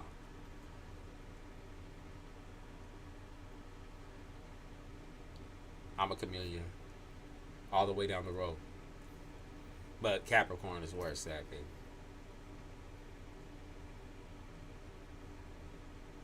That's why I recap so well. Like I said, I know myself. I honestly know myself better than anybody else. So I'll be like, when those reading. You said we're friends. Okay. I'll say no personal beefs. No stews. No stew. Don't do that. No, y'all are good. Y'all are good. When the beef gets hot though, like, don't y'all be asking about each other up in the readings. Don't y'all be doing that shit.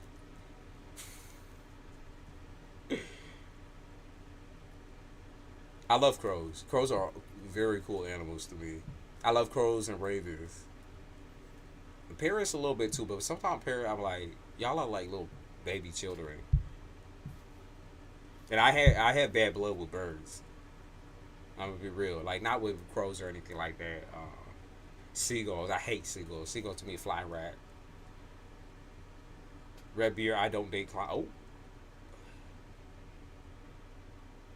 Oh, okay. So you, oh, okay. Now I see what's going on. Now I see what's going down.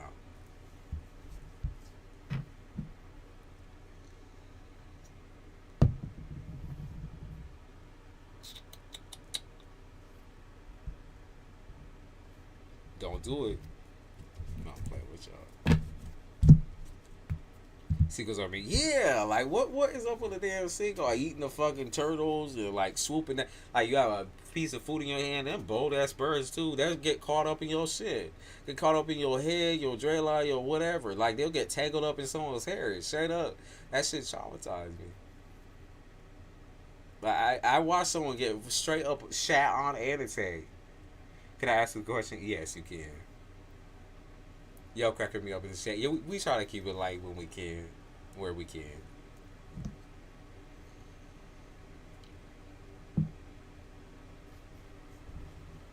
They're so violent. Yeah, for no fucking reason. It's like, let your head down, Seagull. Like, you're not that big.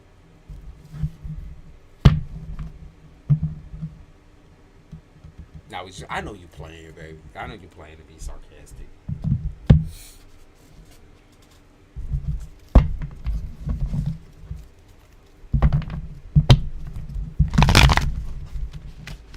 I will. Can you ask your situation again?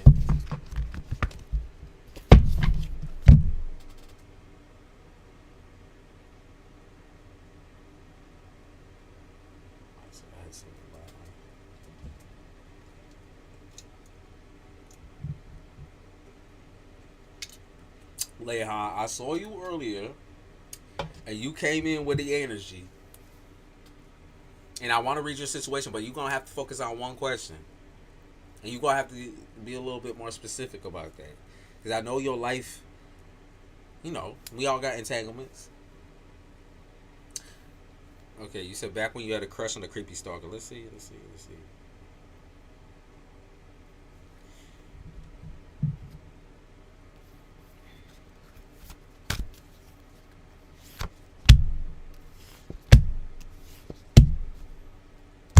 Why did you like him? Man, it was for you back then. For you, it was anything that would take you out of your home situation. It was anything that would take your mind away from your life, honestly. And that's kind of what he was for you on your end. And for him, you were an easy target. Yeah, definitely upright. That's Scorpio, but that's also like dark side as Scorpio. That's like manipulation to his fullest. Like he knew he could manipulate someone like you. Ten of Cups in reverse. Like he chooses someone, of course, that has a lot of background, a lot of trauma. He himself, I think, he took his trauma in a different route where he kind of like became a nasty person because of it. Like the devil in the upright, he became a nasty person because of it. So that's what's going on. So that's why he chose a person who he knows was hurting in a very bad spot. He chose you because he knew. Taurus notoriously bad at projecting times a day. I can give you a month. I always give month, but you want to know the reason why? The reason why is because it's all within your own timing, like your own personal timing, like what you choose to do, right? So that's why it's notoriously bad. It's because you have choice and option over what you do in your life. I don't. So while I could give a month of why something could particularly happen, right? Or I can give you something that for certain, for solid is going to happen, and not give you an exact day or an exact whatever. It's because, like, it just sometimes shit happens that you choose to do with yourself or other people around you choose to do, right? I can't fucking man that whole shit. I can't have all y'all on dog chains and shit. Otherwise, I you know, like I said, otherwise we already have shit worked out in this bitch. What's happening to me for the next few months? All right, I got it. I got you. I agree because I thought he was cool. He picked you for a it's literally because he knew how to manipulate the situation. Like he knew you were in a really really tough position. He knew you would crack on the pressure. Like the moment he brought like any type of pressure or any type of like passion towards you, that you would have cracked. Excuse me. A little acid reflux. Just gonna be drinking that damn Mountain Dew. Yeah, I can give you one more card. Hour. Stalker, old time's sake. Which that should be used?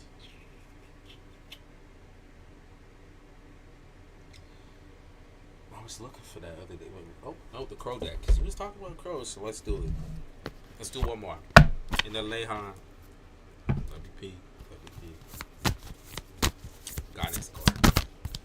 Give our girl owl some guidance. Release. I mean, hey, it's pretty on point, right? It's pretty on point. Where did that? Where'd the fucking booklet go? What is this shit? I love reading the. This deck has like the most amazing description. I usually hate Oracle decks, but this is my favorite one. I hate all of them. 39. All right. Release. When the time comes when you cannot grieve anymore, it's time to let go. Release is that next step. This card may come to you when you need help moving forward or accepting an ending.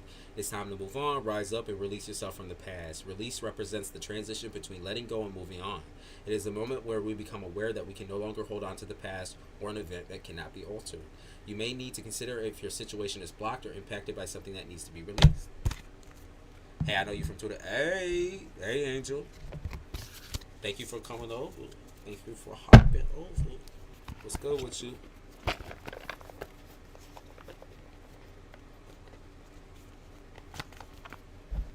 Yeah, Laurie's exactly right.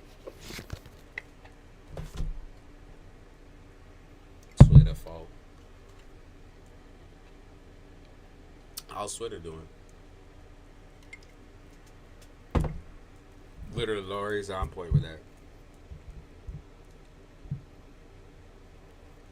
And they give you a direct response. They say, release that shit. Like, let that bitch go. I'm trying to make sure I don't got it.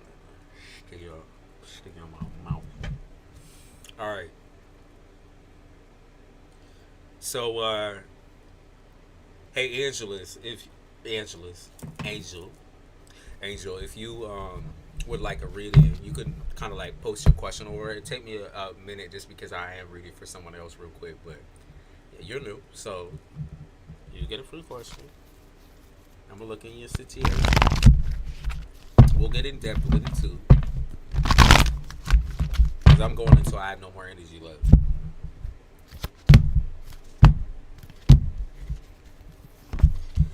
Okay, lay on. You said why people trying to unalive me? Like, what is going on with that situation?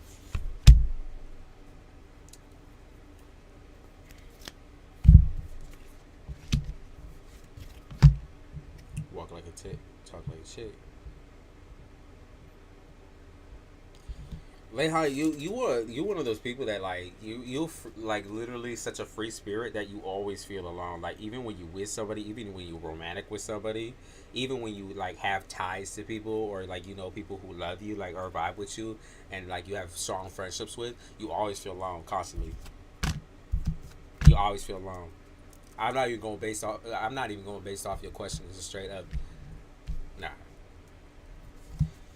You always who you feel so alone. Even if people like invite you out somewhere, invite you out to the party type shit, you always feel alone. Like you're on your train or your mission alone. Like you're trying to succeed alone. Like nobody else is trying the way that you are trying. You're trying your hardest and your best to maintain a lifestyle, to maintain yourself, and nobody else is trying to do that. But you keep creating situations in your life to where you have like people who are codependent on you. Like they codependent on you for everything. Lay in, because you like that type of power. I did talk about this power dynamic a little bit early, even before you just came in, which is like you're a woman of dominant stature, right? Like you're very dominant, and you're someone who really, really likes to like make people know their place, like especially when it comes to men, especially when it comes to men. Like you like when people notice that you are like as strong as you are, when in reality, like the first person who knows that shit is you. The second thing is the person who's gonna realize that the most is the person who's genuine. So if you have to keep trying to prove yourself for other people, like if you keep trying to have to create situations where you gotta prove yourself, you gotta do this, you gotta do that, like you just doing an extra thing. Like you just doing an extra. Okay, I see the court situation. I see that. I see that. Six of Blades. Yeah, it's gonna be a fight. Okay, I think you mentioned something about court situation earlier. And I'm gonna say this. It's gonna be a real fucking fight. Like you're not gonna be able to get off with it, whatever this situation is, easy, or at least he isn't. I feel like y'all tag teamed it. Y'all in it together. You're panicking like fuck, man. Like people just keep playing with me and playing with this and playing with that. It's like you think about the times where you could just like literally get up and go, like pack your car and like leave, and now it's like a situation of like, yeah, there's no way in hell you doing that. High Priestess in the upright, Ten of Blades in the upright. You're afraid, you're scared. You know, you don't know like everything that you've created for yourself or everything that you are. You don't want that shit to disappear.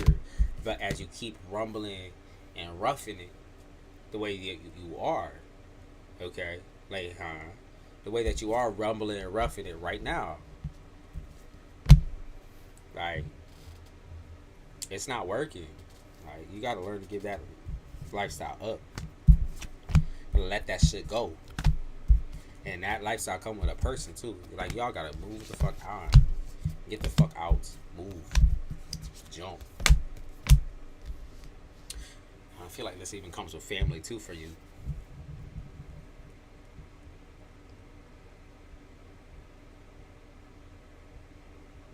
You have a crazy fucking upbringing. I know you do too.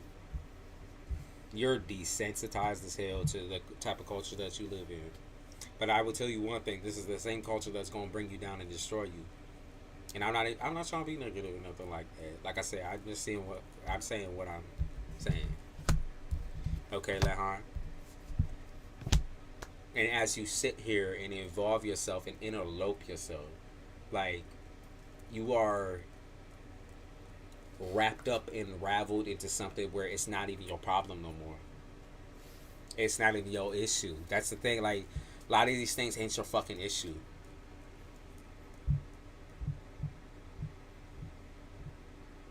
I'm being honest. Whatever happens isn't even your fucking issue no more.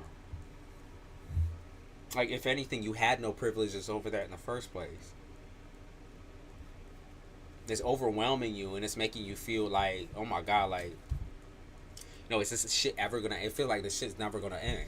And the reason why it's overwhelming is because you stuck in a cycle. You trapped, and you not only trapped by your environment, you're trapped by the people you love, and that's like the worst shit in the world because you feel like you never ever ever could add up to or be what they need, what they need, right?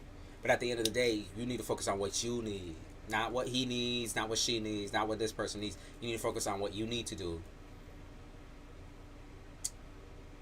You know, we go in this world alone. We die alone, baby. And when we deal with this situation, or not necessarily alone. Sometimes people surrounded by their family and stuff like that. But like we go on a journey alone. Like you have to, and you have to know that this place like it's toxic as fuck. Like there is nothing like this place. This is like hellhole. That's like a hellhole. Like this is like a literal sci-fi movie. That's what I keep picking up. I keep picking up on Alien Isolation. And if y'all, that's also a game, right? Like if you know what I mean by that, it's like fucking creatures everywhere. This ain't people. These are fucking creatures, dude.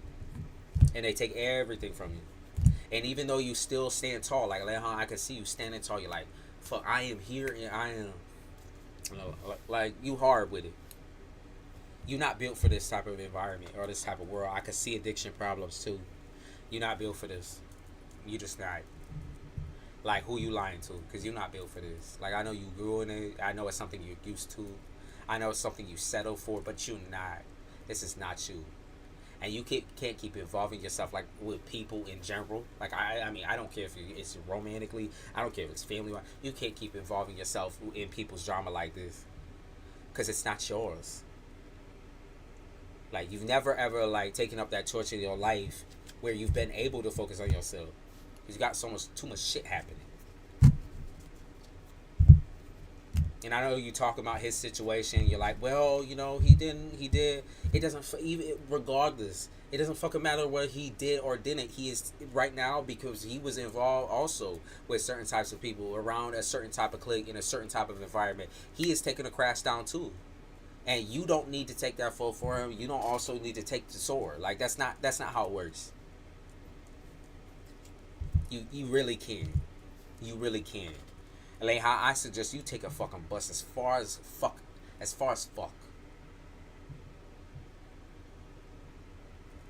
This ain't your life. Like whatever you living right now, it's not your life. It's his life. You already. But that's the thing. Like as I'm talking to you, I notice like you already know that, right? You know that the emperor. This is his life. What he's dealing with right now, all that bullshit that's going on, whether he did or did, that isn't even your issue. You stressing over shit when you should be really worrying and stressing about yourself, taking up for yourself. Like that's the thing. You think he would have the fucking same sentiment? Cause no, he does not. If he really truly cared, he would have buried this past and buried all this shit a long time ago. Like all this whole lifestyle, right? If he really gave a fuck. And every time like how I realize every time you, whatever, like sobriety or I don't know what the fuck it is, right? Anytime you are trying to escape, right, or get into a space to where you are healthy, you get dragged right the fuck back down by the same fuckers, dude. Like same people, same situation, same problem. No money, no this, no that. Always struggling, always striving, always having to fight. Don't you, that type lifestyle was not you. That was not yours, and it's still not yours. It's not something you claim. It's not something you want to be in. That's why you're a fighter. That's why you still fight. And that's exactly why you gotta get the fuck out of where you're at right now. You do. Like I said, my suggestion is fucking hightail out of there. Pack a fucking bag, young fucking pussy. Get the fuck out. Like he don't what. Like even when I'm looking right here, it's like as far as what he gives you, it's stress. Like that's the crazy part. It's like I love you. Like you don't want to give up because you're sitting there like. I love you so much. Like, I will put you through everything. You're not his mother, love. You are not his mother.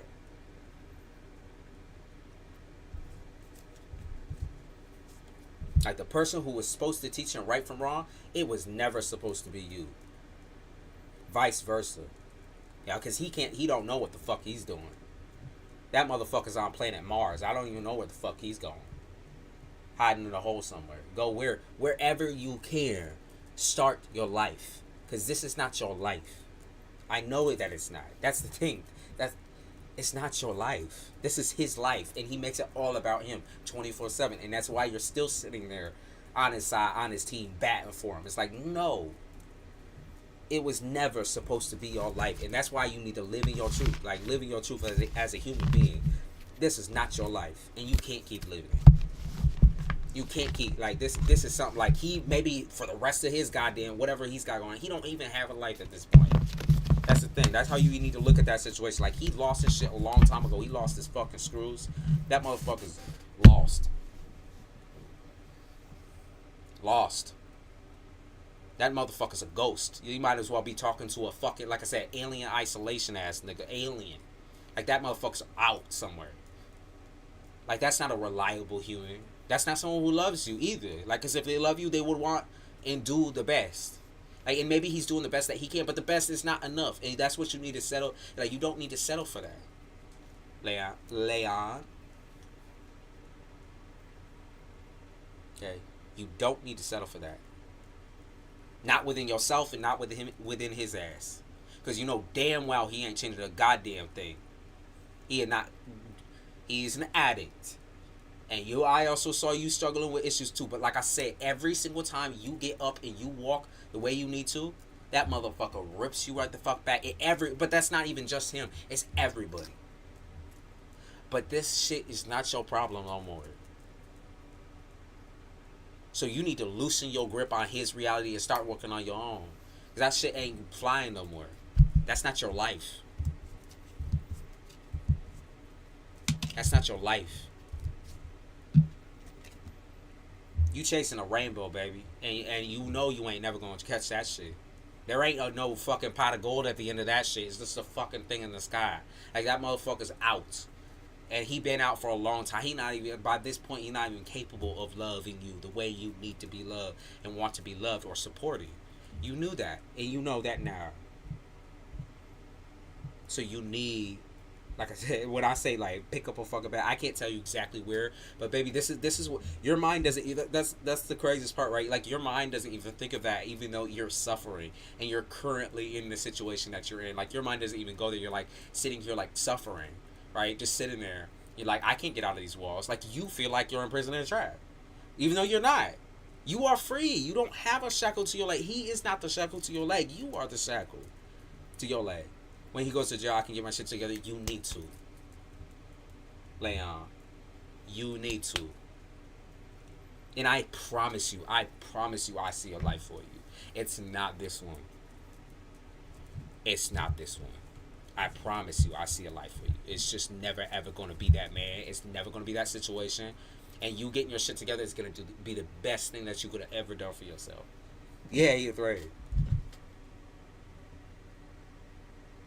Yeah, he a threat. And he don't need to be there. And you need to, like I said, like, you never fucking, okay, you want to be a fucking ghost and be a bastard, then he can go be a ghost in a fucking bastard. And then you ghost the fuck out too. You dribble that ball around his ass and you get the fuck up out of there.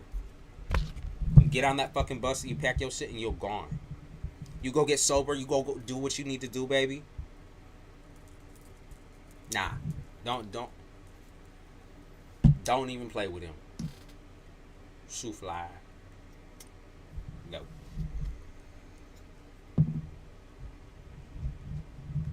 They talk about that cycle where he puts you in that cycle, your family puts you in that cycle, everybody in that area puts you in that damn cycle. It is that whole entire area. It is cursed. It is a hellhole. It is nasty. It's nasty, Leon. And I am telling you, I am only confirming what you already know. That shit ain't no life. That's a fucking Walking Dead zombies walking around all over the goddamn place. That shit ain't even no life no more. That's people just going through the throes of like standing up type shit. They don't even got no brain left in their head no more. Same with him. He's the same motherfucker. And I know you see it. And I know you know it. And I know you want love. And I know you want affection. I know you want support. I know you want to feel you want to feel the same vibe that you give to others. You give and give and give and give. But you got to stop. He has a spirit. Fuck all that. That had nothing to do with no spirit. That's a fucking addiction. That ain't no fucking spirit, baby. That's addiction. That's addiction and stalking and weird people shit. That's mental illness, baby. At its finest. And that's why I say you need to get the fuck up out of there. Get yourself fucking sober. Leave that fucking spot. Get out of there. You are just gonna keep pulling you. Get the fuck up out of there. And I can't stress that shit enough. He a nasty motherfucker. And you not nasty. You just been in his life this whole goddamn time the way he wanted to live it, right?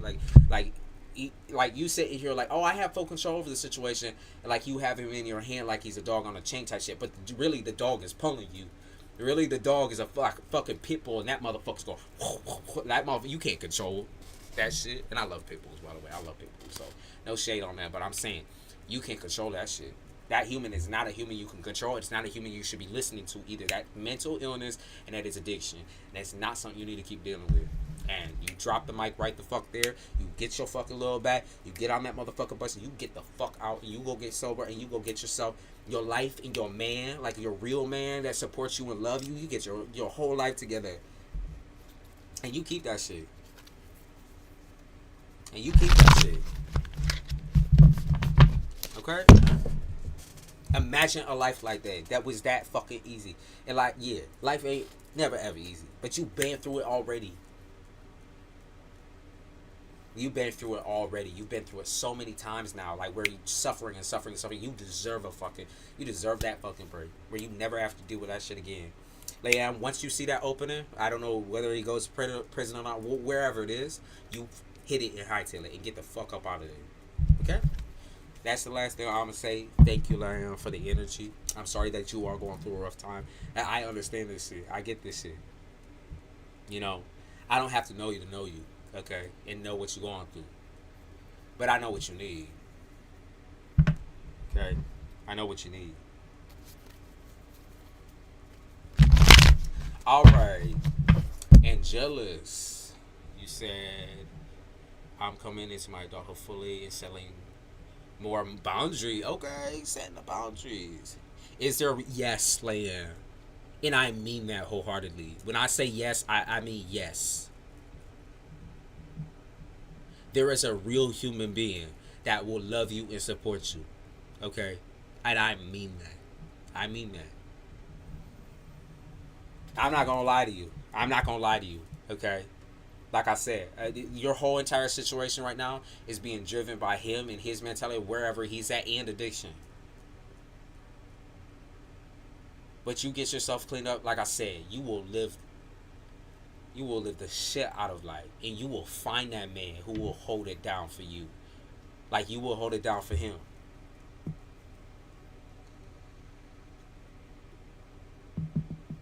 He won't be in and out of a jail cell. He won't be in and out here. He won't be in and out there.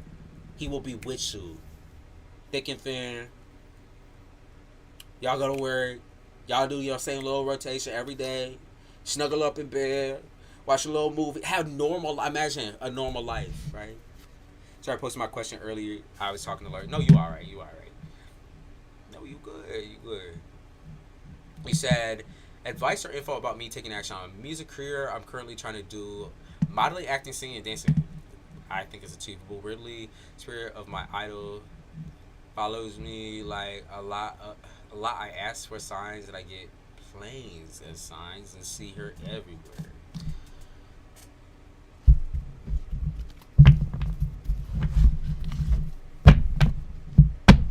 Let me know if I can ask a question. Thank you. You can just post your question in chat. You said what's normal, baby. That's what you're gonna learn when you get the fuck up out of there. That's what you're gonna learn. You know what I learned throughout my life is that nothing is truly ever happens in a normal way. But once you find that life that you could be not happy with but content with, it is the best life. Okay, it is the best life. It is a place. Contentment is a place of fucking heaven. That's where heaven lasts. Is contentment. And if you don't feel content, you tear up this goddamn earth until you fucking feel content. You said my idols that listen, I don't even Angelus, I don't know what you talk about. I mean, when it comes to your idol, is your question about your career? Because I can look into your career. I'm not trying to shade you or nothing like that, but I have no idea about all that. You know, so I'm gonna read from the point of view that you want to be a singer and all that type of stuff. I can read about that, but I don't know about the idol situation. But I'm open. I don't like plays because that's how she. I'm sorry that happened. But I could read for your real. Like I can get into your shit if you want me to get into your shit. I'm just trying not to like connect the dots in too many different areas. I'll straight up read for your situation. If you feel like that's what you want to do with yourself, I can tell you it real with your career. I can do a career reading. I'm just not gonna add the idol up in there. I'm sorry, baby. Okay. I'm gonna talk about you and only you. I only want you. I don't want the idol added in. I don't want nobody added. It's just you. Okay. Just you.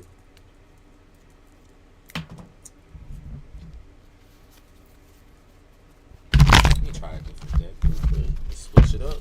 Let's see this one right here. Okay.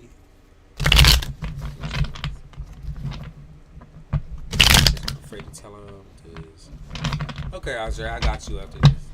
Thank you for being patient. I appreciate you.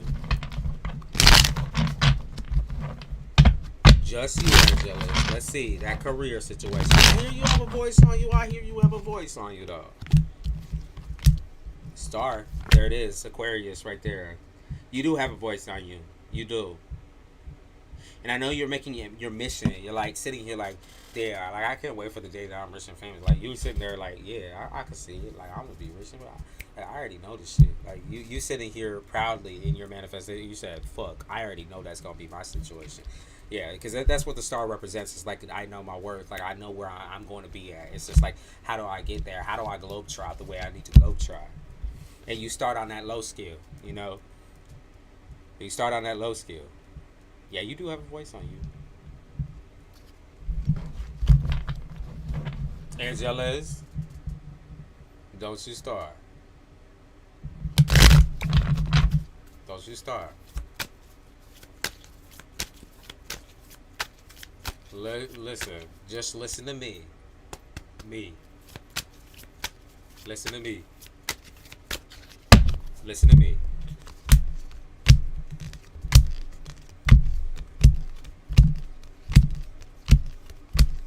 I feel like you highlight, you know, I feel like the talent is kind of hidden for you because you feel like you're going to lose it, or you feel like, you know, I think you see the pressure of what everyone else goes through a lot of the time when it comes to your career, and so you feel like you're gonna lose it. Like you just feel like crazy about it. Like you don't really feel like, you know, you have the mentality or the connection. Like there's something to do with your sensitivity. Like you really, really, really, really a sensitive person, extremely sensitive, right?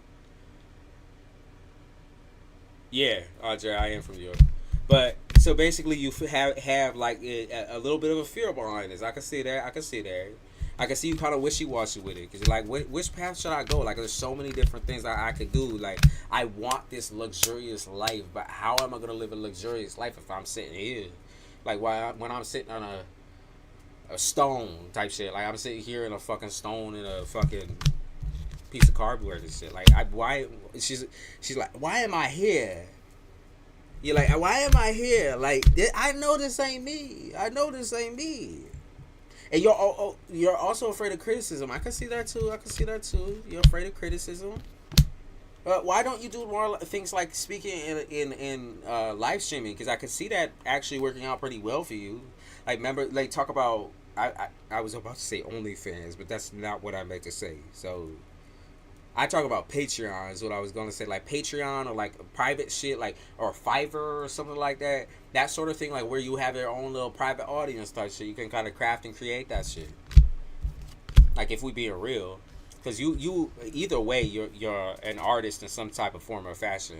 Doesn't matter whether you did singing or whatever you was trying to do. Like obviously TikTok has a space for these types of things. Have you already started this shit?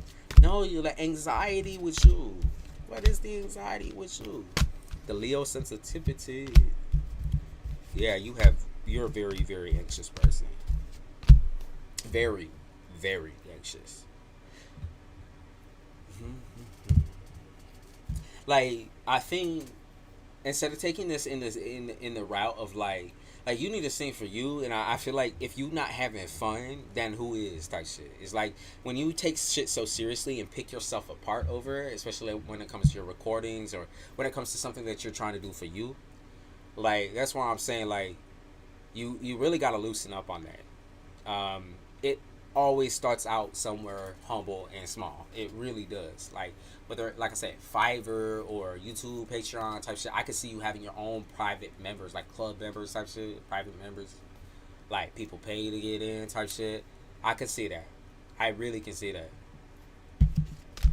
The start would most definitely be on social media though. Like I know that for a fact.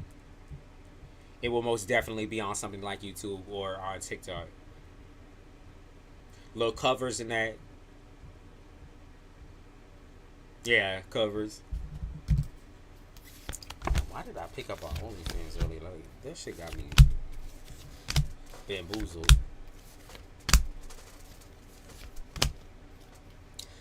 It's me about me. Yeah, because you know your potential too. Then you should also just freely be able to do whatever you want creatively, right? You should just be able to sing and sing and enjoy it too. Like once you take things so seriously that you kind of like you just stunt your own growth. Like I understand that the anxiety is like a really, really, really, really, really big piece of that, right? It's like you kind of trick yourself in your head into believing certain things that, or people will get into your head and try to make you believe certain things. But like if you doing shit for fun, then do shit for fun. You could turn off all the comments. You could do all that shit. Now constructive criticism might come and play later, but you already have you do have a voice, so you just play too much with it.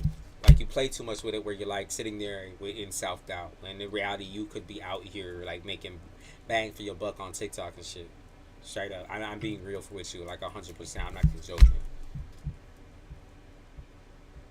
I'm not even joking. Show your face and everything too. You just pretend like you singing to yourself. That's for real.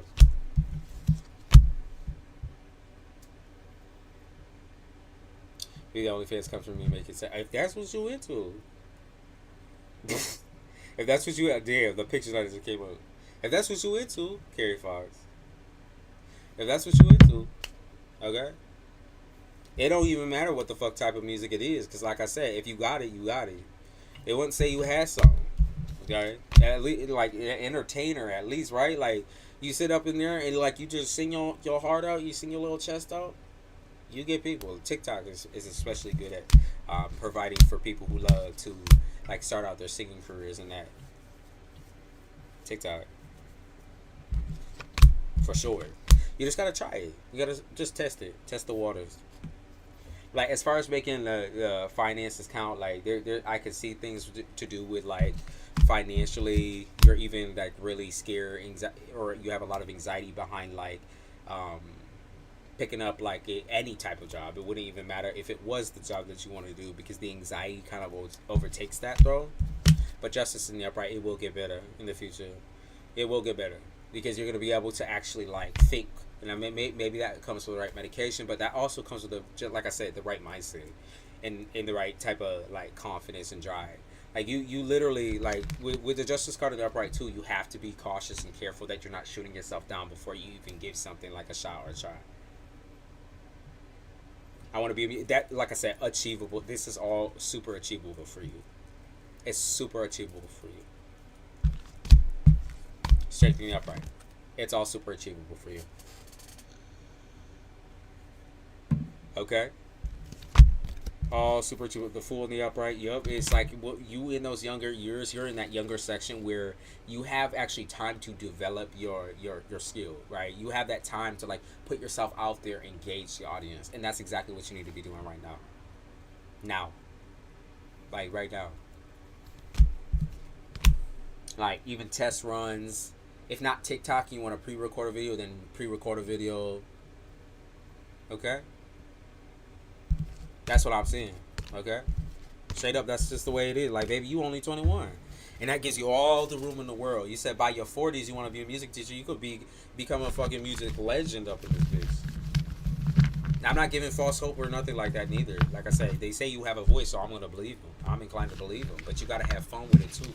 You can't, like I say, once you start getting up in your head and shit, like you sit there, it don't even matter, like I say, it don't even matter if your like first video or live stream or whatever is you kind of have like a little shaky voice or whatever. Like people fuck with that. They fuck with that. They fuck with like, underground talent type shit. They fuck with that. No one's gonna, like, you might try to pick on yourself over that. You're like, oh God, her voice crack. Oh my God. No one cares. Like, no one's gonna care. I swear to you. No one will care. Baby, you gain a following off them voice cracks. Straight up. I could also see you potentially DJing. I saw something about DJs. That or you just going to like cycle through the songs. They like authentic growth and to see it, yeah. Because for them, it's like that triumph shit. Like they like to watch the struggle and then the climb. And then they stick with you throughout that whole entire experience. The whole entire experience. They grow with you, too. A lot of them.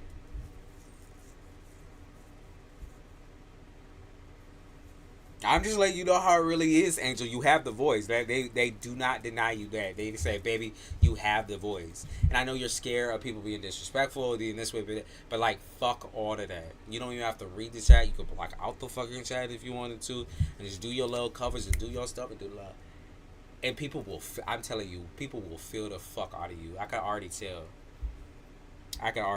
They will feel you. For real.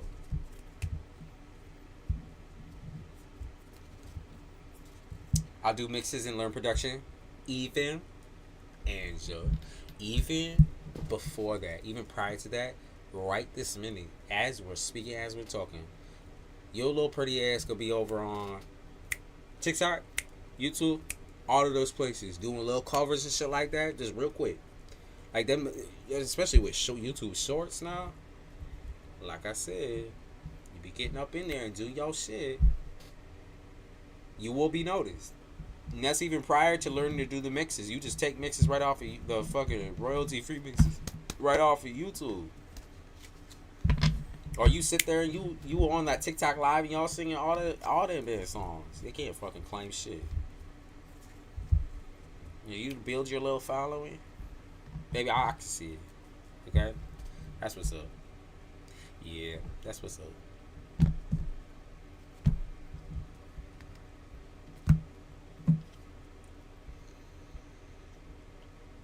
Like you gotta have a hatred. I can see an inner hatred sometimes for social media, like love hate relationship. But stop playing. Just stop playing. You play with yourself too much. Like literally, like I seen some like terrible. Like they say you're actually decent, really good at singing, right? So like I seen some terrible motherfuckers up on there too. I seen some terrible, and they say you're decent. So I'm on a trust and believe in spirit that they know what the fuck they talking about. Okay. They know what they talk about.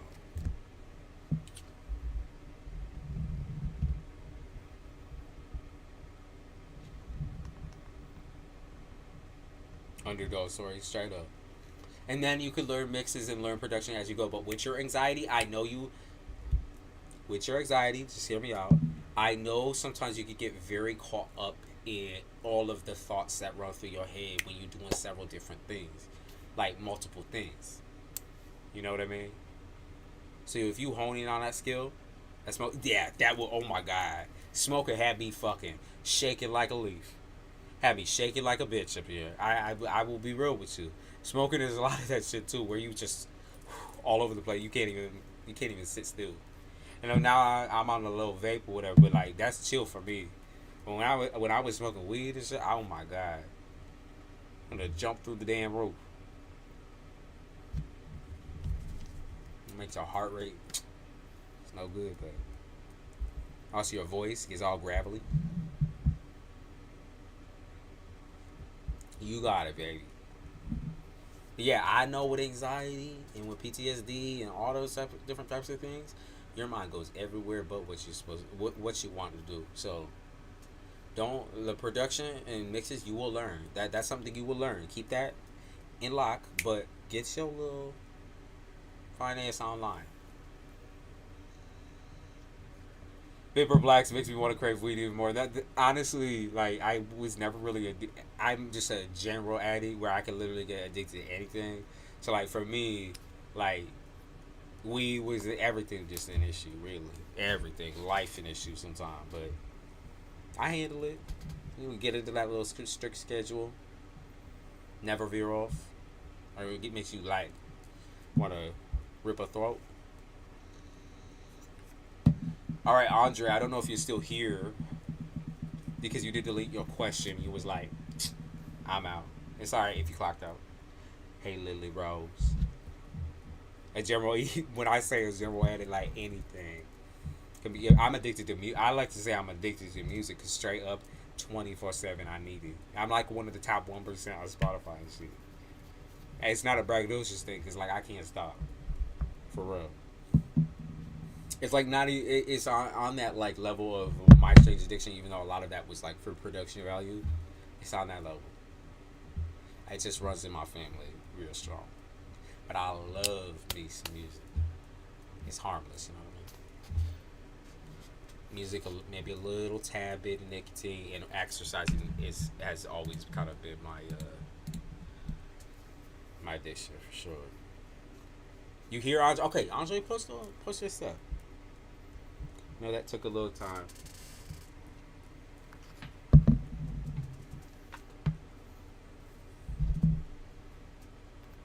I smoke too much this I won't stay away. Yeah, I understand that totally. Oh, I'm sorry for shaking, man. Shaking the microphone, shaking the audio a little bit. I agree with you, Laurie. I agree with you. Music is life giving. I've always felt that way. I've always since literally I popped out the crotch of time there. I've been obsessed with music. It is one of the loves of my life. I love a person. I'm afraid to tell him. Does D have romantic feelings for me? I'm a Leo and he's a Taurus. Let's see. Does he? Which deck should we Let's use this one. Switch headphones real quick.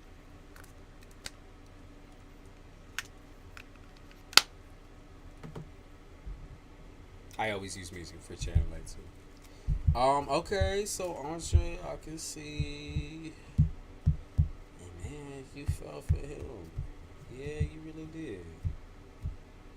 Like, this is the first person who actually, like, keeps their word, keeps their fucking promises with me.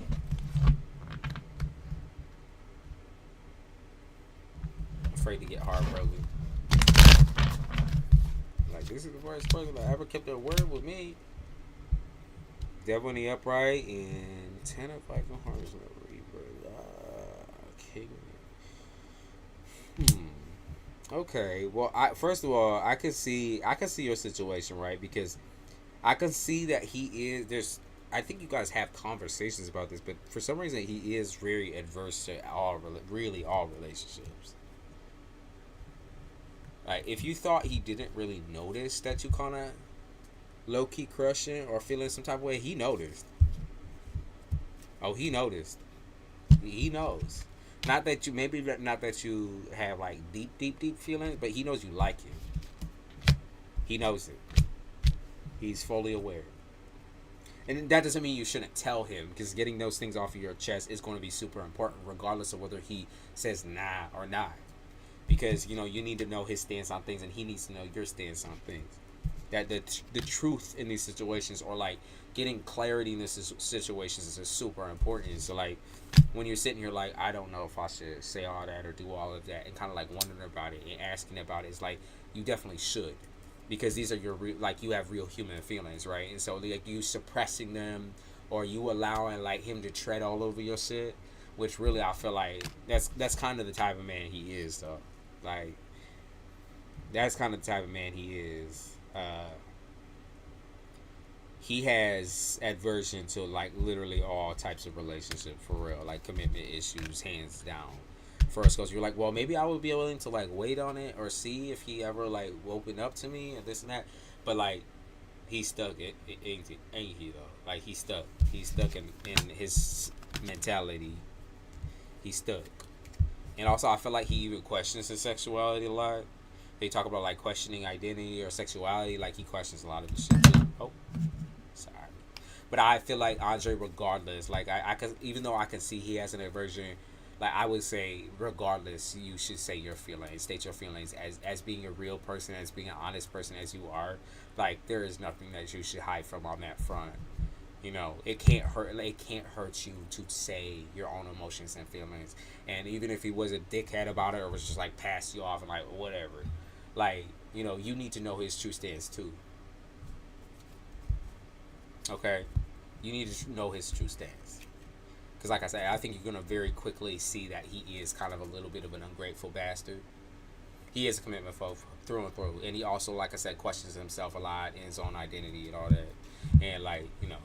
So like he got issues with kind of like DLing a little bit on the DL.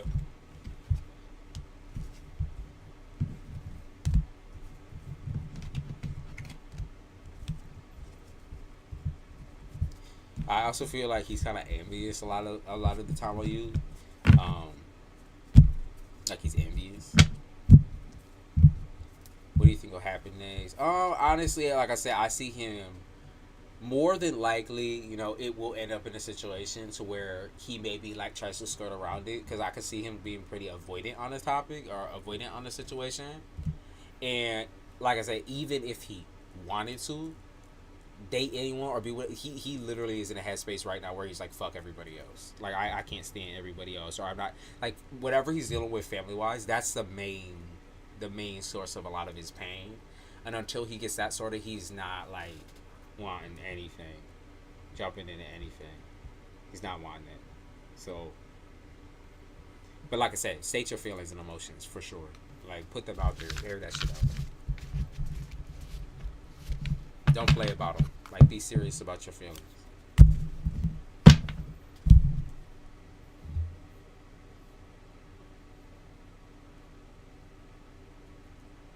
He needs that. Yeah, he needs some type of help. He needs some type of help.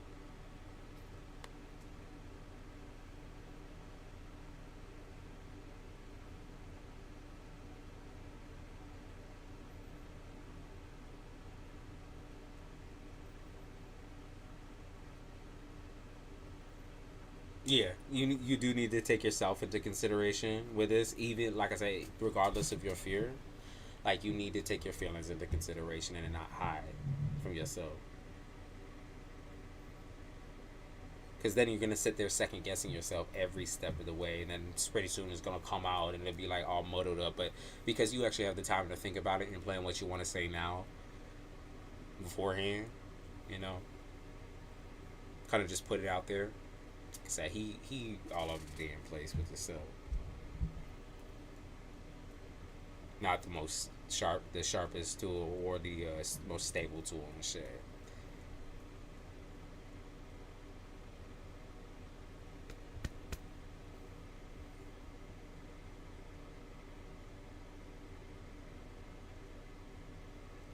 Yeah. Lily Rose, did you have a question?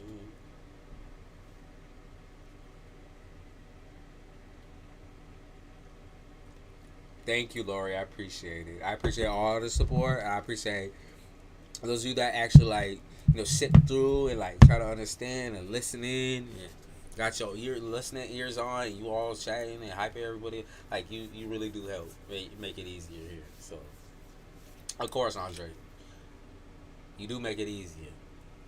Lily Rose, what you looking into? Ask me something specific, like even if you do kind of want like a general, like where do you want it to focus? Love, money, wherever, career, moving. I think you'll be the last one that I hit for now, and then I'm gonna hop off. Oh man, everyone. I'm not gonna complain. Okay, let me. I'm not gonna complain, but the exes from the past comes in with his full moon. I'm telling you, this is some fucking astrological shit, for real. Carlos, Virgo, wondering his current feelings towards me. Loves your voice. He loves that voice. He loves that voice.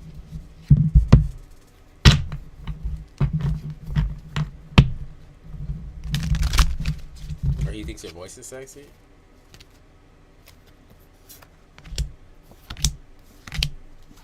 Oh, he said you just talking to me out of convenience. That's how he feels.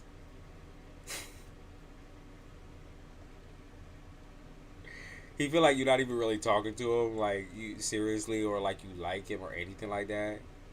He's kind of just talking to you because he's like, yeah, I know you using me, but that's okay. Like, I'm fine with that, I guess. Like, I know you using me as a distraction, or like he's all up in his head. He's sitting here like, see, I know the chances are quite slim, quite low, type shit. That's what he feel like. Victim. He said victim. Yeah, he feel like his chances are quite. Yeah, he was like, I fell in love with you. I fell hard, type shit. Like he think, yeah. He feel like you just want attention. You don't feel like you're genuine at all. Yeah, this is a head. They talk about head over heart conflict. So for him, it's like he's using like he feel like it's a 3D chess type situation when simply you just want to talk to him. It's like you want to feel him out and just talk to him, and it's like he thinks it's a 3D chess type situation where you sitting here playing chess with him. Do he like? I mean, I think he still feels for you from even back then. Like I do still feel like he has feelings. Like I can see that he do. But also like because of his last situation too. Not even just because of his last situation, he has a lot of inner insecurities that he struggles with. He's not going to believe you when it comes to like a lot of your feelings, a lot of your emotions on him, regardless on the topic. Yeah, he's doing the most, and that's because he just got. You say he just got a relationship, so that makes a lot of sense on why he would be all over the fucking place with his head, and he wouldn't be like completely in our like reality based thoughts. He's basing a lot of his thoughts on his past. And that would make sense. It hasn't been long enough. Like, he hasn't even gotten out of the world to be single. Like, the fact that he, like, weaseled his way in and wriggling up. Would he take me seriously? Baby, you already know about the tone of my voice. You already know it. So you already know. History repeats itself. It'd be the same situation that he just got out of. I'm not sure what he explained to you when it came to his situationship, but it does look like it would be toxic. 7.5 fires. He's got a temper on him. He's got a temper on him. You don't deal, man, with tempers. Reminds you too much past situation. You don't do, man, with temper. You don't cope well with that. You're like, fuck all that shit. Whoa.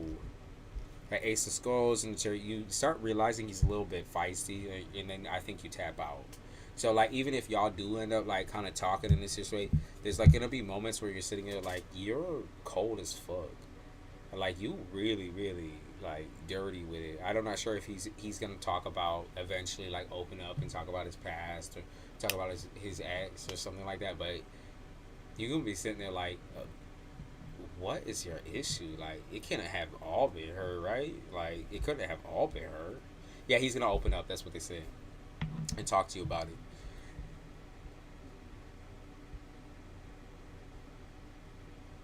And a lot of his thing is insecurity in blame games. Insecurity and blame games. I'm not saying she wasn't was a great person, because I don't believe that either. But I believe they met each other in a toxic scenario or a toxic place because he was also toxic, and he still is. You know, he hasn't had the chance to grow out of that, and it's not going to take another relationship where he's jumping in and out like that, like a flea. It's not going to take another jump in and jump out in order for him to work that shit out in his head. He did admit he had, yeah, of course. There we go. But then you go sit there like, well, she didn't do this and this and this for me, like A, B, and C, like that shit's stupid.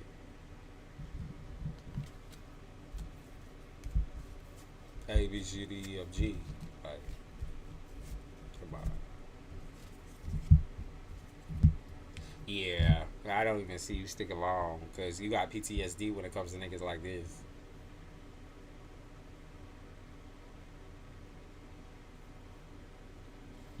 You have literal PTSD with men like this. Like, I see it. Like, they are your, like, worst enemy. Like, I mean, like, if you try to set yourself up with it, like I said, like, you might be just getting into serious talks, and once you you said Puerto Ricans, I won't say nothing.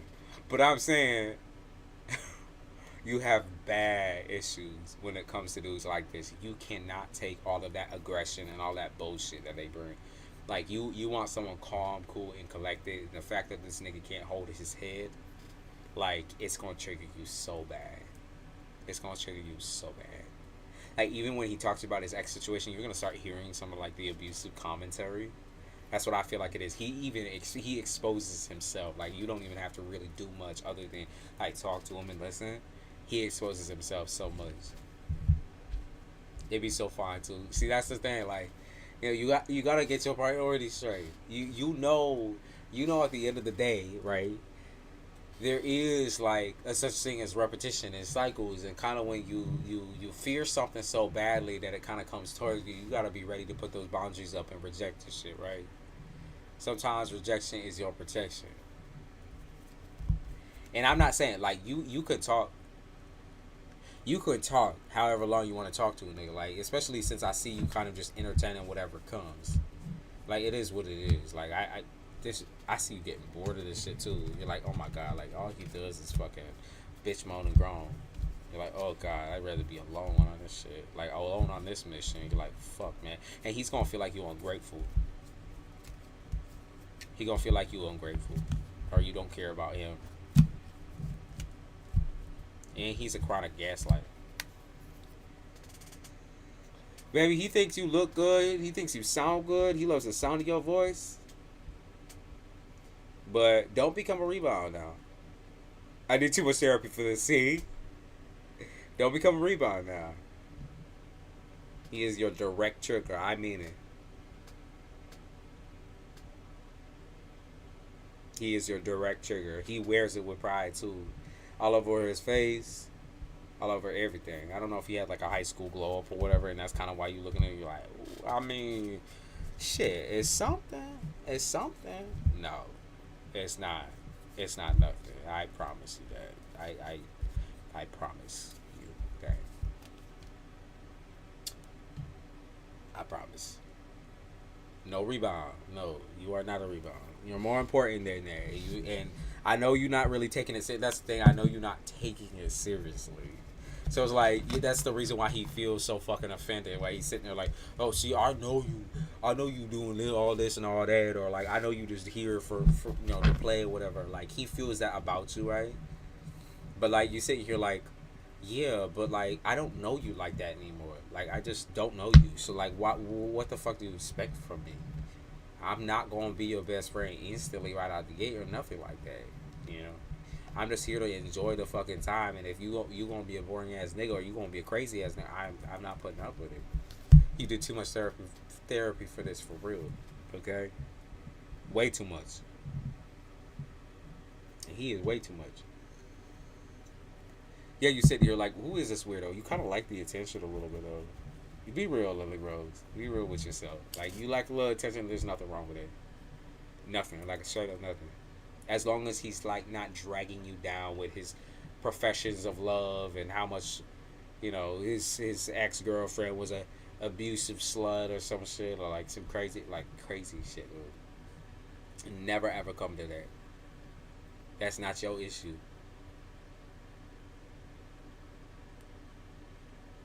Said because he was like in love with me forever and I saw him as a friend and he was like bitter about all right.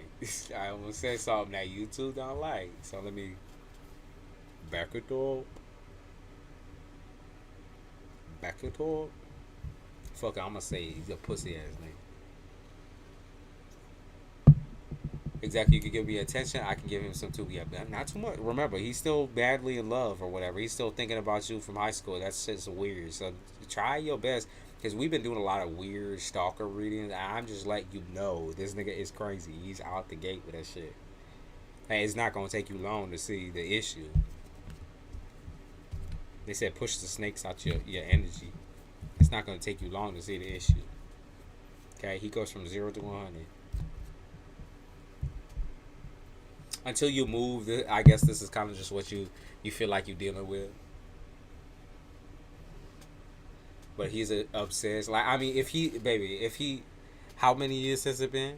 Like since high school, and this nigga tracked you down and followed you.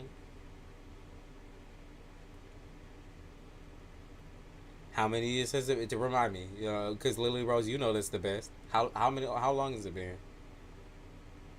Think about that.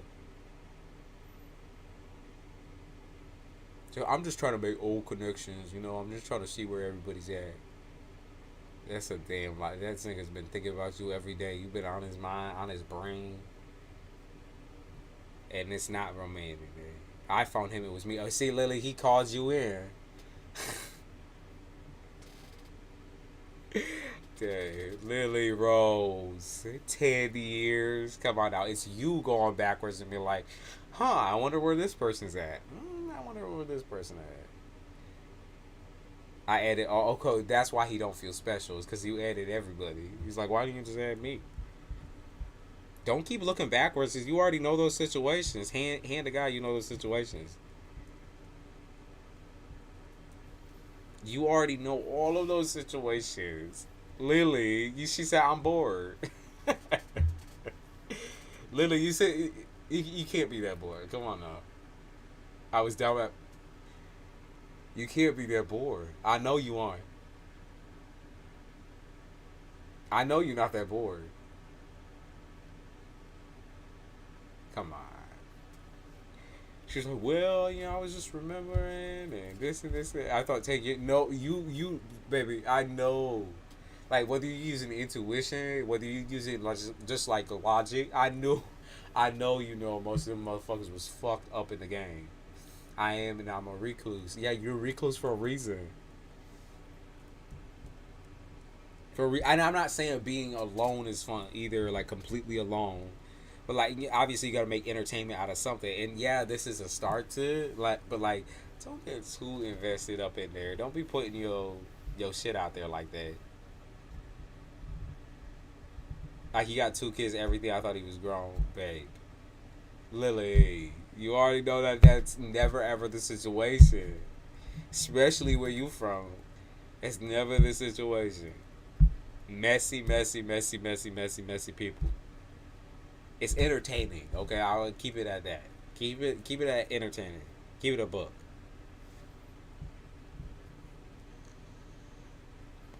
Let it make you laugh. And I'm scared he's gonna try to get revenge, baby. How is he gonna get revenge?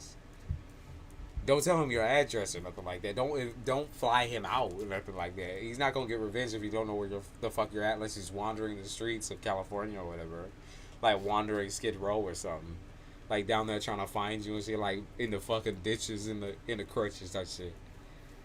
Yeah, Puerto Rican families just have a lot of like a lot of backed up trauma because Puerto Rican parents. Oh my god, man, that shit is on some nutso shit. Like try to hurt me emotionally. Are you putting your emotions, Lily? Are you putting your emotions out there? Cause you said you're bored, so you stay just trying to have fun and trying to like figure out where everyone's at. Don't you dare put those emotions in for real, cause you already know the toxic situation is building. You know it's building. This nigga, he active. Okay, he active. He will hurt you. He just got out of a relationship. You already know he's not in a good place. The flags. All Spanish. Yeah, there's a lot of trauma there. Puerto Rican, Mexican. There's so much trauma there. He didn't know how I feel out. All you need to know is that you're curious. Okay, this is curiosity. It's not a match made in heaven. It's curiosity. And you will find your mans, just like you will find your friends.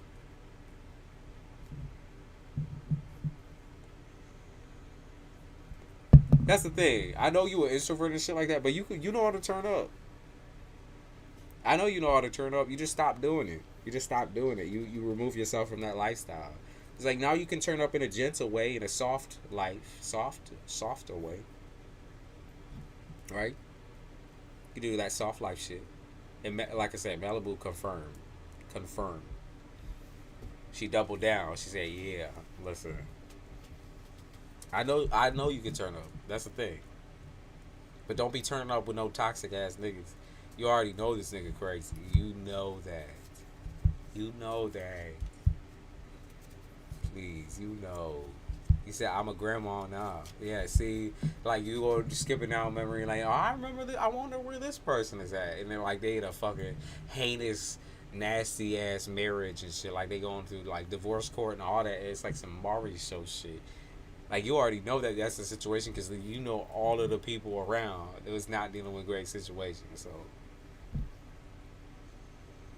like, really, none of them assured. Like, figure yourself as the black sheep, my love. You are a black sheep, and there is not that many of us. We're like the 1% in this. I'll give him more credit. I'll give him way more credit than that. I saw you turning the hell. Don't play. He that toxic damn girl. Don't stop pretending like you don't know. Stop pretending like you don't know. Did you not hear him just say, "Oh, I cheated"? Stop pretending like you don't know. I've always been the black sheep, so that means you're gonna find another black sheep. That's what it is, or a gray sheep, or something different. Cause it ain't the same type of niggas you been dealing with. That's for sure. You been in too much therapy for that shit, and you not sure where like your heart and your head are at right now. Like you're not even sure. You're just trying to do things out, and there's nothing wrong with that. That is a way of reaching out and branching. Okay, that is a way of like living, just actively living your life, being curious, and there's nothing wrong with that, by the way, nothing. But don't be getting up in people's. Don't do that. They drama. You already know they drama. We was friends. I have a soft spot. Be for real, you don't. It's been 10 years. Hell no, you don't. You might have felt bad for him then because you fucking put him down so bad. He hurt you. But not no more, you don't. That soft spot grew real fucking cold real quick. And now everyone impressed to see where you're at and what you look like and shit. Like everyone like, oh yeah, look at, oh shit. You like, baby, I've done some growing. Y'all people are still the same goddamn people. Y'all said a mixed ass message. Y'all in and out of prisons. Y'all doing this. Y'all doing that. Like I cannot relate. I am literally trying to become unproblematic. I'm literally trying to just like lay down the law. And remember what your therapist said about boundaries. He was like a pesky fly. See, that's what I mean. That's what I mean. You say I got a soft spot. No, the fuck you know. 10 years for a reason. That shit needed 10 years to air out before you ever came back even curious. How'd you know, baby? I'm tapped in.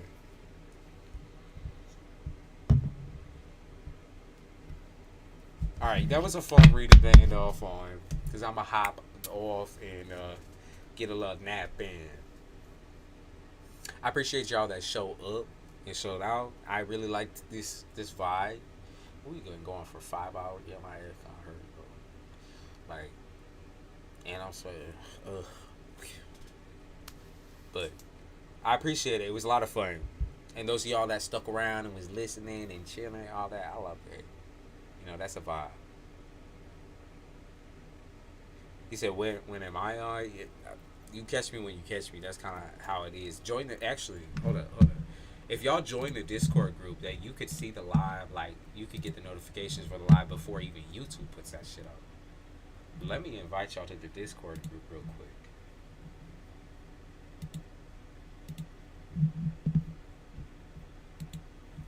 Join the Discord group. Get that link. Join it up. Join it up. If you don't know what it is a messaging video app and voice app where I will literally do lives where I can like talk to y'all face to face or voice to face or whatever you want to do, or you can chill up in the YouTube chat. But sorry, blessed girl, I'm hopping off. You know, I've been out for a while, but catch me next time. Turn on them notifications so you can catch me next time. This time it's been very cool. Thank you, Lori. Thank you, Malibu. Thank you, Malibu. I appreciate you, as always. Thank you, Lily Rose. Bless everyone who showed up. Andre, Angelus, Layan, Laurie, of course. I will get feathered, veering red beard. Thank y'all. I appreciate y'all. It's a lot of fun. Nico Blue, you always coming at the end. What is with you? Nico, you always in at the ass end. You keep catching me at the ass end. I saw you in the last one too. Nico like, hey. Nico, you always coming at the ass end. You catch me. You'll catch. I know you'll catch me. I know you'll catch me. And you gonna catch me at the right time too. But I appreciate y'all. I appreciate y'all. Thank you.